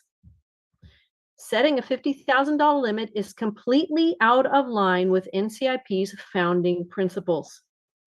Both of these together show that folks don't understand the program. The lack of understanding raises issues about the term limit discussion that we had in another part of this, because we got to ask, if there's not understanding, maybe people need more time to get that understanding. The city's budget is over $200 million. Without the one-time accounting fix in the numbers this year, NCIP is not more than CIP, as has been mentioned in previous meetings, and NCIP is not material to the $200 million. NCIP was used as a sweetener to get taxes approved, and it worked because the people and neighborhoods believe it's important. It's a good idea that should not be tampered with. Please eliminate the 12.5% take of the 2%, and please eliminate the 50,000. Doesn't add value. It actually makes it a dysfunctional program. That's it. Thank you so much for sitting up. By the way, I still have 4 hours to get back to town, so I'll be listening to the rest of this on the road.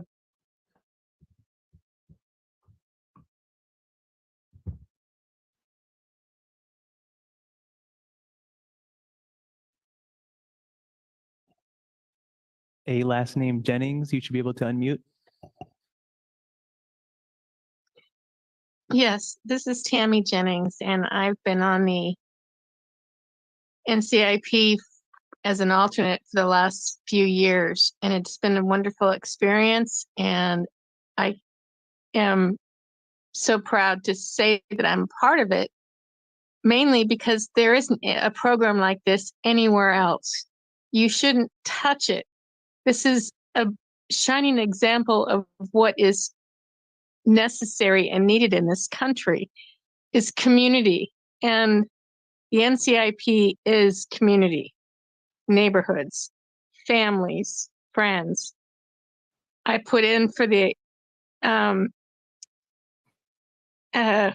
handicap accessibility mats.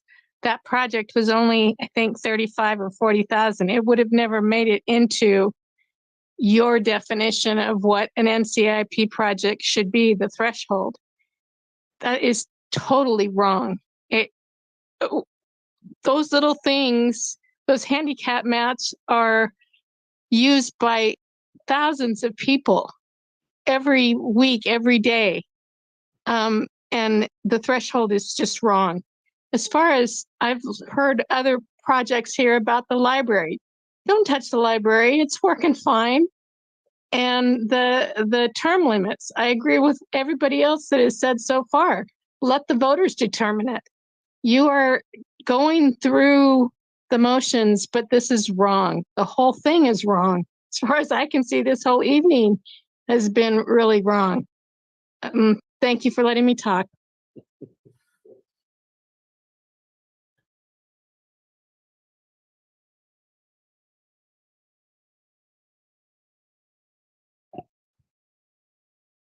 A last name Mazuka, you should be able to unmute.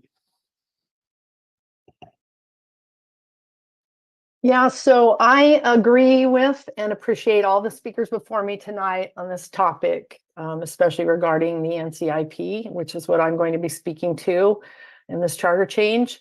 As noted by the speakers during both afternoon and evening general comments, the placement of this agenda item is sketchy at best. It's not rocket science when you're planning an agenda and knowing what topics and public hearings would be well attended. It feels like this is another attempt to shutter our voices and force people that were obviously there in chambers and online to speak at this topic earlier this afternoon when it was slated to have to leave and maybe return or not return, which is probably a desired result. But I appreciate being given 3 minutes at least tonight after all this wait. By now, it's not, it is common knowledge that this topic, specifically with regard to NCIP, is very popular and important to a lot of people. If you think smart voters are going to buy what you're selling when it comes to these proposed changes to this agenda item around NCIP, you're sorely mistaken. While I think it would be good to update the city charter with gender neutral language, I can absolutely live without those changes if it means accepting this underhanded power and money grab attempt to remove, replace, and rewrite the NCIP portion of the charter. At the ballot box, the vote to change the city charter would be all or none. Observing how the city handled this whole thing, if you include any changes to NCIP, it will be a no vote for me, and the same no vote will be true for many other voters, as you've heard tonight. These changes take away from the people you're supposed to represent, the neighborhoods, the community, and the citizens. NCIP is a unique, beloved, galvanizing force in our city and offers everyone a chance for community involvement more than any other city program. If you put these changes in the city charter, it's a poison pill. And as a tax-paying citizen in this community, I've swallowed more of these than is palatable recently. As repeatedly stated, the city of Monterey does not have a revenue problem, it has a spending problem. Therefore, rather than disparaging and dismantling the NCIP program and its funding, the city must look at its management practices and the budget for money to fix the infrastructure that was clearly a problem long before yesterday. I believe there are other avenues to remedy the budget problems the city faces.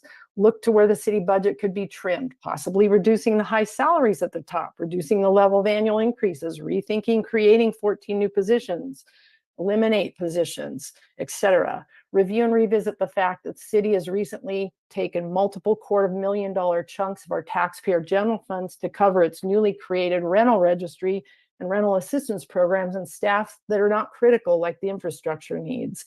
Leave NCIP portion city charter intact and put your big boy and girl or trans or whatever pants you wear and tap into your communication and collaborative skills and work with the NCIP program and committee as intended. Thank you very much and have a good night.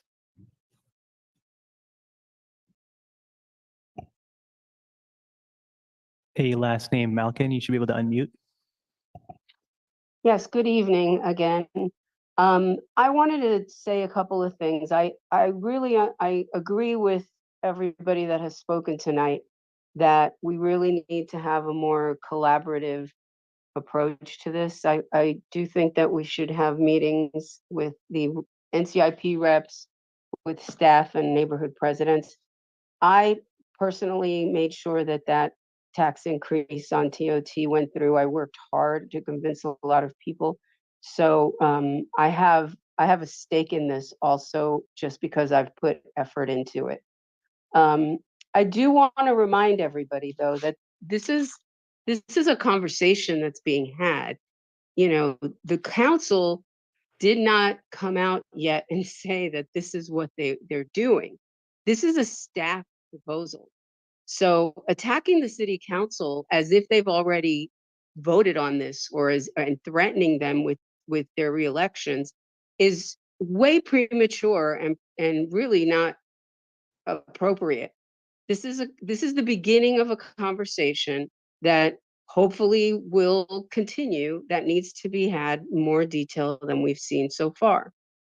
I do want to remind everybody that yes, NCIP is wonderful.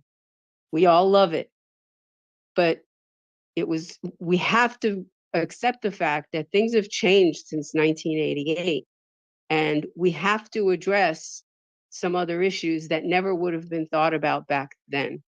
We never would have even remotely considered having a global pandemic that would have decimated our budget when it did. We never would have expected to have this kind of a budget deficit. These were things that were unexpected. And so I just want to put that in perspective, because we have to change with the times to an extent. And I don't disagree with anybody who has spoken tonight that we do need to have more conversation on this, that that $50,000 amount is random and not practical. But I just want to remind everybody that this is an ongoing conversation. I don't think that the council needs to be attacked over a staff report and staff recommendations in the way that I see that happening tonight. What I see this as a comparison to how renters live. You've got to decide whether you're going to pay your rent or pay your utilities. The city budget has to be approached the same way. And there are tough choices, and especially when you don't have anywhere to go for more money. So it has to be discussed in a more calm heads way and not blaming where there isn't any to be had yet. Thank you.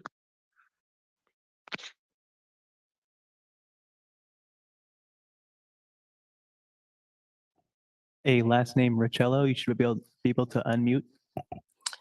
Good evening, Mayor and Monterey City Council. Richard Rosello, speaking as president of the Casanova Oakno Neighborhood Association. Wow, I haven't heard comments like this in over 40 years. I hope you're listening. We have a transparency and collaboration problem. An example is the $50,000 limit. This year I was contacted by a handicapped person after surgery, was trying to walk around the block. There was 6 feet of sidewalk missing. That project was $1,000. In fact, the 3 projects, we have another mother that says she has to bring the stroller and walk 50 feet in the street because the sidewalk ends before it picks up again. Total $37,000. Radar speed signs, $30,000, all under the $50,000 limit, defeating the purpose of why NCIP was created in the first place. The bait and switch on Measure Y and the 2% take, actually the take is larger than the 16% increase promised to us by Measure Y. It's a bait and switch. Whatever it is, the staff report is manipulating you and the citizens of Monterey, and we get it, and we're fighting it, and you hear it tonight. And I hope, in all my years, I've never seen the city manager or any of the council come to NCIP meeting and talk to us. The fact is, our procedures are, we can only discuss and recommend what's presented before us. The infrastructure crisis has been in process for 50 years, and we just found out about it the beginning of the year with the projects. We ask questions. We want to fix the fire stations, but we want them structurally safe and seismic prepared. We don't want our safety employees to be in a threat of an old building that maybe should have been built new rather than cosmetically changed. We ask these questions and we get rejected by the city staff saying the professionals will figure it out. All we ask is for assurances the buildings will be safe. Can't get that answer. So I'm very disappointed in the way this meeting is going, the transparency involved, and I urge you to skip this election. We have passed every tax the city has asked of us, and you're destroying the trust. And you can see that tonight. I do hope you listen. Thank you.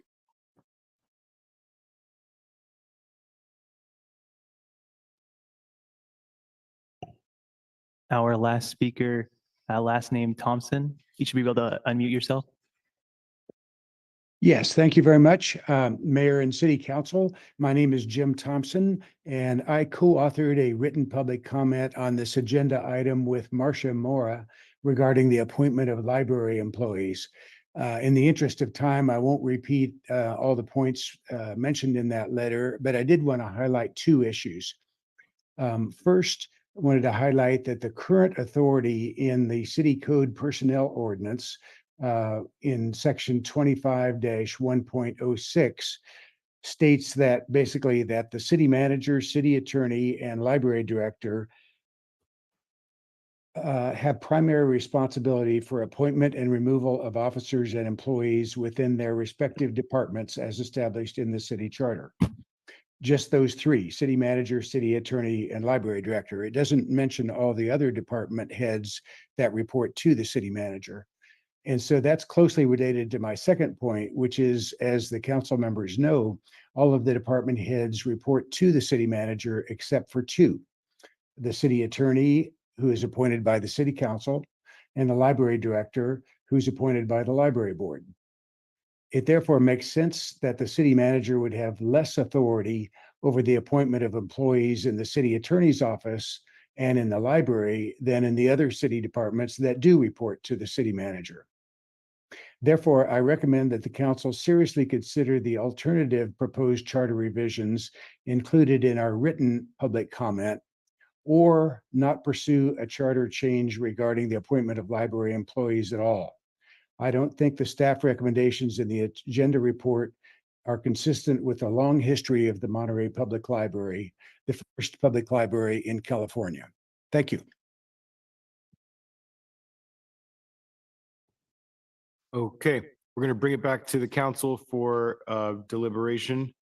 If the council is in agreement with this methodology, what I'd like to do is just maybe go through each of the charter amendments one by one.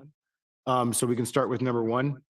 And I'll just reiterate what the amendment is. The first one is clerical and technical updates, and it has three components. The first is eligibility of elected officers to reflect gender neutral terminology and correct capitalizations. The second part is, oh, thank you. Thank you, Alan, for that suggestion. The second is for the city manager to reflect that the library board of trustees appoints the library director. It also eliminates the superfluous sentence about appointing an interim manager in the absence of the city manager and assistant city manager, and deletes a paragraph about the city manager appointing a secretary who serves in the position as at will, as this does not reflect current practice or staffing. And then the third is public library and board of library trustees to reflect that the library board of trustees does not appoint or remove library personnel other than the library director. City manager appoints and removes library personnel.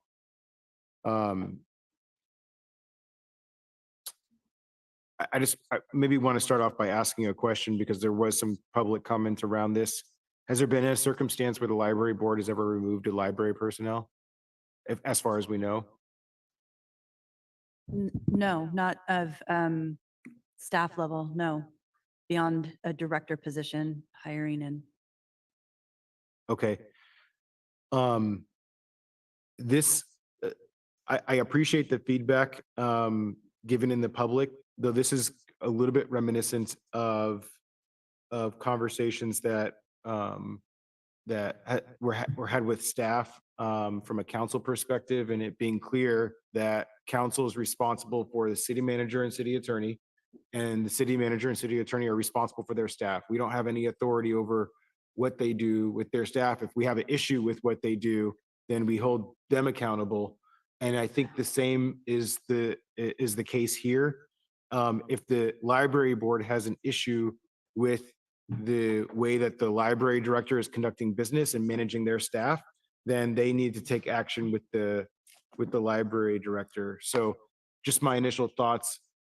I open it up and maybe see if there's general consensus or how we want to proceed with this one. Go ahead. Well, first I'll just say the gender neutral language is fine. I don't think there's any problem at all with making that change. The two items related to the library, when I read this report, I thought they seemed reasonable, but based on the public feedback, I'm not comfortable with them. I feel like we need more conversation with the library board. And I don't think it's an immediate or pressing kind of situation. So I would recommend we just set that aside for now, and there can always be something else in the future after we have more conversation with the library board. So just Dr. Barber. Yes, I'm inclined to agree with that. That was the first thing I saw as well, is that I didn't think that was an issue. Because a lot of times, board of trustees, I've been on lots of boards, will hire or fire the directors, but they don't have anything to do with the personnel that's underneath that particular department. But not knowing that there wasn't a conversation with the board of trustees, I think it definitely needs to be held off so that the board of trustees and the staff can have more of a conversation so that everybody is on the same page, at least having the same conversations, reading out of the same book.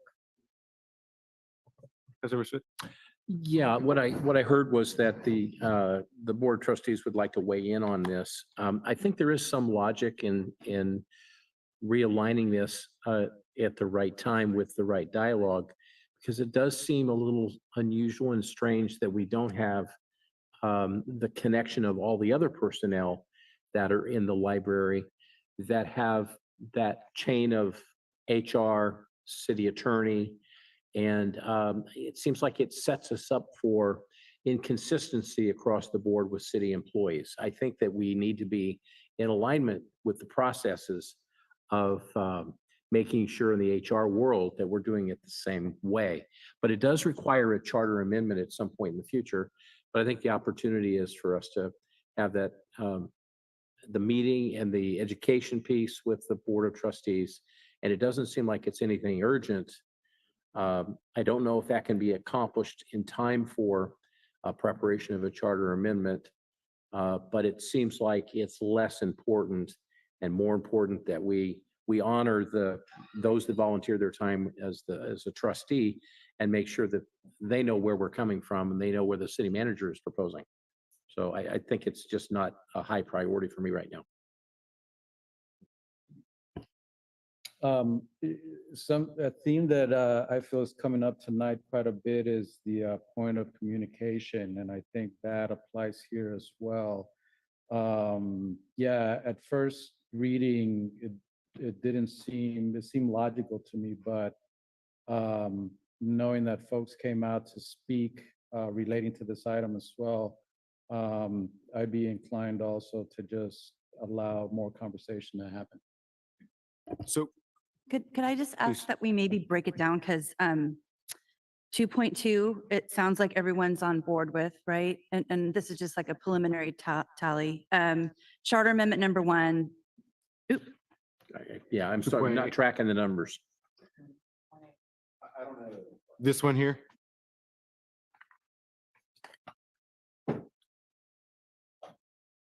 So do we want? Okay, I guess we're starting with that one. Okay, I'm sorry. Do we want to come back? Because there's components of 5.1 that discuss the library board of trustees, and that the city manager appoints and removes all officers of the city except those appointed by the city council or the library board of trustees. And I'm not hearing any opposition to that particular change. If maybe I could offer this, could we get this agendized with the library board of trustees and let this conversation happen there with them? And for both of those items, I agree with you. I didn't hear anything specific to that. It seemed like the feedback was more related to Charter Section 7.1. Okay, and then I do feel like I have to state this because the library staff employees are the same as any employee in my office or anywhere else in the city. We do not have a current practice that aligns with the charter. At no point in time has a library board appointed or removed an employee other than the director in the history that I've been aware of, at least since the 18 years I've been with the city.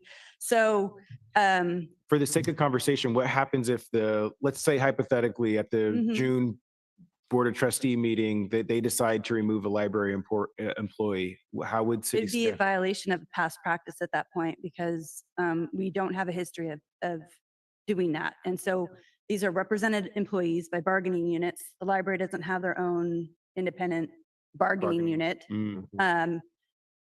And the PAFs, all of that it's just, it's sort of, I'm not understanding the resistance, and this is why it would maybe be a good conversation, because the board has never taken on that task. And I don't think they could at this point with, out having significant meeting and conferring and moving people out of bargaining units. And it would be just a complete overhaul. It'd be like a separate city manager's office over in the library. Yeah. And I don't think that's what is happening. And I don't think, and the charter doesn't clearly state that. So I would encourage correcting these things. They are small technical changes, in my view, from a legal perspective, and not as earth-shattering and dramatic changes with regards to the library.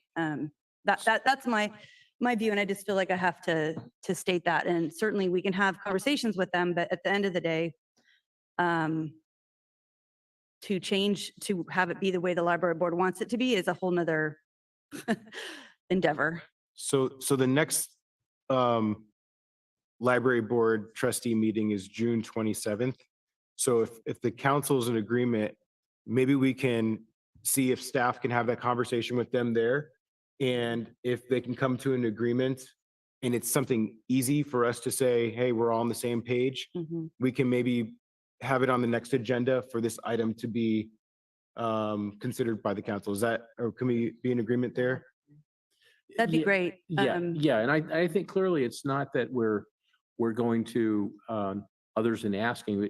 It's an opportunity for education. I think that it's one of those unusual arrangements that we have with the library and the perception of how they treat their employees in terms of the HR process. I think it's an opportunity to just, let's look at practically how it's been, how do we do this all through these years? We're not changing the methodologies. And I think we need to have a conversation with them. We do, and we did, and I guess that's also the part that I'm omitting. A while back, it came to our attention that the library had its own set of personnel rules that were not the same set of personnel rules used by the city. And so we went to great lengths, a lot of conversation with, the library board had taken it upon itself to write their own rules. And so we had to really work hard to pull that out and just have our personnel rules, meaning the city's personnel rules, apply to all employees equally, regardless of where their office is located. So we have had conversations, but that doesn't mean we can't have a lot more. So I'm gonna pause us on this topic for now. So I'm trying to be sensitive of the time. I think we have consensus on that. We don't need a vote. I think we can kind of give general consensus on that. So let's go ahead and move forward with that. And I appreciate the comments from my colleagues. I think that there is somewhat of a theme here in regards to just the ability to be able to communicate and creating the space of bringing all the stakeholders to the table. So I think we have a solution here to the first one. I'm going to jump to 3, and I should have started this one because I recognize that the majority of folks here are here about NCIP. So I'm going to jump to that one real quick so we can focus on that. And if folks want to depart, they can do so. So let me jump to Charter Amendment number 3. There are 2 elements associated with it. The first is the leased space and allowing the opportunity to provide a lease space below fair market value, below fair market rent. And then the second piece is NCIP and all the elements associated with it, including the 2% for maintenance, the $50,000 cap, and then changing the language to the capital expenses. So let's start there. I don't have any objection to Article 6.4 on the leases of city property. I think that one's an easy one for us. We've struggled with this, what appears to be a conflict with the fair market value, highest and best, the language we've gone through the years. I think this is exactly what we've talked about, where we needed to have an amendment to the charter so that we can freely recognize that there are that certain niche of folks that we are negotiating with for city properties that are in the public interest, but are not typical retail, not high-end, nonprofit. I think this is perfect language, and I'm ready to say that, yes, we should do that. So real quick, and I apologize, and I want to create the space for everybody to provide input, because I know everybody wants to share a thought here. I think this one is kind of generally the same as the last one that we touched on. I think the first element, I don't think there's any disagreement on. I think there's probably general consensus there. Yep. The second piece on, we need some more conversation. And what my recommendation would be is that we set up a joint session with the NCIP committee. So I'm trying to keep a little bit of efficiency here and trying to move us along because we have two other items to get to tonight. Yeah, I'm no, not trying to rush this, yeah, but I'm no. trying to make sure that we defer the space to have the conversation where it needs to happen and not take up too much airtime tonight, trying to talk about things that we're not going to go anywhere with it. I think it's clear that we're not going to go anywhere tonight with NCIP. My recommendation is that we table this conversation with a joint session between council and NCIP. Question. So real quick, let me go around real quick and then I'll come back to you. So real quick, are we tabling it? Or are we going to continue it to another time? Because I know, I want to make sure I'm using the right language. So, But if we said, like, we want to make this. it's a good question. You know what I mean? It's a good question because this one's a little bit different. The other one was, we're gonna bring it back after the next library board, right? But this one, we have to set up the meeting. Right, so that's what I'm asking. We're gonna have to table. I'm gonna get this before my term is over. We're gonna table this until we're able to set up that meeting. And my hope is that we can do this sometime by the end of the month. Right. That's what I was- So that way we have enough time to if there's any chance to do anything, we can consider it before our deadline expires to get something on the ballot. And there's an additional element to this, which is we have to give staff time to be able to put anything together too. So yeah, we'll table and my hope is that we try to get this to happen before the end of June. Okay, thank you. Let's jump to this side here. Any additional thoughts, Councilmember Hoffa? Sorry, Lee, I apologize. See your hand up. I'll just share with you that I can't, we can't take public comment, but we can chat afterwards, Lee. I appreciate you. So I agree with the leasing policy moving forward with respect to NCIP. I think we should just table it for as far as being on this coming ballot. No, I think we need to have a conversation. We need to have this isn't unlike the library board where maybe there's a misunderstanding or maybe this is really complicated and big and there's just so many moving parts. And I think we need to have a lot of conversations. So I would not be in favor of trying to cram it into this fall election. I think we just need to have conversations and figure out how we can, meet our mutual goals. Did you want to jump in with anything? I haven't thought about that because I agree that the conversation is needed for this item. And a lot of things were said this evening about NCIP in general, but I think this specific item addresses, if I've read it correctly, only one or two things. So I think the conversation can be much more focused and it can be focused in the coming weeks. So that's what I would offer. Hey, excuse me. Let's be respectful. The time for public comment is over, and I know that there's a lot of charged emotion, but let's let the council debate this. And I think we're all on the same page. We're trying to work together on trying to find a solution. So let's just be respectful. That's all I ask. Alan, if I may, I understand where you're coming from, and I recognize that we're not ever. I don't think this year we're going to solve all the issues associated with the NCIP. The only point that I'm making is that if we end up sitting with the NCIP, let's say by the end of the month, and everybody at the table agrees, hey, we could take this one little step now. That's all I'm saying. I don't want to close the door for us to move forward on something if there's a possibility for us to take that first step. I'm not saying we're going to solve everything, but it's just the idea that let's make it timely and let's get the conversation going so we can start moving in the right direction. I think that was the only point that I was trying to make. I get that. I just think they're in the midst of doing their rankings. I think they're really busy. We've got a lot of irons on the table. I just don't think it's realistic. And I think, if there's a threshold, what's the threshold? What's a reasonable threshold? If there is money needed for maintenance, what should that really be? As opposed to talking with them about how can we work together with the existing structure to kind of meet some of our immediate needs for things like our firehouses, our community centers, et cetera. I just think that would be a better conversation. And there was a request, and we did talk in the past about getting together with them, and it hasn't happened.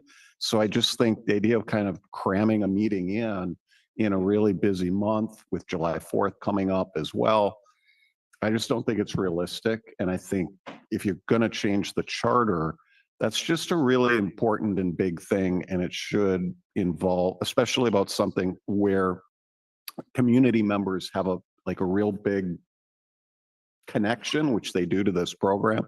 That's just something that you need to do over many meetings probably. And probably even going beyond just NCIP. There should be community-wide meetings. So that's my thinking. Okay, Councilmember Smith. He touched on exactly the point in my thinking, is that we heard from a lot of people tonight. We've all gotten emails. We've had conversations since Friday. I think it's an insurmountable expectation to believe that we can have a couple of meetings and forge some type of a compromise agreement where they're going to understand what our ask is, and how do you have dialogue with a city representative that's then the representative who speaks for 5 council members. It just doesn't seem like it's a doable process in a short order to rush something on a timeline to get this ready and expect staff to write some type of a charter amendment. I'm with Alan. I think we should set this completely aside, not even approach this in its language with any attempt in November. But I think we've clearly heard that we have identified a problem in the family. And as Lee has said, we need to find the kitchen table to sit down and start reconnecting with them at the right way to make sure that we know what their priorities are and how we can reforge some of the process and I think that they are willing to help on a lot of the city priorities. I don't think there's any objections to that. So I don't see any justification to change the rules for us to be able to carve out the cash and then we do our own thing. Do we want to ruin the trust and relationship with the NCIP members? Do we want to make it where they're going to not want to cooperate with us in the future projects? Right now, they want to cooperate. They're going through their voting process every year, and every year they find great magical projects to endorse with the city and to identify things that we need. So I just think we need to take pause here and make sure we get this relationship right and spend the next year, if it takes it, rebuilding some of that trust. And we got enough things that we want to push forward on a charter amendment with the ballot that are not complicated that I think everybody will agree with. So I don't want to crowd the field for the election. And if we want to push it and you want to guarantee that a lot of things lose, this is not the battle to pick, because it will lose if you go against what we heard tonight. It won't pass. You're all set? Just want to make sure. Okay, Dr. Barber. Yes, so I definitely agree. Yes, I think the consensus is about the communication part that needs to happen. As far as whether it's enough time, and Alan brings up a good point, if they're working on their things and we can't get it in a certain time, I don't want to just have it out there like, okay, we're going to get back to it, because it can be just like what happened last time and say, oh yeah, we said that we're going to have this joint meeting and nothing happened. Right. So I feel like we do need to put some sort of time on it, and whether that means the city manager talks to them to find out what the better time is or whatever. We do need to put a time part on it so that it doesn't get lost, because I think that's what happened last time.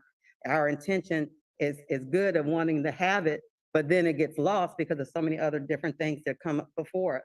So I feel like we can't just say we'll take care of it at some other time. We do need to put a time on it, whether it's November or not November, forgive me, not November, but if it's, August, September, whatever, even if it, whatever they're going to say, whether it's January, whatever, but to put some sort of time on it so that it's not just sitting there, because I think that's what's happening over and over and over again, that it's just getting lost.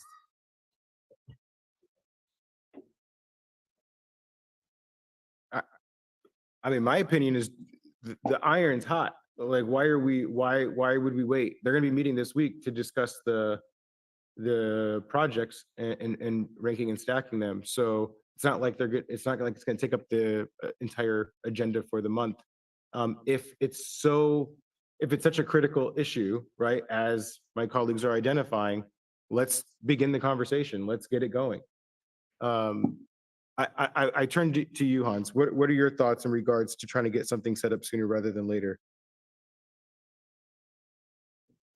I was afraid of that you asked me. So just for clarity, we met with Rick Hoyer on January 30th, the mayor and I, to discuss ideas about how can we work on the NCIP, and it didn't went as well as we had hoped, and that's why we are here where we are here today.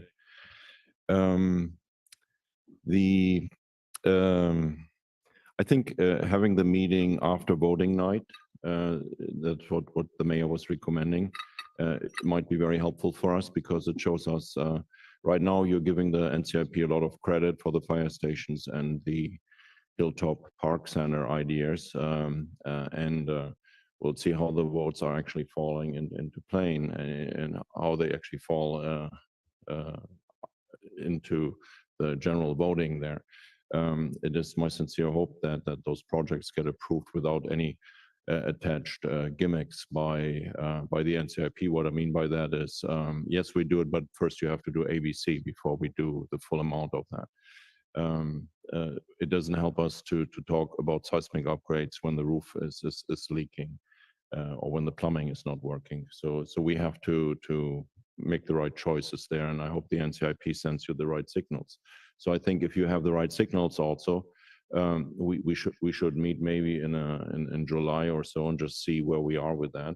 And it tells you also the story. And I happen to believe, like Councilmember Smith, that at the end of the day, I think we will see good results coming out of the NCIP voting night. So there are small gains to be made. I agree with the mayor on that one, but I think let's see the voting results. Let's see what if your NCIP has listened to you, because you stated to them you like to see the fire stations and you like to see Hilltop Park.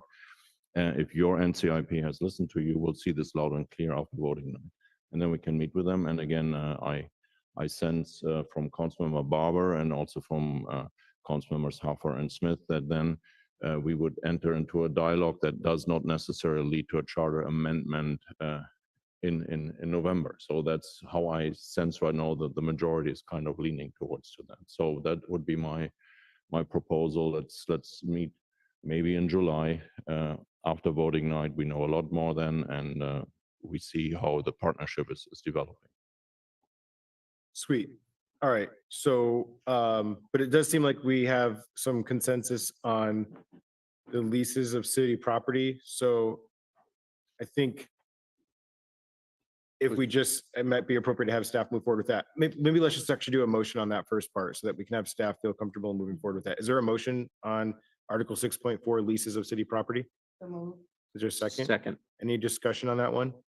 All right, all those in favor? Aye. Aye. Any opposed? All right, motion passes unanimously. All right, so is everybody clear in regards to what we're going to do? We're tabling this indefinitely for the NCIP related topic. We're going to get a meeting set up ideally in July with a joint session with the NCIP and the council, so we can have some deeper, richer discussion around this. What was it? We compromise. What a phrase. And look, I'll share this. I don't think anybody disagrees with how fortunate this city is to have the Neighborhood and Community Improvement Program. It is a unique program, has been iterated tonight.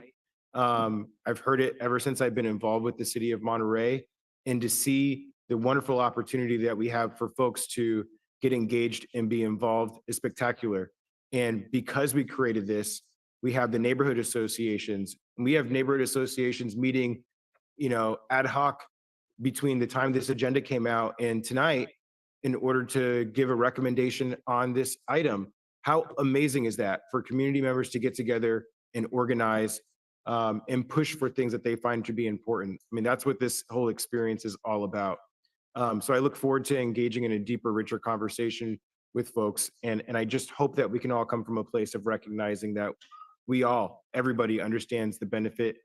I can speak at least for myself and my colleagues, that we understand the benefit of the NCIP and what you all do.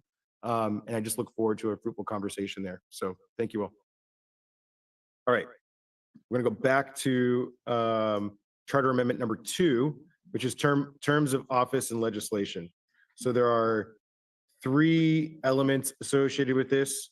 The first is the cleanup of the thing with the whole, when you run for mayor and then you're off of the council, leaving the vacancy, excuse me. The second one is, did I skip something? Well, it kind of runs together. Oh, and that one. Yeah, and the first one is for mayor and the second one is for. It's for mayor. Yep. And the second one is term limits for council. And the third one is changing the way that we announce the readings of the ordinances. Alrighty. So can we go back to the first one? Because the way it's written, we're going to have to divide these, I think, to get some consensus. I think the first one is the one that's the clunky one, that when we have the incumbent, they run, they lose, we're not able. So I think that the fix for that is listed, it's a combination of 2.8, right? That's correct. Okay. And that talks about the mayor. And then I think the next one talked about the same thing. 4.1 is the term, no, Term that's limits the for term limit. council. Okay, so the first one says the mayor, go back one page, please. 2.8. That's correct. It's only talking about the candidate for mayor. The cleanup. So is that the only cleanup with that? Because If you could go, the slides don't necessarily track no, the amendments. Is it possible to just go up?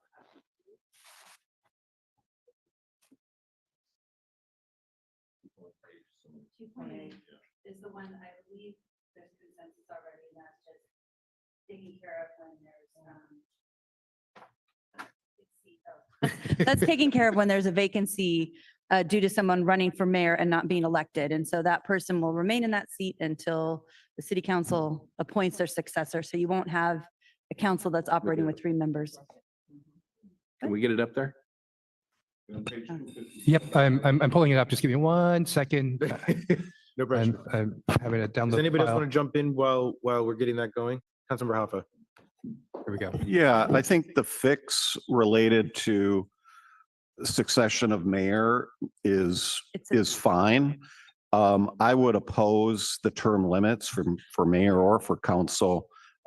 As I explained last time, I don't think that this is something the public's asking for. I've talked to thousands of residents over the last decade at their doors. No one has ever once said, we need term limits in the city of Monterey. I don't think there's been any kind of explanation of why we would need this. I don't think that there is any policy benefit that's been explained. I don't think that it's a problem. I haven't seen it be a problem. We recently switched to district elections. That's a big change in terms of how we do elections. We still haven't fully seen how that's going to shake out. But what we did see, at least in the first time, is there wasn't a lot of competition. And so the idea that we would need this to somehow make it easier for new people to compete, I don't think is accurate. I think you have a small district now. If a candidate wants to run, they should be able to knock on every door twice. Now, the first time I ran, I knocked on every door in the whole city. I also think that we've already addressed money. So we have a campaign finance ordinance. So there's no reason why a kind of newcomer would be, face any undue obstacles. And I think what I've seen is we've had turnover on our council, just kind of natural turnover. We haven't seen councils where a lot of people have been on here 20 plus years. So as the public said tonight, if people want to elect somebody to represent them, why would we take that choice away from them? And then the idea that sort of 88 days before, oh, no one's run. Well, I guess now you can run incumbent. But all it takes is one person. Who knows whether that person is qualified? Who knows whether they're good? Who knows whether that neighborhood or that district really wants them? Suddenly, the person who's been doing a good job for 8+ years is out. I also, as I said last time, it literally takes 8 years in many cases to get things done. I mean, really, if you really want, how long have we been working on housing? I mean, it is a long process to get things done. It takes 4 years, I think, for many council members to figure out kind of what their role is. All of the city's very complicated. There's so much to know. I will actively campaign against this if we include term limits. I just think it's really wrong-headed. Councilmember Barber. And so I totally understand about the certain, person who was in for a long length of time, the experience, and if somebody comes in and they're, they don't have the experience. I understand what you're saying about that part, but it's so many other benefits of having the term limits, even from an equitable lens, because PG already has that. That's right next door. You talk about it enhances accountability, because you're right, it does take 8 years, and that's what the term limit that's being proposed is 2 terms, which is 8 years. You're right, it does take that. So they would have that, so that enhances accountability because you have a specific amount of time to get everything done. It increases political participation too, because a lot of times if somebody is running against someone who's been there for a long time, they don't feel confident even to step up. Then it encourages fresh ideas. So it does continue to keep policy and different ideas fresh as things are changing, as people talked about today, how things are changing, the conversations have to happen. And then it also is a prevention of power consolidation, because it prevents any politician from accumulating too much power, being in there for such a long period of time. So the stagnation. So I think it's some other pieces that we have to look at as well. And by having the other part that I think Councilman Garcia was talking about, makes a difference, as opposed to it just being, it's a term limit and this is a time period and then that's it, and that person doesn't have a chance to go back if no one goes up. But I think there are more things to look at than just, well, this person's experience, so they can just be in there for 40 years if they want to. That's not a good thing. I think we need to make sure that we're looking at from an equitable point of view of, even, like I said, other people who want to run that may not even feel comfortable to even get in the race because it's against somebody who's been in there for so long. So still the 8 years, you're still getting it done. You still are accountable for doing that time. Well, Councilman Barber, I would just offer Pacific Grove is a great city, but I don't think that their city council management is a great example. They have constant ethics and collegiality issues there. Whether or not that's because of term limits, I don't know, but I don't think it's a great example. It's the only city I know of in the county. I don't know of any other city. That's kind of why I asked staff, it'd be interesting to see. But and as far as new ideas, I think existing council members, it's not like you run out of ideas. As far as equity goes, equity is the opportunity to compete. Anyone can compete. You're actually reducing equity by taking away the opportunity to compete for the incumbent. But you're not taking away that opportunity for somebody else. So it just depends on the perspective in which you look at it. And as far as PG, just saying about their management doesn't have anything, you have no concrete evidence that shows that has anything to do with term limits. So their management could have something to do with something totally different. So I don't agree with that. So real quick, and I apologize because you started and I jumped away from you. So I'm going to jump back to Councilmember Smith real quick, and then you're good. And then we'll go to Councilmember Garcia. I saw your hand up too. Yeah, and I started with something I think that we all agreed on. So I'm with, as I said before when we first looked at this, I'm not in favor of the term limits for this city, especially with districts that, are pretty small. I've worked with other council members from the city of Pacific Grove on subcommittees and other committees that we all serve on. And one of them was this council member who turned out, and I'm telling you, everybody cried when he had to leave. And the person was not, he was very, very vital and very important and was very involved. And just because of term limits, he's restricted from running again. And it just didn't serve a purpose for a small city. Now, I would get it if it was a bigger city, if there was a lineup and we perceived it that an incumbent had favoritism just inherently. But you know what, as you pointed out, we've equalized a lot of those things. And I agreed with campaign financing. I didn't necessarily agree on everything about the signs, but remember, we have a sign ordinance that you can only put them in personal property owned, not in the public right of way. We have limitations to make the competition the same, whether you're an incumbent or whether you're the challenger. And to me, the best choice is the voter decides. And in this city, the voters are very active. When somebody wants to run, quite frankly, they've got to work for it. And if they go door to door and they put a few signs out and they have the right message and they make the right connections, they're going to rival any incumbent. So I don't see that we're trying to favor anybody who's a disadvantaged class of people. I just think that this is a short-sighted way to ensure that you take the experience where somebody gets it going on in year 5 and 6, and then they're running out of time and they're serving on other boards, they're cooperating, they're fully representing their district, and in year 8, they're out no matter what. And this whole lottery-like thing of the 88 days and somebody files against them, then they're out automatically. If they don't file, then they get to stay. Just to me, that just sounds like a banana republic. I don't think we should mess with this. I think the voters decide, and term limits has never been a problem in this community, and I was born and raised here. And I just don't think it's the right way to go. And I will join Alan, and I will vote against it, and I will campaign against it.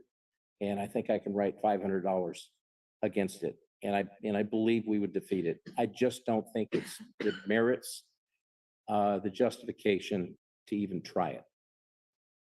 Councilman Garcia. So I'm going to favor term limits because I think there's value in bringing folks with new ideas, new experiences. None of us came in knowing how to be a council member, right? And I think there's value in somebody coming in and starting that learning curve and trying to do things outside of the normal way of local government doing things, because I think there's also a little bit of a risk of getting too comfortable in this chair and then learning the ways and then just leaving things as they are and doing things as they're normally done. So, and I think there's also such a thing as, it's who you know, right? Especially in a small city where if you have deep roots here, you have a good number of people who will be supporting you versus somebody else who may have been, I don't know, who has moved here from another place and hasn't been living here for long. So I'm going to support term limits.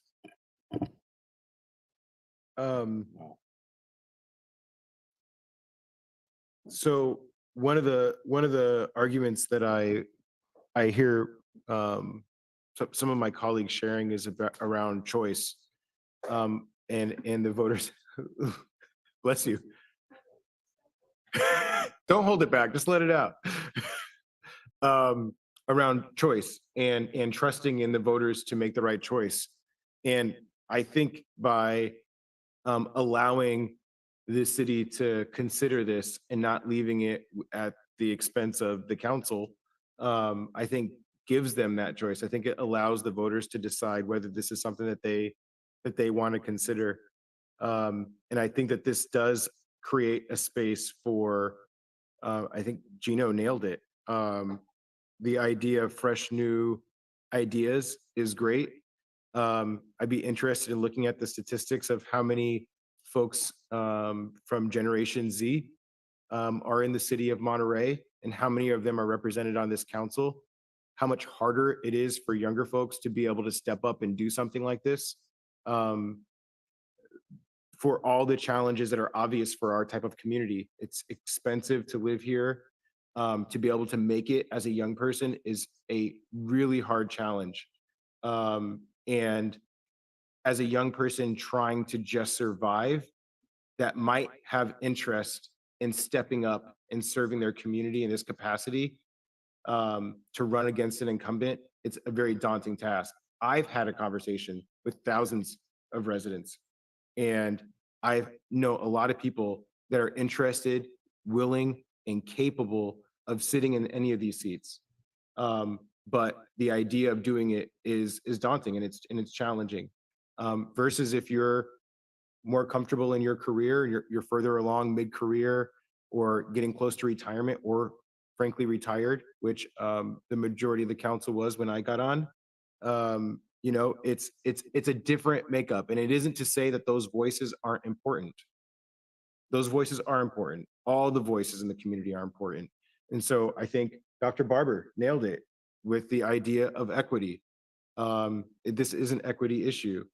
And with term limits, you do have the risk of losing good candidates. That's just part and parcel of that policy. I don't think anybody is king.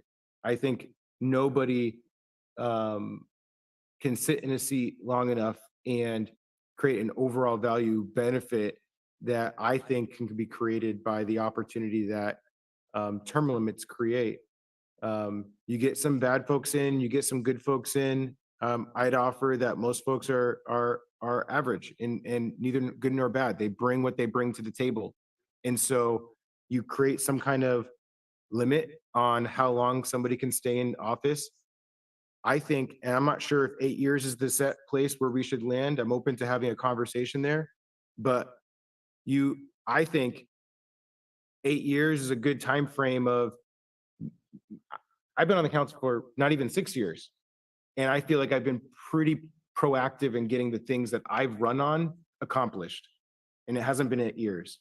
So you run on something, execute, do your job, do what you ran to do, and then move on. Create space for somebody else to come in and serve the community. This is a democracy. This is a space for all of us to come together. And if we don't create that churn, I fear that it creates space for us to get stagnant and comfortable. This isn't to say anything about the electorate and their inability to be able to make sure that they select the right candidate. It's about creating that space for folks to feel comfortable enough and stepping up and knowing that they have the possibility to do it. I think why now is a good time to do this is because we're not making this about personality. I don't want to tie it to some specific, oh, well, we had, Mayor Williamson, and he's been on the council for 25 years and he's just been causing so many problems. Like, we shouldn't make it about a person. I want to make it about a values-based decision. So anyways, I'll stop there and open it back up. Councilmember Smith. Yeah, just to, retort against this, it sounds like there's not going to be any change in mind of three on the council, but it sort of feels like to me that the three of you are carving out the space that says, we want something different. We don't like what we have now. Alan's been 3 years. I'm 3 years. We've had prior mayors that have been long-term. A lot of the council members that have served before us were 2 terms. It just sort of feels like a case of you like change, so you want to have change, but you haven't identified the problem. And that in creating the change and the churn that you talked about, keep in mind what you create is something that may not be a very stable representation of the council serving the community, because it might not turn out the way it should, because you're kicking off the experience that every council needs. Now, it's great to have experience and it's great to have new. It's great to have new ideas, and we all should have that. We all should be aspirational, but sometimes, you need diversity on a council, and we certainly have diversity of ideas here in this council, and we still get stuff done. And so it doesn't lock anybody into an ideological position. But change, just because you like change without a clearly identified problem, to me just seems like it doesn't make sense. So you may not change your mind based on what I've said, but I just think it's a bad move. And I just don't understand your attempt to argue for it when you're trying to call for the diversity and inclusion and, I guess, level the playing field. But the playing field is all level because it doesn't really take that much to run an election in a district. All it takes is the willingness to do it, and any incumbent can be beaten. You're the best example of that. You knocked out somebody, you worked hard, you beat him. That happens all the time in every election, in every community across the country. I just think that the people decide, and people are pretty smart in this community, and they make the right decisions, and they build the right council to serve them. So I just think it's a bad move.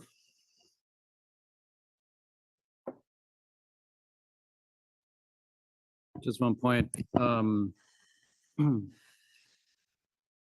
I think to say that it doesn't take much to run is precisely the reason why we need term limits, or one of the reasons. It's not at everyone's reach to be able to build a strong campaign up against an incumbent. But with term limit, all of a sudden, that opportunity for that person who wants to run, who might not have necessarily the means as other folks, all of a sudden that opportunity becomes a viable opportunity. Well, if you are about lowering the bar, I guess that would be true. Real quick, Dr. Barber had her hand up, so.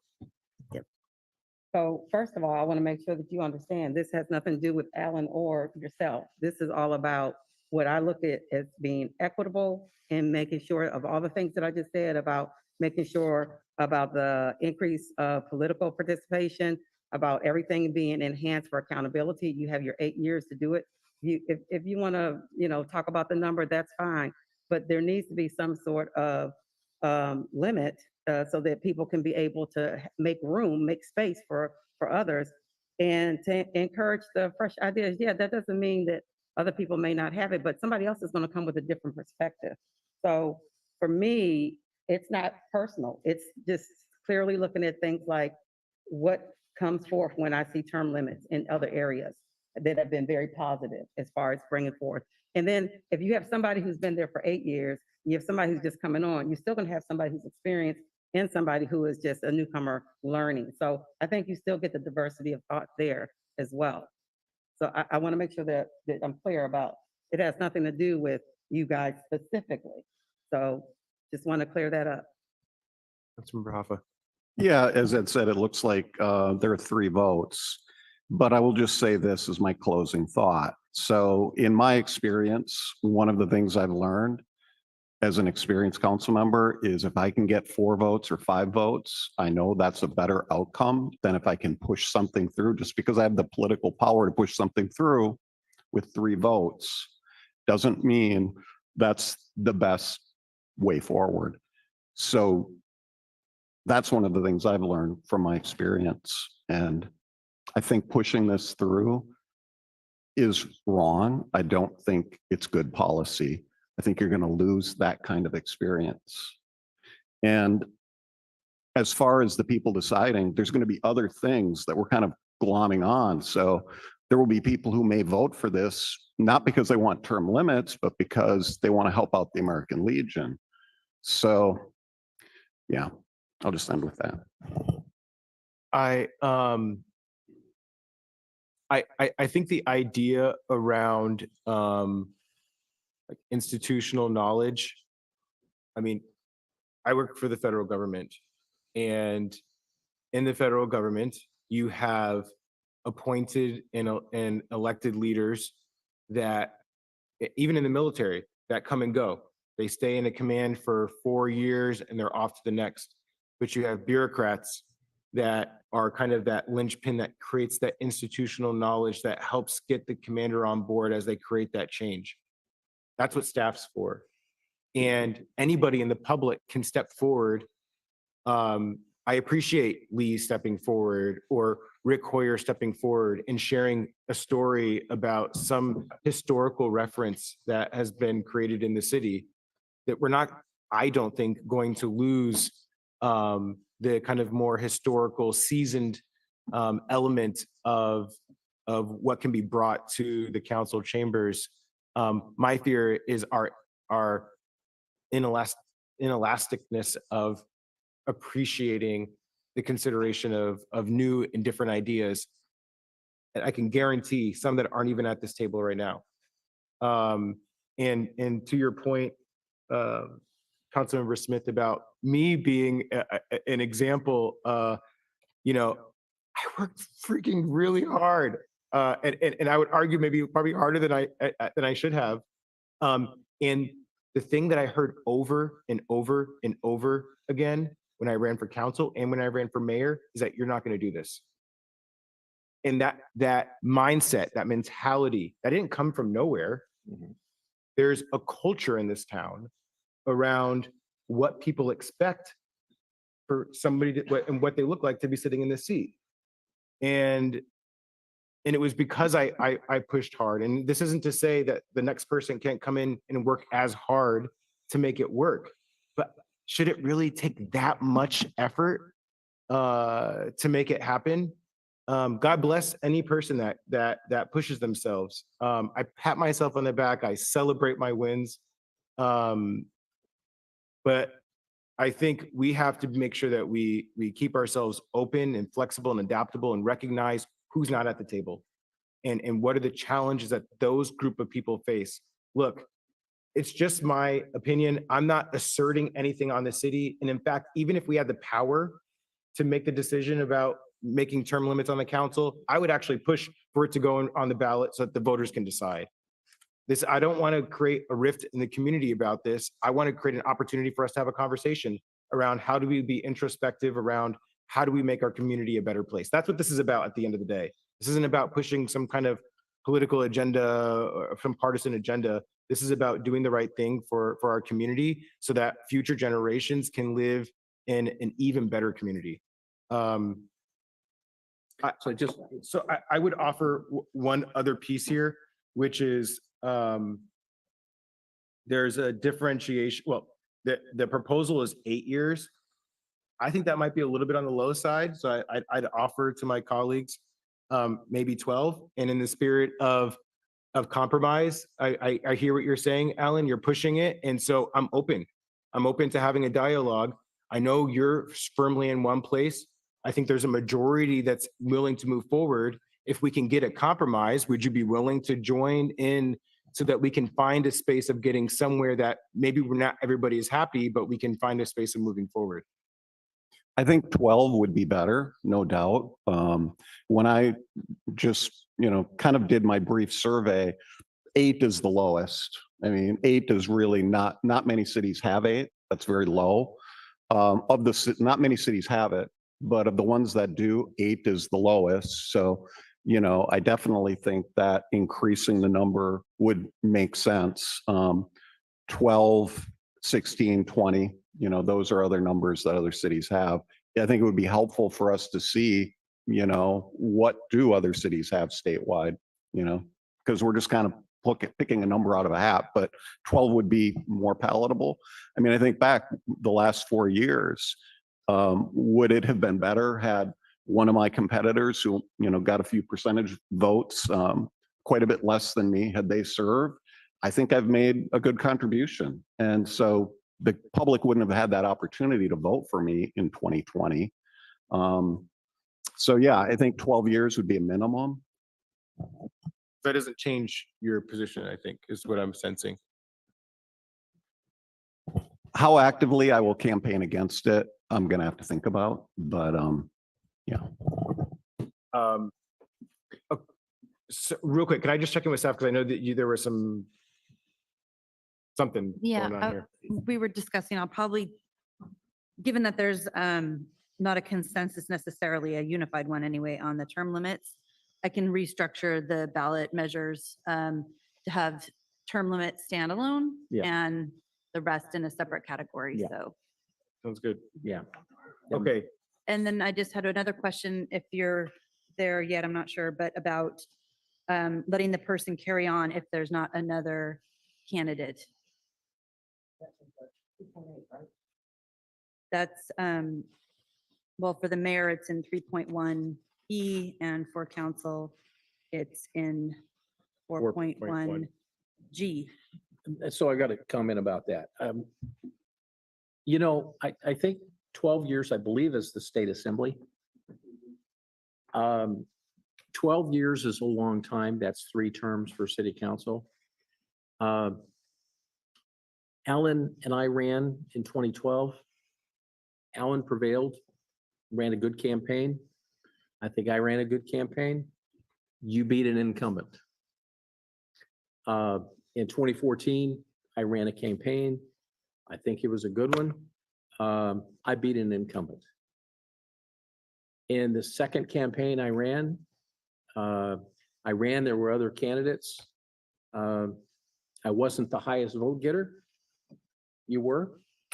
And I won that election, or won a seat.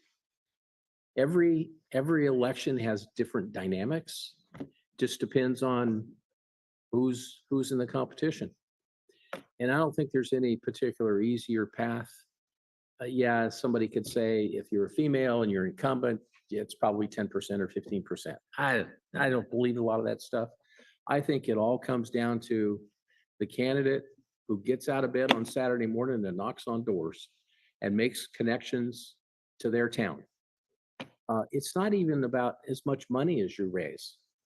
It's just who the candidate is. So the central point is 8 years. I say absolutely not.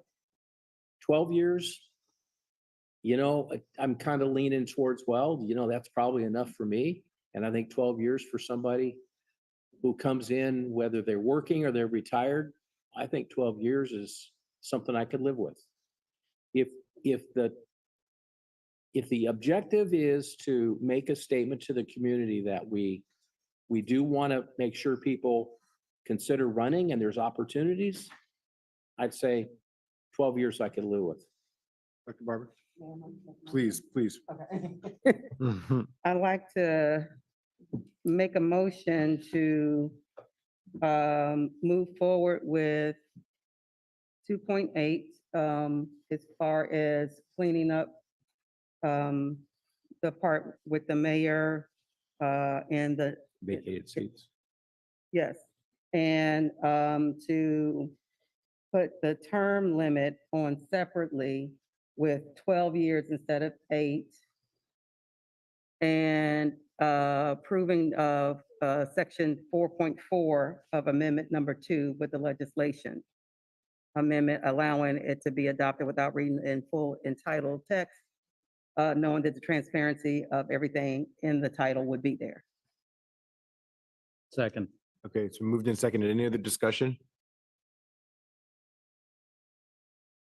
No, I don't think so. Okay, all those in favor? Aye. Aye. Any opposed? Right, motion passes unanimously. Thank you. That was a really healthy conversation, and I appreciate that. That's what this process is all about. Okay, so I think we worked that to death. Are we done with that? I just want to make sure I didn't miss something. Well, wait, what about the mayor's position? Do we have to, is that a separate vote? No, that was Or part what- of her motion. She Part of the same motion. separated it out. Yep, Okay. yep. And then, and I think staff understands that we're gonna figure out where to put that Yeah. with one of the other amendments. Yes. Is your mic on? Lee, All you right. didn't hear that. Okay, so we're about to get into another really heavy topic. So let's take a Monterey 5, please. And break. Thank you all for being patient as we work through this stuff tonight. I think we got to move ahead with it. Yeah.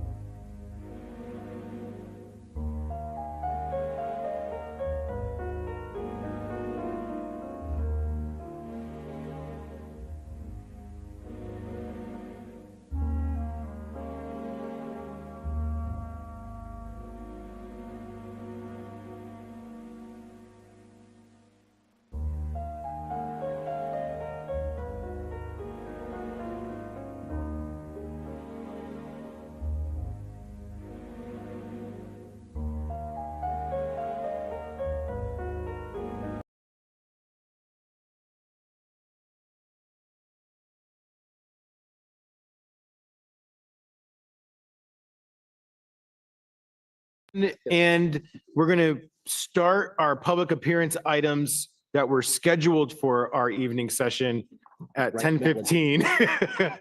And I appreciate staff, seriously, not just for the work that you do, but for the fact that you're the ones that are here, and I'm sure there's some online, for sticking it out with us this late unanticipated. All right, so number 15, adopted the fiscal year 2024-2025 operating budget and position control list. Pass it to Hans for staff presentation. Yeah, thank you, Mr. Mayor. You heard already a great deal of the budget during the study session, because at that time we presented to you the numbers already on, I think, a 95% level. So tonight we have the final budget in front of you. It's our hope that despite the progress and the late hour, that we hopefully get through the presentation and we answer your questions satisfactory, and we can get a vote on that, because we still have the CIP in front of us as well tonight. So with that, Rafaela has a has a slideshow in front of you, and we're starting with the city manager's general overview. Thank you so much. Next slide. So I keep my thoughts very brief. It's only one slide. Roller coaster ride is over. We had a roller coaster ride 2019, 2020, and 2023. When you add all the years up, it was going up. In 2019, we had the highest bookings at the conference center. We were on a good roll there. COVID hit us, 21, 22. We had high numbers that we never expected come back, and that caused a whiplash effect. And we saw in 2023 numbers that were going back to normalization. 2024 is a year where we basically see again the curve flatten out, and Rafaela will talk about this a little more during her presentation. It was already quoted tonight by one or two reps of the NCIP. Yes, we have a spending problem, not a revenue problem. However, this council has added since fiscal year 2021 $21.5 million into various reserves, starting with the Fund for Economic Uncertainty, creating a pension side fund, and 7 other funds. So that's really memorable, and it's also something that we have to commend the council for. Focus needs on existing infrastructure. That's why we are looking at the CIP tonight as well, and giving you last week a read ahead of what you will see tonight, meaning we'll show you numbers 1 to 5 years and 6 to 10. And I put on there again, paradigm change remains necessary. We saw a big discussion, a larger discussion tonight about the NCIP. You heard what the NCIP was saying. We certainly also heard what you were saying. Nevertheless, at the end of that, there has to be something helping us to tackle the challenges ahead of us. And then we'll see this over the next couple of weeks and months, how this will play out. And with that, I hand it over to Rafaela.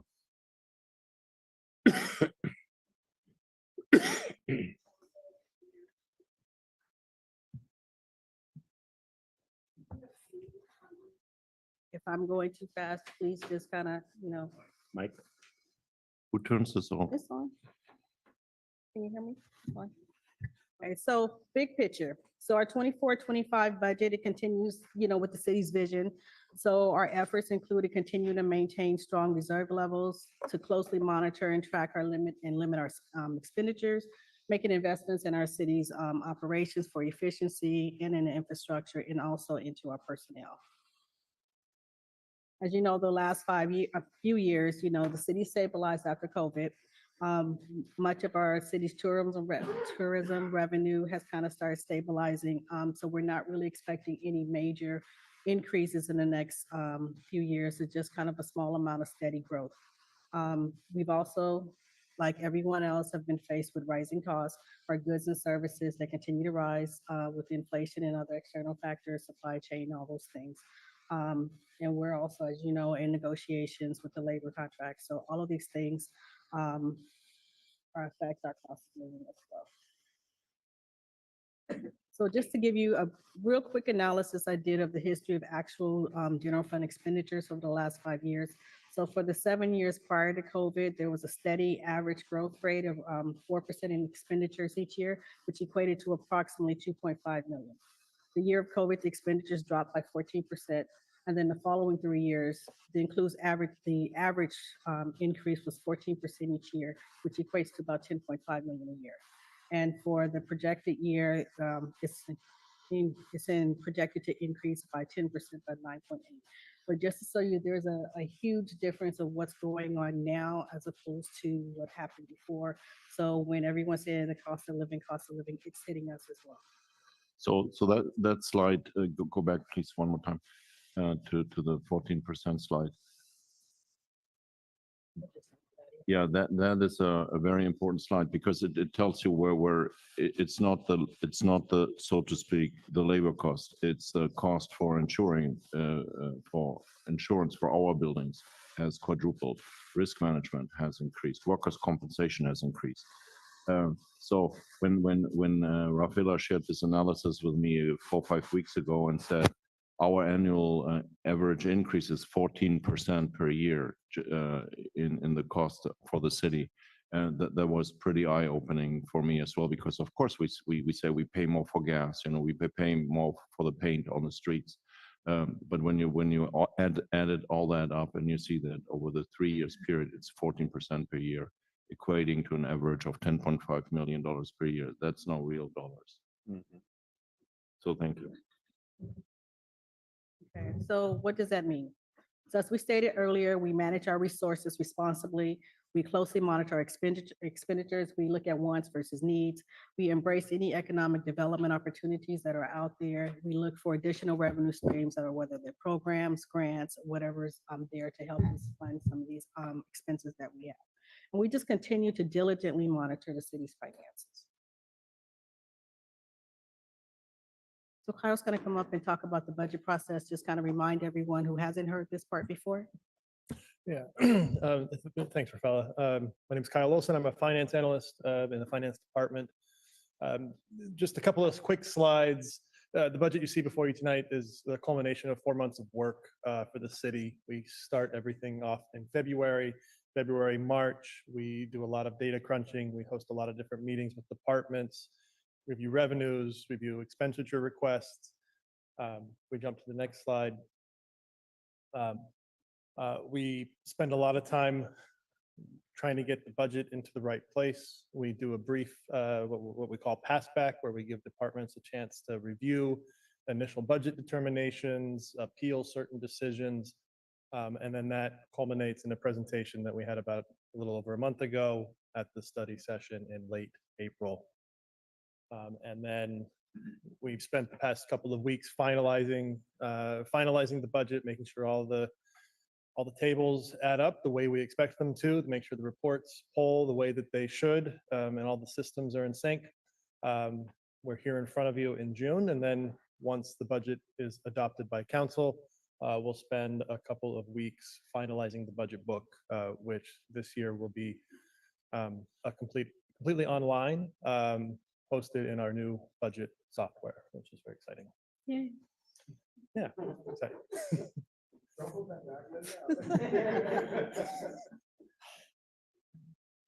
Yay.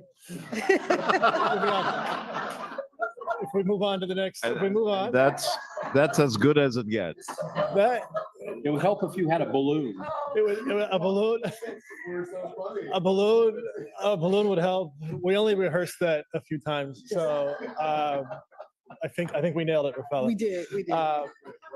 So the next couple of slides are going to look very familiar from the study session, just overviewing the new process that we had in soliciting input from the community. We did a survey. We hosted 3 different sessions.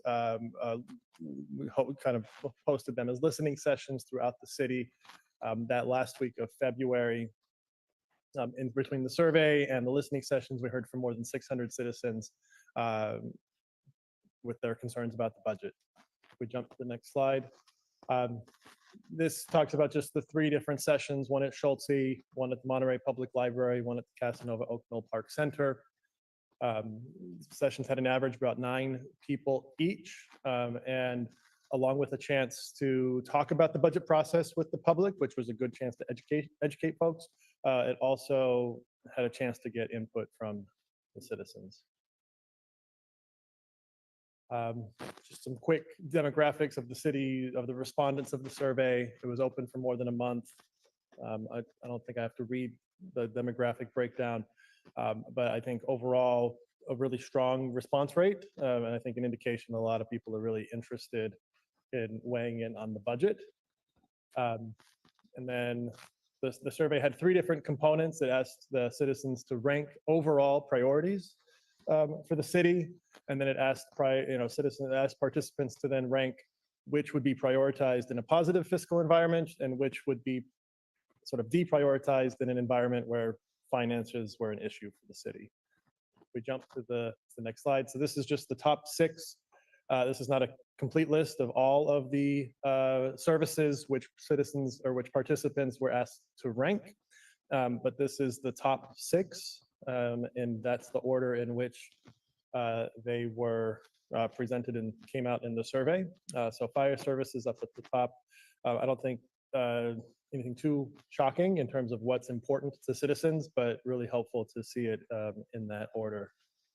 If we jump to the next slide, in a positive fiscal environment, what would be prioritized for expansion and growth? Again, you see those top 5 there. And then if we jump to the next slide, sort of the inverse of that, in a negative fiscal environment, what would be, prioritized for reduction or elimination? And you see the 5 that are there. There was also an opportunity to provide comments on the survey as well. And I think I turn it back over to Rafaela at this point. There's one more slide where I think the bottom line is that, we heard from a lot of different, between the survey and the listening sessions, heard from a lot of different people. I think we, see that there's a deep commitment to the city's resources. And here are some of the quick takeaways that we had. Back over to you, Rafaela. Okay, so now let's get into the numbers. All right, so quickly for our general fund, we combined other funds. This includes our special revenue funds, internal service funds, and also our enterprise fund. So those are all lumped together. Our general fund by itself, we're projecting operating revenue of 105 million with corresponding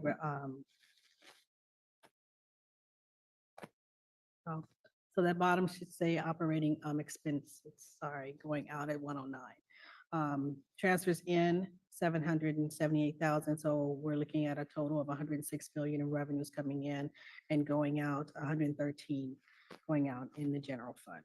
And the other funds is 133 million coming in for revenues and 101 going out. So our total revenue budget for the year, 239 million and 214 million in expenses going out.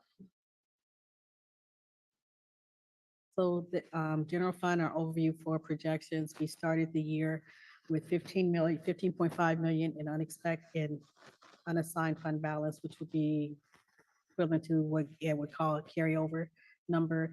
So from that number, we took out the reserves for this year's contributions of 8 million. We had contingencies. Those are some of the things we talked about in different areas, some of our economic development projects and in our Archer.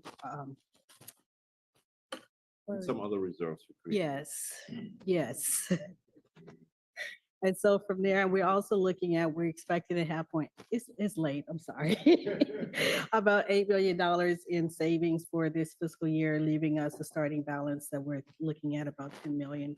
So our projected revenues at 105 less the expenses and the reserves that we're gonna take out, including CIP, 9 million. So we're projecting savings, salary savings and other savings at about 3 million, which is gonna be a little less than this year because we spent a lot of time kind of scrubbing the expense accounts for each department. So we're looking at a projected unassigned fund balance at 6/30/2025 of 1.3 million. So our 5-year projection, a little grim, but it's gonna turn, well, we're expecting it to turn around. So we're looking at this fiscal year. There's some one-time things that are going on, of course, in this year that won't continue. So we're looking at operating deficit for this year, 1.2. For 2024, still 1.2, slightly going 526, 26, 27, 2.3, and then turn around at 405,000 and 28 in 28, 29 at 2.3. Again, these numbers are projections and things change all the time. Compare this number, this 5-year projection to one that we presented 2 years ago, and we thought the revenues wouldn't get to the 99. We were still in 89 for until like 2029, just 2 years ago. So the revenues are, as you see, are strongly increasing. So everything else is increasing as well, but we're expecting these numbers to look like that. But what does that mean while we're looking at those 5-year forecasts and we're looking at modest salaries and operational savings that'll balance the budget over the long term? And along with these savings, there's other things that the city can do to continue to balance the budget, like operationalize anticipated savings. So some of those savings that we say we're projecting for the years, we can, instead of projecting the savings, we can kind of bring those expenditures down, forecasting in the very beginning, budgeting for projects that we think only the ones that we think we're going to be able to complete in the current fiscal year.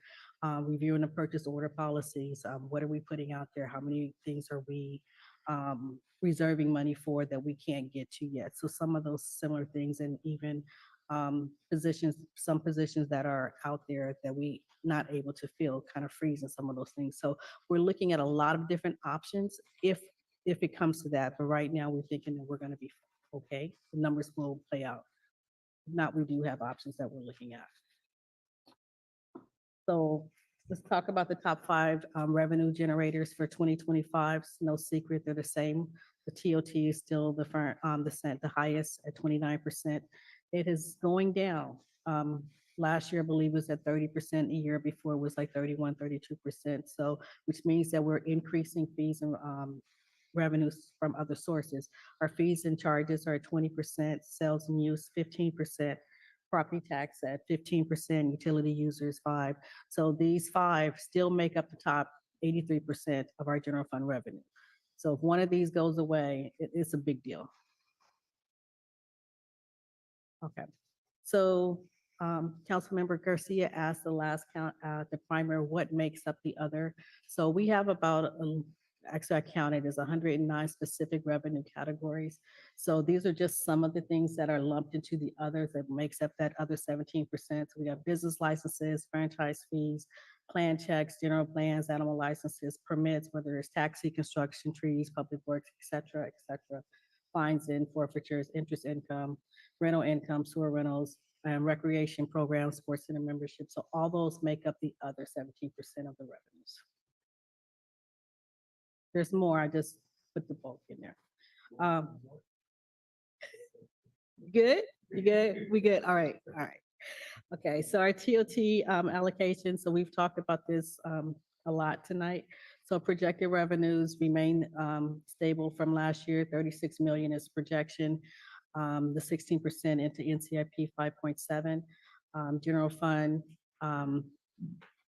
84%, which is 30 million. Our 6% contribution to MCCV, which is capped at 1.8. So available for appropriation from the TOT is 28 million.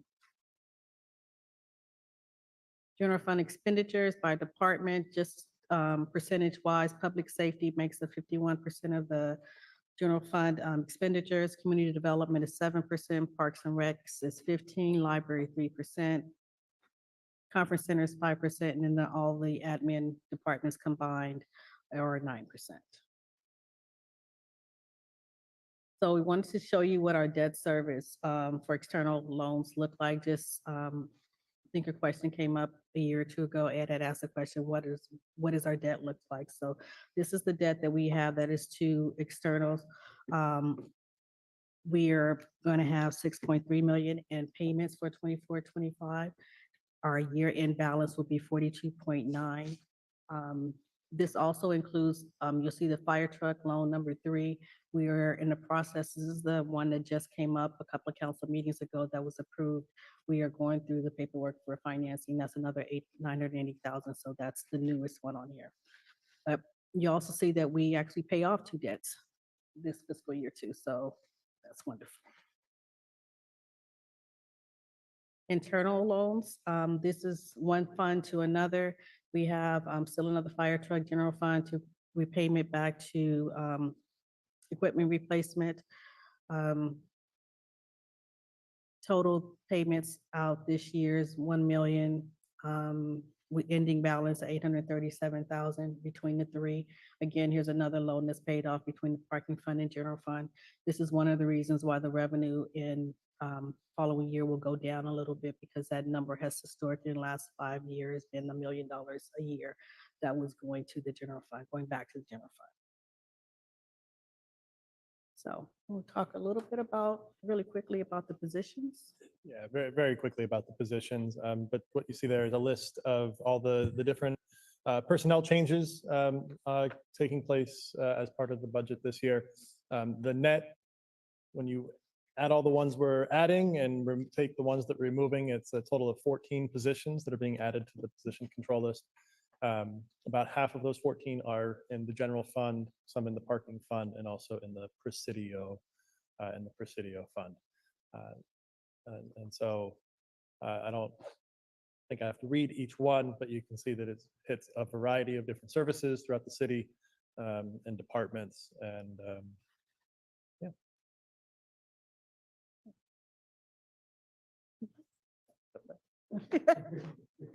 Okay, let's talk a little bit about the other funds. So special revenue funds, these are select funds. We pretty much just put in here the ones that get the high visibility, the highest visibilities, the neighborhood improvement. We started with the estimated fund balance for 24 and added in the revenues, expenditures, transfers in and out, net, to give you an idea of what the projected fund balance would be by the end of next year. So NIP, we're starting with the net 18 million and ending with projected fund balance of 23 million. It's important to note for all of these that have, any of them that have committed CIP projects, they're not deducted from these fund balances. So for example, Tidelands, there's approximately $2 million that's committed, is active. So even though it says there's 5.2, 5.5 was going to be left, there's still 2 million of that is already committed to projects.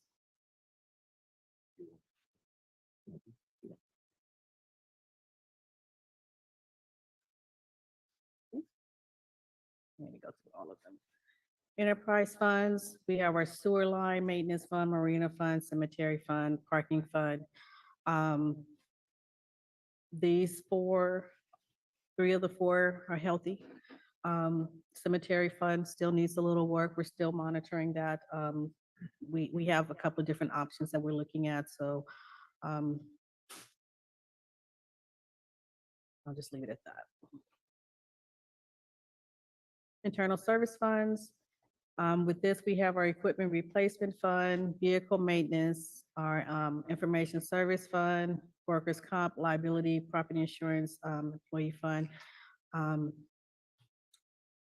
mentioned earlier how our liability insurance and things are gone up the last couple of years. And then any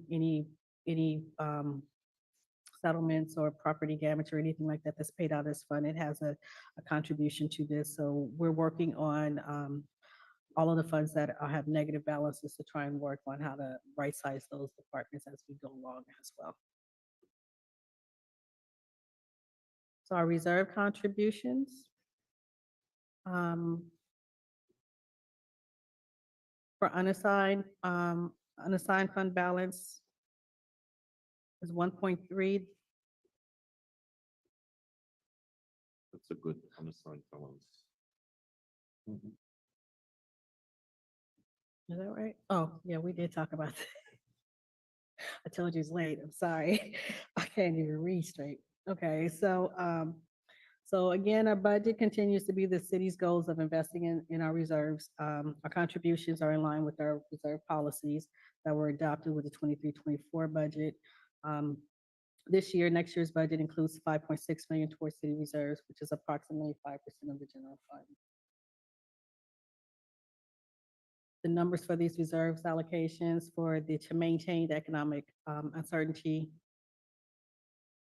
fund, 20 mil at 20% is about 1.5 additional, 1 million to the pension reserve, 750,000 conference center, 500,000 sports center, 1,090,000 technology, 250 in city facilities, 250 in Central Park, Central Public Safety, and 250 in the library facilities. These are the contributions Hans spoke of earlier, how we put into, basically, if you look at the last column, the net increase that we've increased our reserves since 2020 is 20.7 million. As you can see, all of the funds that start with zero weren't in existence in 2020. So these are the progress that we've made over the last few years and actually making a commitment to put the money away for reserves to start taking care of our infrastructures.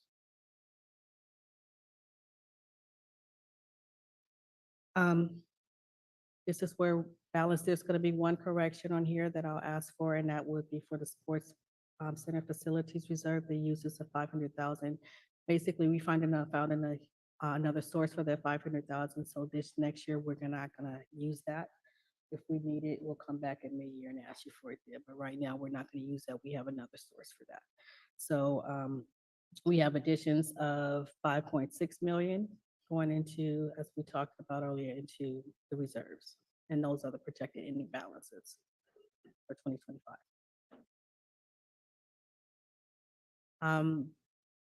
Again, we have this Tidelands Fund for the sea level rise and also for the parking facilities coming out of the parking fund, or 250 in each one of those funds to have our projected balances for these of 500,000 and 750 respectively. So our recommendations. We recommend that council adopt the proposed 24-25 budget and the position control list with minor adjustments. The minor adjustments are number two, which is to approve a modification of an additional expenditure in the vehicle replacement fund in the amount of 277,000. We got that number just a day or two ago. And then also to adjust and remove the CIP allocation, 500,000 from the sports center reserve, which I just spoke about. And that concludes my report. City Manager, turn it back to you. Yeah. So thank you very much. And you saw the change of the sports center, the $500,000 that Rafaela pointed out to you. What we are using instead of the facility reserve, we're using actually part of the fee structure that we created 3 years ago, where we basically collect a certain amount on top of the admission fee. For instance, in the sports center, there's an additional 5% baked into the cost. Those 5% are being tracked, and of course, over the period of 3 years, there has been funds accumulated now that can be channeled back into the sports center. So there's twice good news in that. Number one is we actually wanted to use some of the reserves of $2.5 million that we have to use 500,000 for projects in the sports center. And then we said, well, wait a minute, we have those fees collected. Where is that? And it was, of course, collected correctly, and we can use those right now. So again, I just wanted to point it out. 3 years ago, we created this facility maintenance fee, or whatever it was called.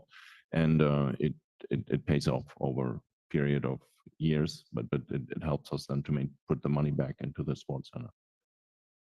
And so basically, we assume that the revenues will stay flat. Right now, our revenues in 23-24 are tracking where we think we will, as we projected it.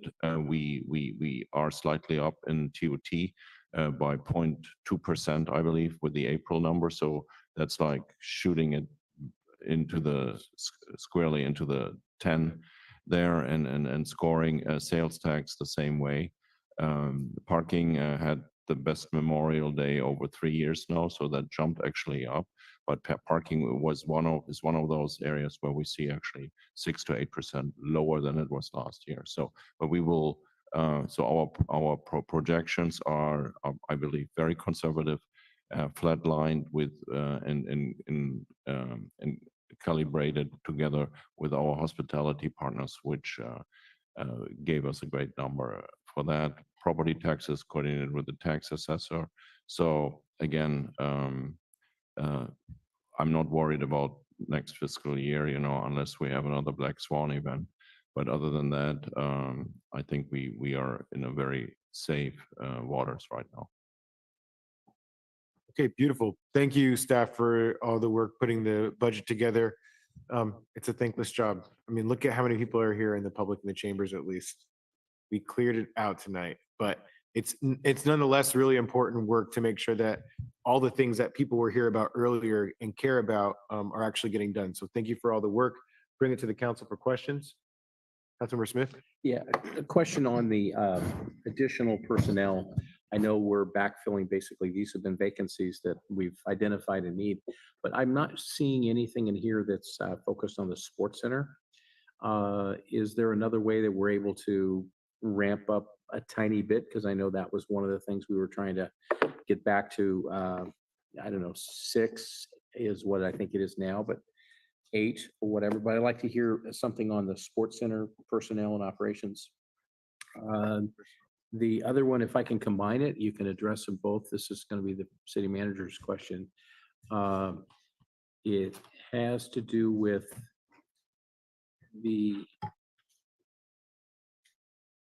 I'll let it go. Maybe it'll come to me in a minute. That's the only question I have right now. Okay. So we have nothing for the sports center this one. time. Go ahead. We have one. Yeah. The facility coordinator for Parks and Rec. Oh, that's Parks and Rec, not sports. Sports center? Yeah, we have one. Yeah, the facility coordinator in Parks and Rec, I believe, is for the sports center, right, Karen? And it's within the Parks and Rec department. This is to help coordinate and manage the custodial staff and the staff who maintain and upkeep the sports centers, particularly in the evenings. So we run lean with part-time staff and other staff. Having this full-time facility coordinator will help with operations and help with the staff workload that Councilmember Smith had mentioned. Yeah. And Mayor, I thought of the other thing. Please. So I'd like to know what the long-term plan is for Kona. I know we talked about that the last year. I know it's been, shuttered and not really being operated to the same level as it was in pre-19, pre-COVID. I'd like to hear what we're doing with it now and what the staff looks like at Kona.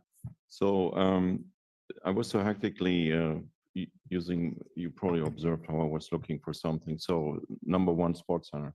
And we'll get to Kona as well. Yeah. Sports center is recovering nicely right now. Karen gave me this morning some latest numbers and spreadsheets here. So the sports center is on a good trajectory right now. We have not had a conversation about the numbers, Karen and I, so I cannot really say that I completely understand the numbers, but the cost recovery is doing very well over there. And then you heard about the position that we are adding. Yesterday, I was invited by the Parks and Rec team to get a briefing about Parks and Rec. And by all characterization, Casanova Oak Knoll is open and working. We just don't have a staff person. We have programming there. We are holding events there. The building is in use. We do not have a full-time position sitting there. But for all other purposes, we have programming there, and Casanova Oak Knoll is part of the programming that goes on right now. Okay, so staff goes there for the program, for the purpose. There's just no assigned personnel there. Correct. Yeah. Okay. And that's, as we go into the summer, of course, then there's programs people can enroll. All of that's in the Park and Recreational catalog for opportunities that Casanova will, like any other park. Okay, great. Thank you. You were, just because you had the paper, when you talk about the cost recovery, what are we looking at as far as where we're at with that? We're looking way higher than 50%. And again, that's where I have to talk to Karen about. If we take the bond payment out, which we actually put into it, but if we take the bond payment out, we're at 82% right now. Awesome. Okay, thank you for that. Councilmember Hoffa. Sure. First of all, thanks for the presentation. And it's great to see kind of the positive outlook. That 5-year plan was quite a bit different, as you noted a few years ago.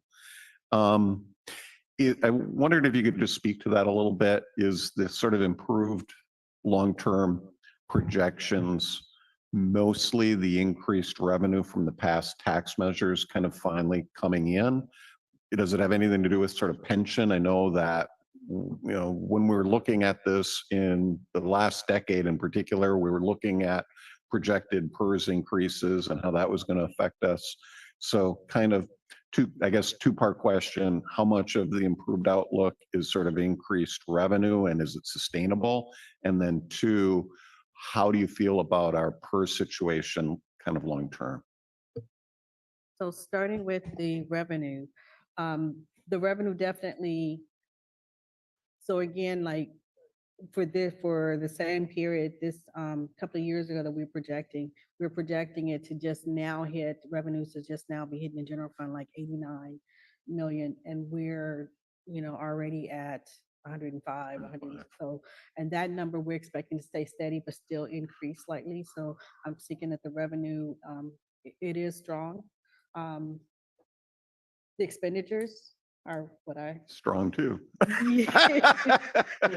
Yes, indeed. But I think that there's ways that we can manage that a little bit better. So we're constantly looking at. We have started this last year sending out. Even though everyone has access to, we've started sending out as a department expenditure reports every month to the departments and saying, okay, at 3 months in, you should be at 25%, unless you have like annual expenses. That's, halfway in, you should be at 50%. So looking at your expenditures, what are you spending? Are you over? Are you under? And then instead of just being okay, let's come back to council to appropriate new money. No, where are you in your budget? Can you do a budget transfer? Is there something that you're not spending that you can kind of reallocate? So we're looking really closely at those kind of things and trying to monitor and as much as possible. There's things, of course, that we can't control. We can't control the utilities going up because, like everyone else, they go up for us as well. So we're just watching and really monitoring and looking at things. So there anywhere where we can cut expenses, we're looking at anywhere we can take money that we've already allocated in the budget that's already approved. We just move it around so that we're not asking for using new money. So that's kind of things that we're doing. Any other opportunities that come up. City manager's office, we've contracted with the grants, so they're looking at grants to actually come in and replace some money that the general fund would be paying out for certain things. Or if there's some expenses, we can move over to some of the special revenue funds that's for expenses that are eligible. So we're looking at all of those opportunities to kind of to look at it. So I think long term, I think we'll have a couple of tight years, but I don't think it's going to kill us. And then the last thing, it would be great to get maybe in the city manager's Friday update sometime after you're kind of done with closing the budget. And it would be great to be able to see a little bit more detail on the cemetery fund. And that's something I don't really know a lot about in terms of, the revenues and, are we not charging enough? Are we overstaffed? Or, what is the situation? Maybe it's just that cemeteries are inherently kind of cost losers. I don't know, but it would be, I think, helpful for council to see a little bit more detail about what's going on there. So thank you. Yeah, the main challenge you have with the cemetery is you pay for the burial site and then you get maintenance in perpetuity. So you buy a plot for $6,600 and then the city provides 50, 80, 200 years maintenance on that site. And there are no provisions for the loved ones to forget about the grave. We have the obligation to maintain it. And so that's part of operating a cemetery. And I stopped right there. But that is the business model, and that So you're is saying very it's hard kind to of sustain. inherently just going to be a cost, It's a it's cost loss. yes, so and to so speak. what we try to offset with that is with new offers, columbariums or other areas where we offer discount burials, for instance, and with that we can create capacity that helps us. And again, a columbarium, you don't have to etch the stone, you don't have to mow the lawn, you don't have to water it, so we try to offset, but inherently this is not a profit center. I wanted to dig in a little bit deeper in terms of Casanova Okno Park Center. I see on the city website, Summer Fun Playground Program. But that's all the programming I see. Is there anything else I'm missing, or is there any other programming on the horizon?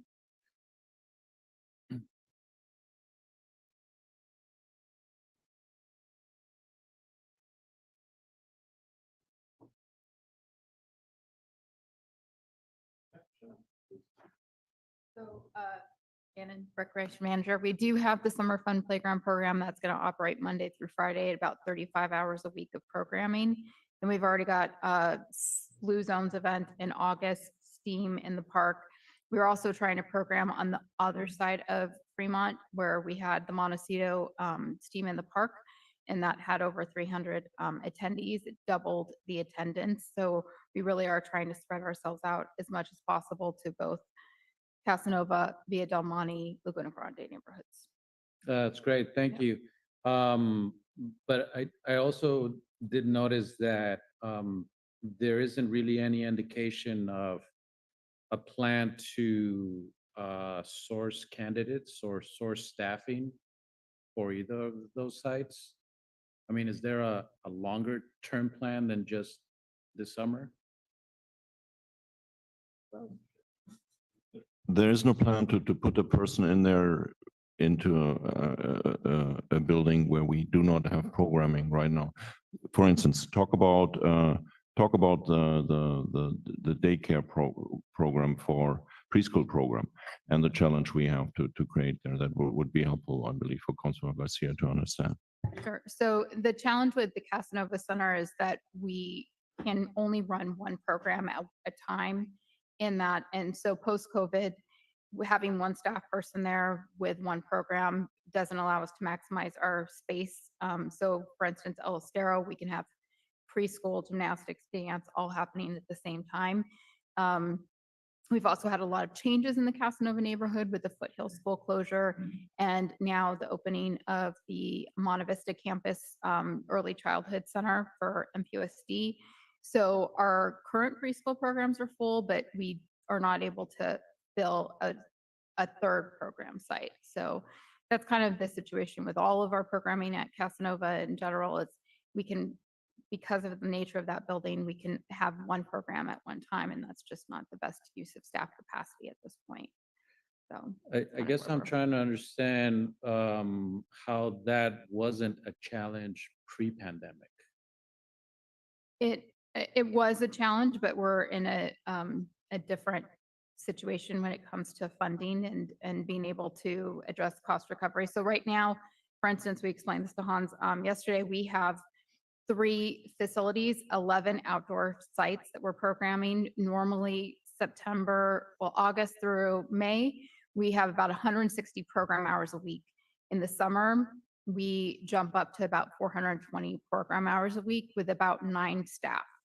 So it's just a matter of us being spread so thin that we just can't, fully program another center Right, at that yeah, time. and I get that for the summer, and that's why my question, what are the thoughts beyond the summer, right? Because I, I mean, based on the community events that the team held there, both Casanova Park Center and Montecito, there seemed to be interest and demand, right? Mhm. And in the time that I've been in the Casanova Ognal neighborhood on my specific block, say in the past 2, 3 years, it's gone from having 3, 4 kids, which included mine, to upwards of a dozen or over.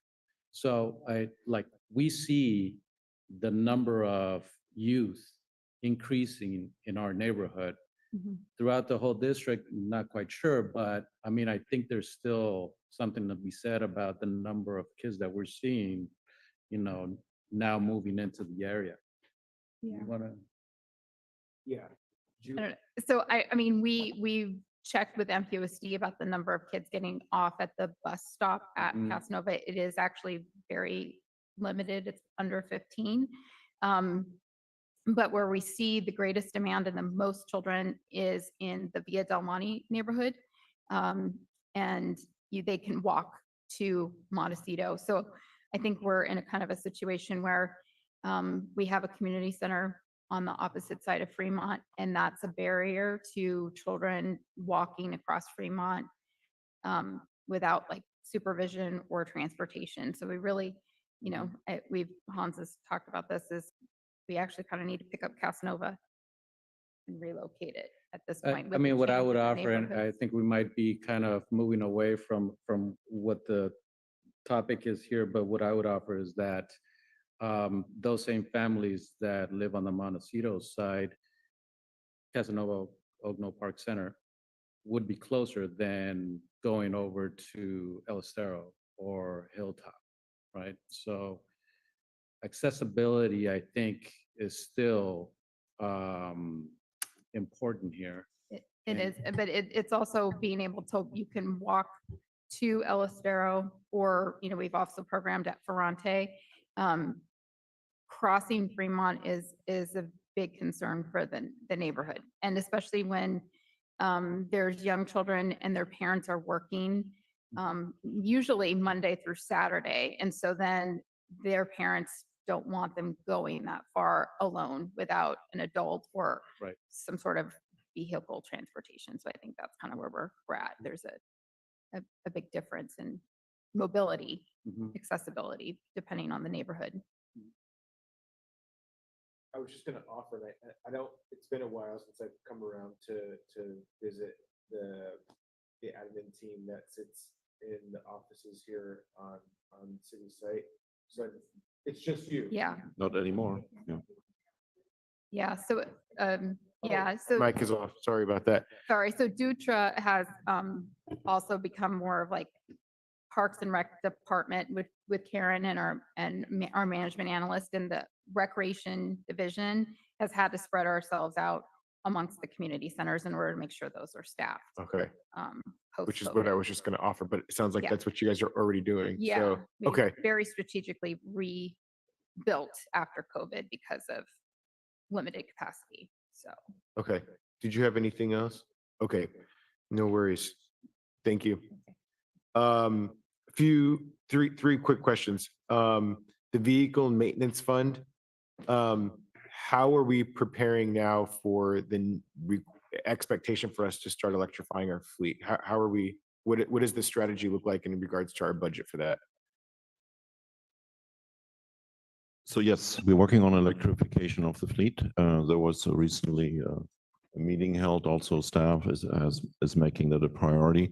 Looking at threat scenarios from China and Russia, we might want to tread lightly on electrification if our utilities are being targeted by that. So we're discussing actually what is the right speed to electrify, giving the threat, the national security threat to our utility systems, and giving the need of police, fire, public works to respond. So electrification of the fleet may be not a great idea if our networks and our electrification is taken out by Russia and China. So we're definitely involved in that and trying to move forward. Our replacement cycle this year actually includes several electric vehicles, including, I believe, F-150 Lightning truck or whatever this is called from Ford, and some other electric vehicles. So we are moving into that, but conscientiously giving also the obligation of public safety, public works to be able to respond under threat scenarios. And I know you, Mayor Williamson, understand exactly what I'm talking about. Yeah. And in addition to what Hans said, I'll add that in addition to primarily looking at what are the low-hanging fruit types of vehicles that are available for us to use in our city fleet, like Hans said, the F-150 Lightning for the electric fleet, our Go4 vehicles that are used for parking enforcement. We also have transit vans that are now electric that are joining the city fleet. The biggest challenge is the infrastructure that's required for us to charge in the evenings so that our workforce have the vehicles that they can use to drive around, right? And as we look at our infrastructure challenges, many of our parking garages have some electric infrastructure that they can be used, but many need upgrades. Our Corporation Yard, the one example is the staff that we have in building maintenance are based at the Presidio, and we rely on the Army to have the electric infrastructure to charge those vehicles. So we're looking at different options. We have a team that we're working with. We met with Andrea and Rex, a consultant, and Kim Cole just this week on the topic. It would be helpful to maybe have this come back for a more public discussion at a certain point. Because this is a big deal. I mean, how fast we ramp up, I think it's a really impactful conversation. And you know, I think looking at what threats look like, I think if there is an attack on our power grid, the issues I think bleed into even if we have gas combustion vehicles because of how much we depend on electricity. I mean, it just the ramifications are wide, but there's also cost considerations in that conversation. So I think it's just a good thing to have a conversation with the community about, plus the expectation from the state in regards to what that looks like. So I think just having a transparent conversation, I think, would be helpful. What's the plan with the two new positions in the community development department? I saw that there was the assistant planner and the property technician. The property technician sounds pretty straightforward, but what's the plan look like for the assistant planner?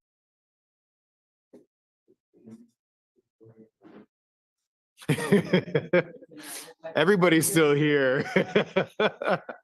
I appreciate you all. So assistant planner is actually a pretty great idea that Kim brought forward, and I'd like to sell that.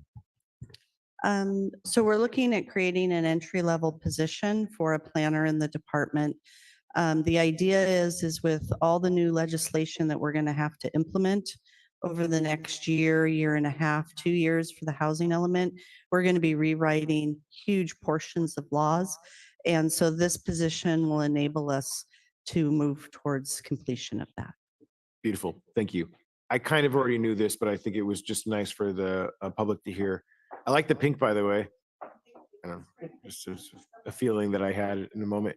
And for whatever it's worth, I will put out the thought that was shared amongst I think the majority of the council previously around the need to have deeper conversation around economic development, particularly on North Fremont. And so I know that there's a lot in regards to housing that we're trying to ramp up on and balance all the current needs. But if there's space in there somewhere in the near term for us to have some strategic focus around economic development, I think the benefits of that can feedback well if we have a strong economy, particularly looking outside of just the tourism industry. And then the last question that I have is, so I saw we have with this last allocation to the pension reserve, we're at 7 million. And so what does the plan look like there? We've been setting this funding aside. So what does that look like towards us starting to try to make those payments? So as of right now, we have actually transferred 2 million into our PARS account. And we wrote up the policy in a manner that says we'll come back to council with recommendation to get your recommendations of how and where to move it. And we are looking at bringing in a consultant to give you some more ideas, more details in a few months for that. Perfect. I appreciate that. Okay, I'm going to take it out to the public real quick. Did everybody get a chance to ask questions? My brain's starting to shut down, and I'm actually realizing that it's 11:10. So I'm going to ask for a quick. I'm going to make a motion to have us go to 11:30. I think we can get done by then. All right. Take it out to the public on the motion. Anybody in the chamber? All right, let's check online. Do a countdown for folks to use the raise hand function to 5, 4, 3, 2, 1. Nobody online, we'll bring it back. Any other discussion? All those in favor? Aye. Any opposed? All right, so we're gonna go to 11:30. Now I'm gonna go out to the public on the budget. Anybody in the chamber want to speak on the budget? Anybody online? I'll do a countdown for folks to use the raise hand function to 5, 4, 3, 2, 1. And we have one hand up, and we'll go ahead and do 2. All right, we'll cut it off at 2, and we'll go ahead and go to those speakers. A last name, Ogvana, you should be able to unmute. Yes, this is Janari Obona, New Monterey. I just had a question, and I understand it may be a very taboo question because the sports center is very beloved by residents. But I am wondering, since my understanding is we operate on a loss with the sports center, would we actually be having any increase in our in the money if saved if the city hypothetically did not take care of the sports center? So I was just kind of curious if any money would be saved or if we would still kind of be losing money based on revenue from memberships. Just to clarify the question, are you asking if we increase the rates?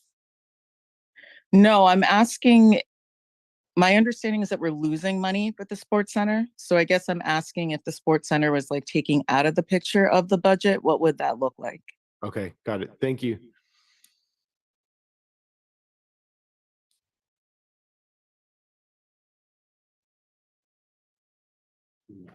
We have one more public speaker, and then maybe do you want to get queued up for that to respond to that? Last name Malkin, you should be able to unmute. Yeah, hi. I just wanted to mention again that I want to commend the finance staff for doing all the outreach that they did. And, you know, given tonight, there was so many contentious comments about lack of communication and transparency and whatever. You know, a lot of those very same people, if they had attended if we had had better attendance at some of these finance department presentations, they might not be so, for lack of a better word, unrealistic on their expectations of what they want to see come out of NCIP. But in general, you know, this has been, as long as I've been attending city council meetings for the last, I don't know, 10 years or so, we've had the most outreach from individual departments ever. Parks and Rec has gone above and beyond finance.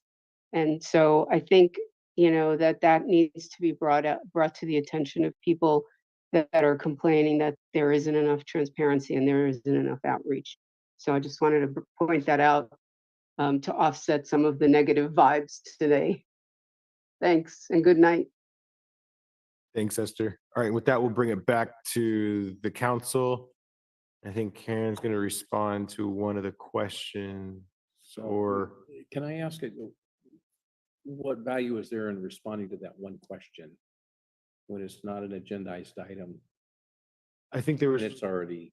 I think the question was relevant to the budget, just in regards to, are we going to include it in our revenue expenditure projections? That might be something that the council could consider. Maybe we privatize I think there's some kind of possibilities that exist there. Well, okay. All right.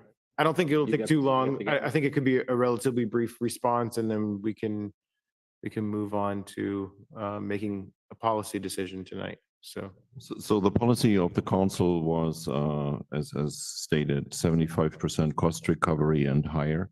With the numbers right now, we anticipate a quote unquote loss, and these are not audited numbers. These are just numbers that Parks and Recreation is tracking a loss of $1 million right now. You may call it subsidy, but it's a $1 million loss. However, you have to add to that also the bond payments for this year, which are about $510,000, $520,000. So it would be, you would gain in direct answer to the question, for a period of time, $1.5, $1.6 million a year.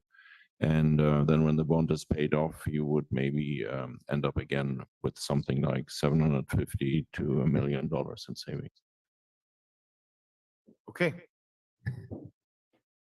And I think for the services that the city gets for $1 million or $1.5 million, it's priceless. When you think about children needing to learn how to swim when they live next to the ocean, the senior citizens having a place to gather and socialize and avoid isolation.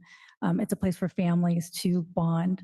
It's a community center where people gather, and I could go on, but I know it's late. But it's I know I'm biased, but I think it's a bargain for what we invest. Well, and it's interesting because the public feedback that we had when the council had the discussion around the sports center and the comments that we received around the sense of community that it creates was the same exact feeling that I heard from the speakers that came tonight around the NCIP. And in fact, I would argue that the amount of folks that would come out in support of the sports center would overshadow the amount of folks that I think would come out for the NCIP. I mean, it's that community is strong. It is their lifeblood because it's physical and mental. It's all the things. And so I think for those reasons, I think it would be hard to change tack, but I know that staff is working diligently in the background to try to fine tune things. And it sounds like things are moving in a positive direction there. So I appreciate all the work that's being done in that space. All right, with that, I'm going to bring it back to the council, and I'll go ahead and make a motion to approve the proposed budget. Second. Any other discussion? All those in favor? Aye. Aye. Any opposed? Motion passes unanimously. And with that, we will go on to item number 16, approve the 5-year capital improvement plan and authorize the finance director to make any necessary administrative budget transfers for capital improvement program projects for FY 2024-25. I know that we just had a discussion on this last week, so I'm assuming this is going to be a swift dialogue amongst all of us. Yeah, so you've seen already some of the slides, and Andrea will hopefully rush through some of that, and if it's too rushed, we can always reschedule. So I want to say that. Good evening. Thank you for hanging with us. So this is the exciting part, right? Yay. Andrew. Okay, sorry, we're not as rehearsed as finance. This isn't a competition, y'all. All right, you guys get this one.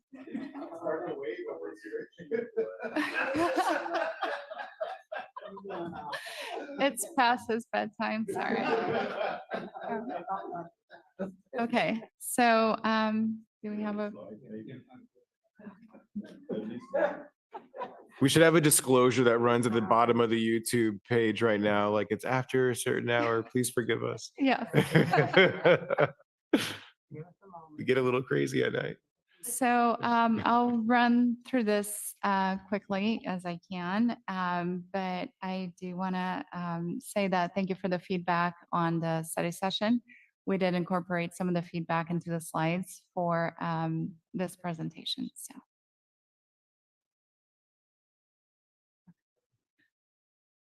Oh. All right, perfect. Thank you. So this is exciting.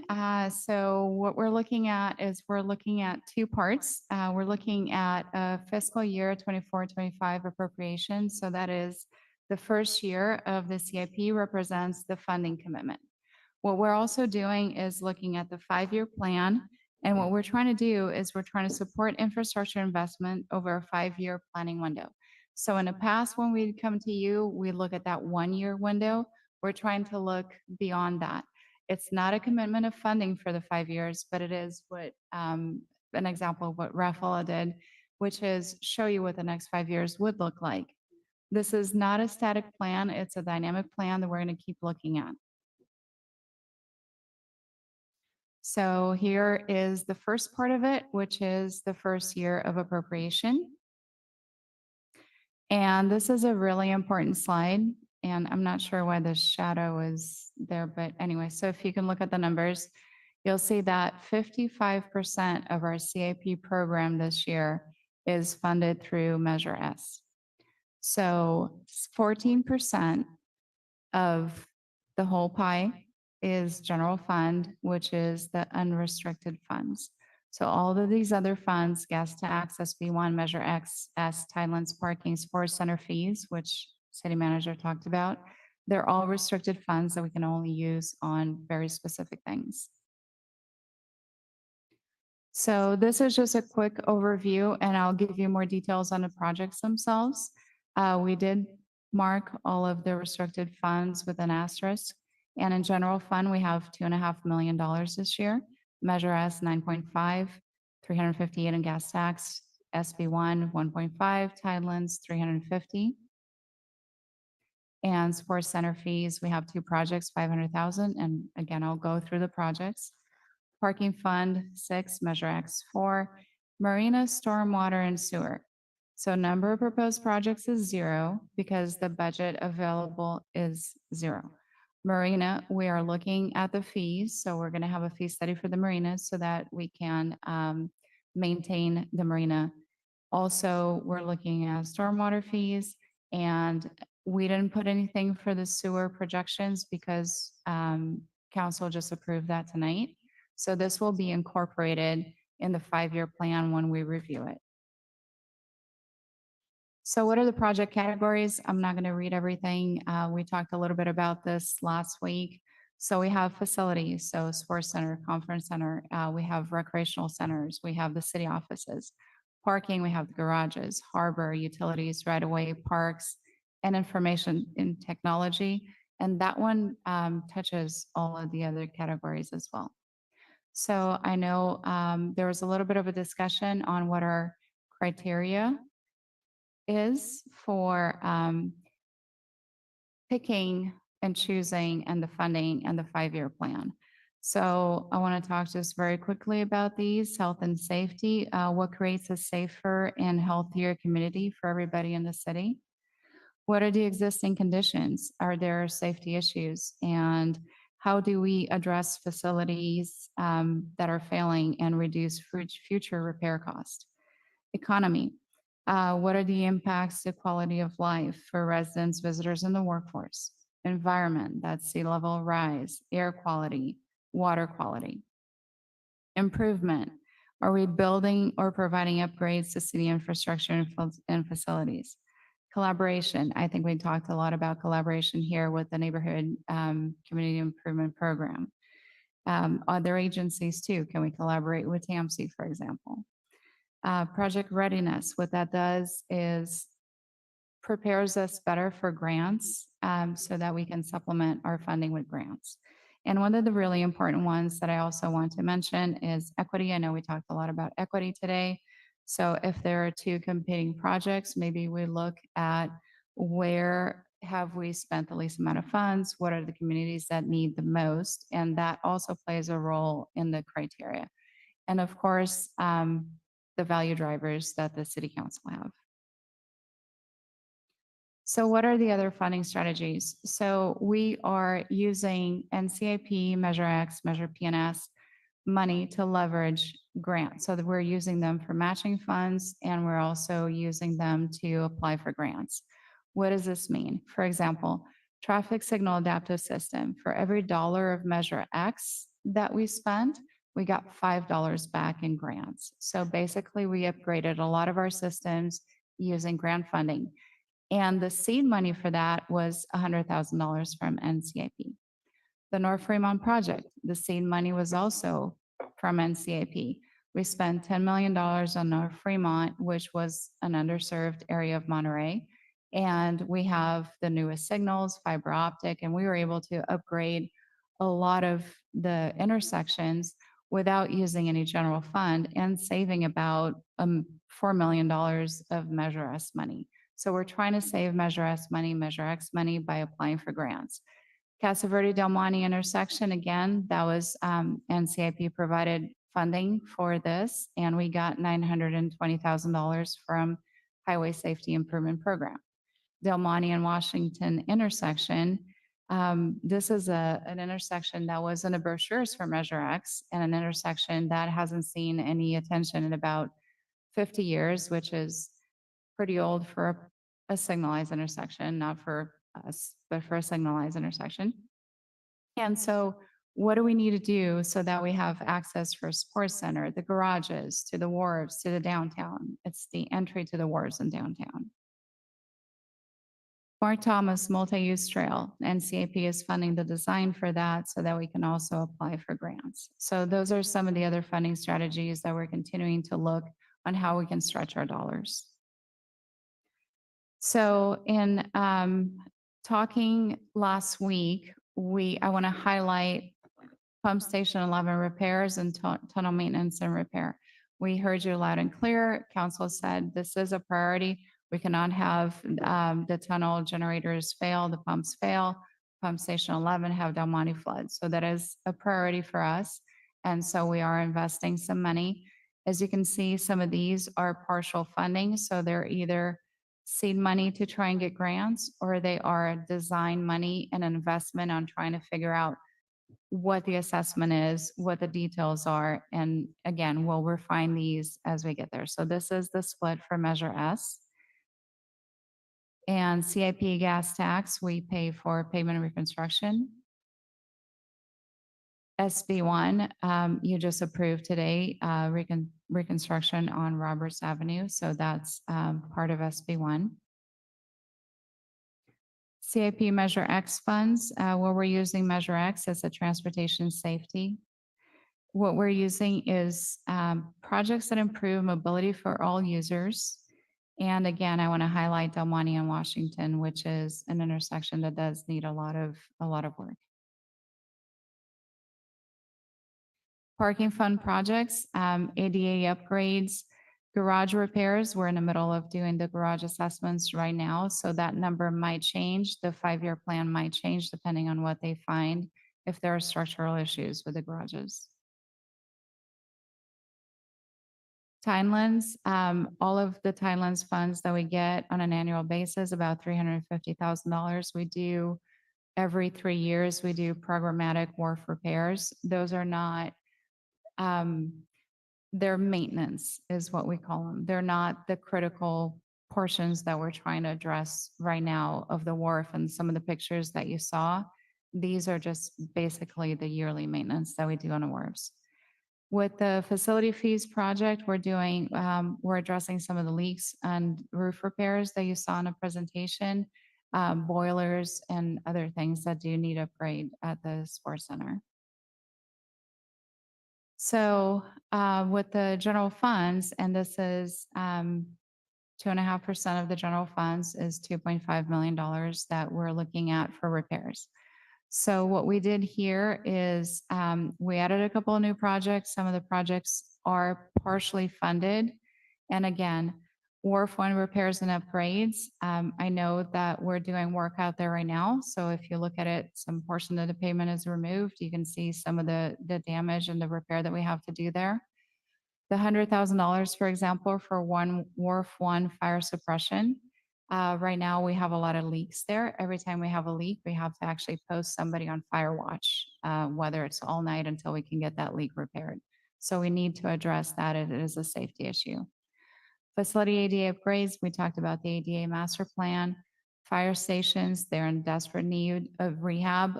What we're trying to do here with the $228,000 is trying to get some money to address some of the issues. And it is also presented to NCIP on Thursday for voting night. So we're hoping that we also get that NCIP funding for the fire stations. So I know you saw this slide, so I'm not gonna stay on it too long. But again, this is the percentage of the general fund that is invested in CIP by the other cities. We don't, these are not the special funds. It is just the $2.5 million of general fund that are included here for the 2.3%. So we also added something different, which is the what if scenario. So what if we had 5% of general funds and a total of $5 million, which is an additional $2.5 million, what we would do with it? And so these are the things that we would do with it if we had the extra money. So again, it's just looking at how we fund it, and if we were able to have the additional $2.5 million, this is what we would do. And again, the fire station is something that is also being voted on by NCIP. Hilltop Park Center, we have partial funding for the roof. We do not have full funding for the roof. We put some money aside last year. That's what we also would do with the what if scenario, put a little bit more money into the Hilltop Park Center roof. It is also a hope that it gets funded through NCIP. We would like to address the roof sooner than later, and also the HVAC system, so that we don't continue to see further damage to the building. So now to the CIP 5-year plan, and I'll try to go as fast as I can. This is the exciting part. So this is the first time that we're trying to look ahead as well, so that you have a full picture of what we're trying to accomplish. So what is a 5-year plan? So what we're doing is we have assessments that are in progress. We have some are better estimates, some are more high-level estimates. We look at the funding, we prioritize based on the criteria, we implement some of the projects, we reevaluate, we come up with another 5-year CIP plan. So it's a living, working document that we're always working on. We went through this, and I know Nat showed a slide as well, so you're familiar with the needs. And these, again, are very high-level estimates and working numbers until we're able to refine them. So we're looking at $49 million for right-of-way, facilities $26 million, wharves $17 million, and a total of $96 million. Breaking down the funding by fiscal year, you can see that there's a really big difference for fiscal year 28, and this is because Measure S sunsets. So we're assuming $2.5 million per year for the general fund. We have parking fund, which is pretty consistent, and the shades of yellow, orange, and red are all of the road and right-of-way funding. If we break this down by funding source, you'll see that the biggest chunk is Measure S, which sunsets in March 2027. The second biggest funding source is the general fund, and we have Measure G, the sunsets July 2029. And as City Manager Usla mentioned, it was probably about $5.5 million, I believe, of the general fund. And Measure X, I know it's 2047. It's hard to think that far, but it does also sunset. We also had a question on Wednesday. What are the restrictions of funding, and what can we use for what? So for right away, I'm listing the amounts that we have available and what we can use. So these are the restricted funds. So you'll see that a common theme is general funds, because general funds are unrestricted. And these funds also have different types of restrictions. I can give you more details if you'd like. So for example, for the facilities right now, what we have is we have some reserve funding, and we have the fees that we're using from Parks and Recs for the Monterey Sports Center, for example. And then we have general funds. So those are the funding sources available for facilities. If we look at the wharves and the amount of money that we need to invest in the wharves, we have Tidelands, assuming that we'll have $350,000 a year for repairs. It still leaves us pretty short. We have the marina funding is at 0 right now, and there are some restrictions on using that funding for wharf too. And general fund is a source of funding that can be used. So just as a summary, The competition for general fund is pretty fierce. You can see that we have $12.5 million over 5 years of general fund that we're projecting, but there is more than we have available. So the gap is $31 million.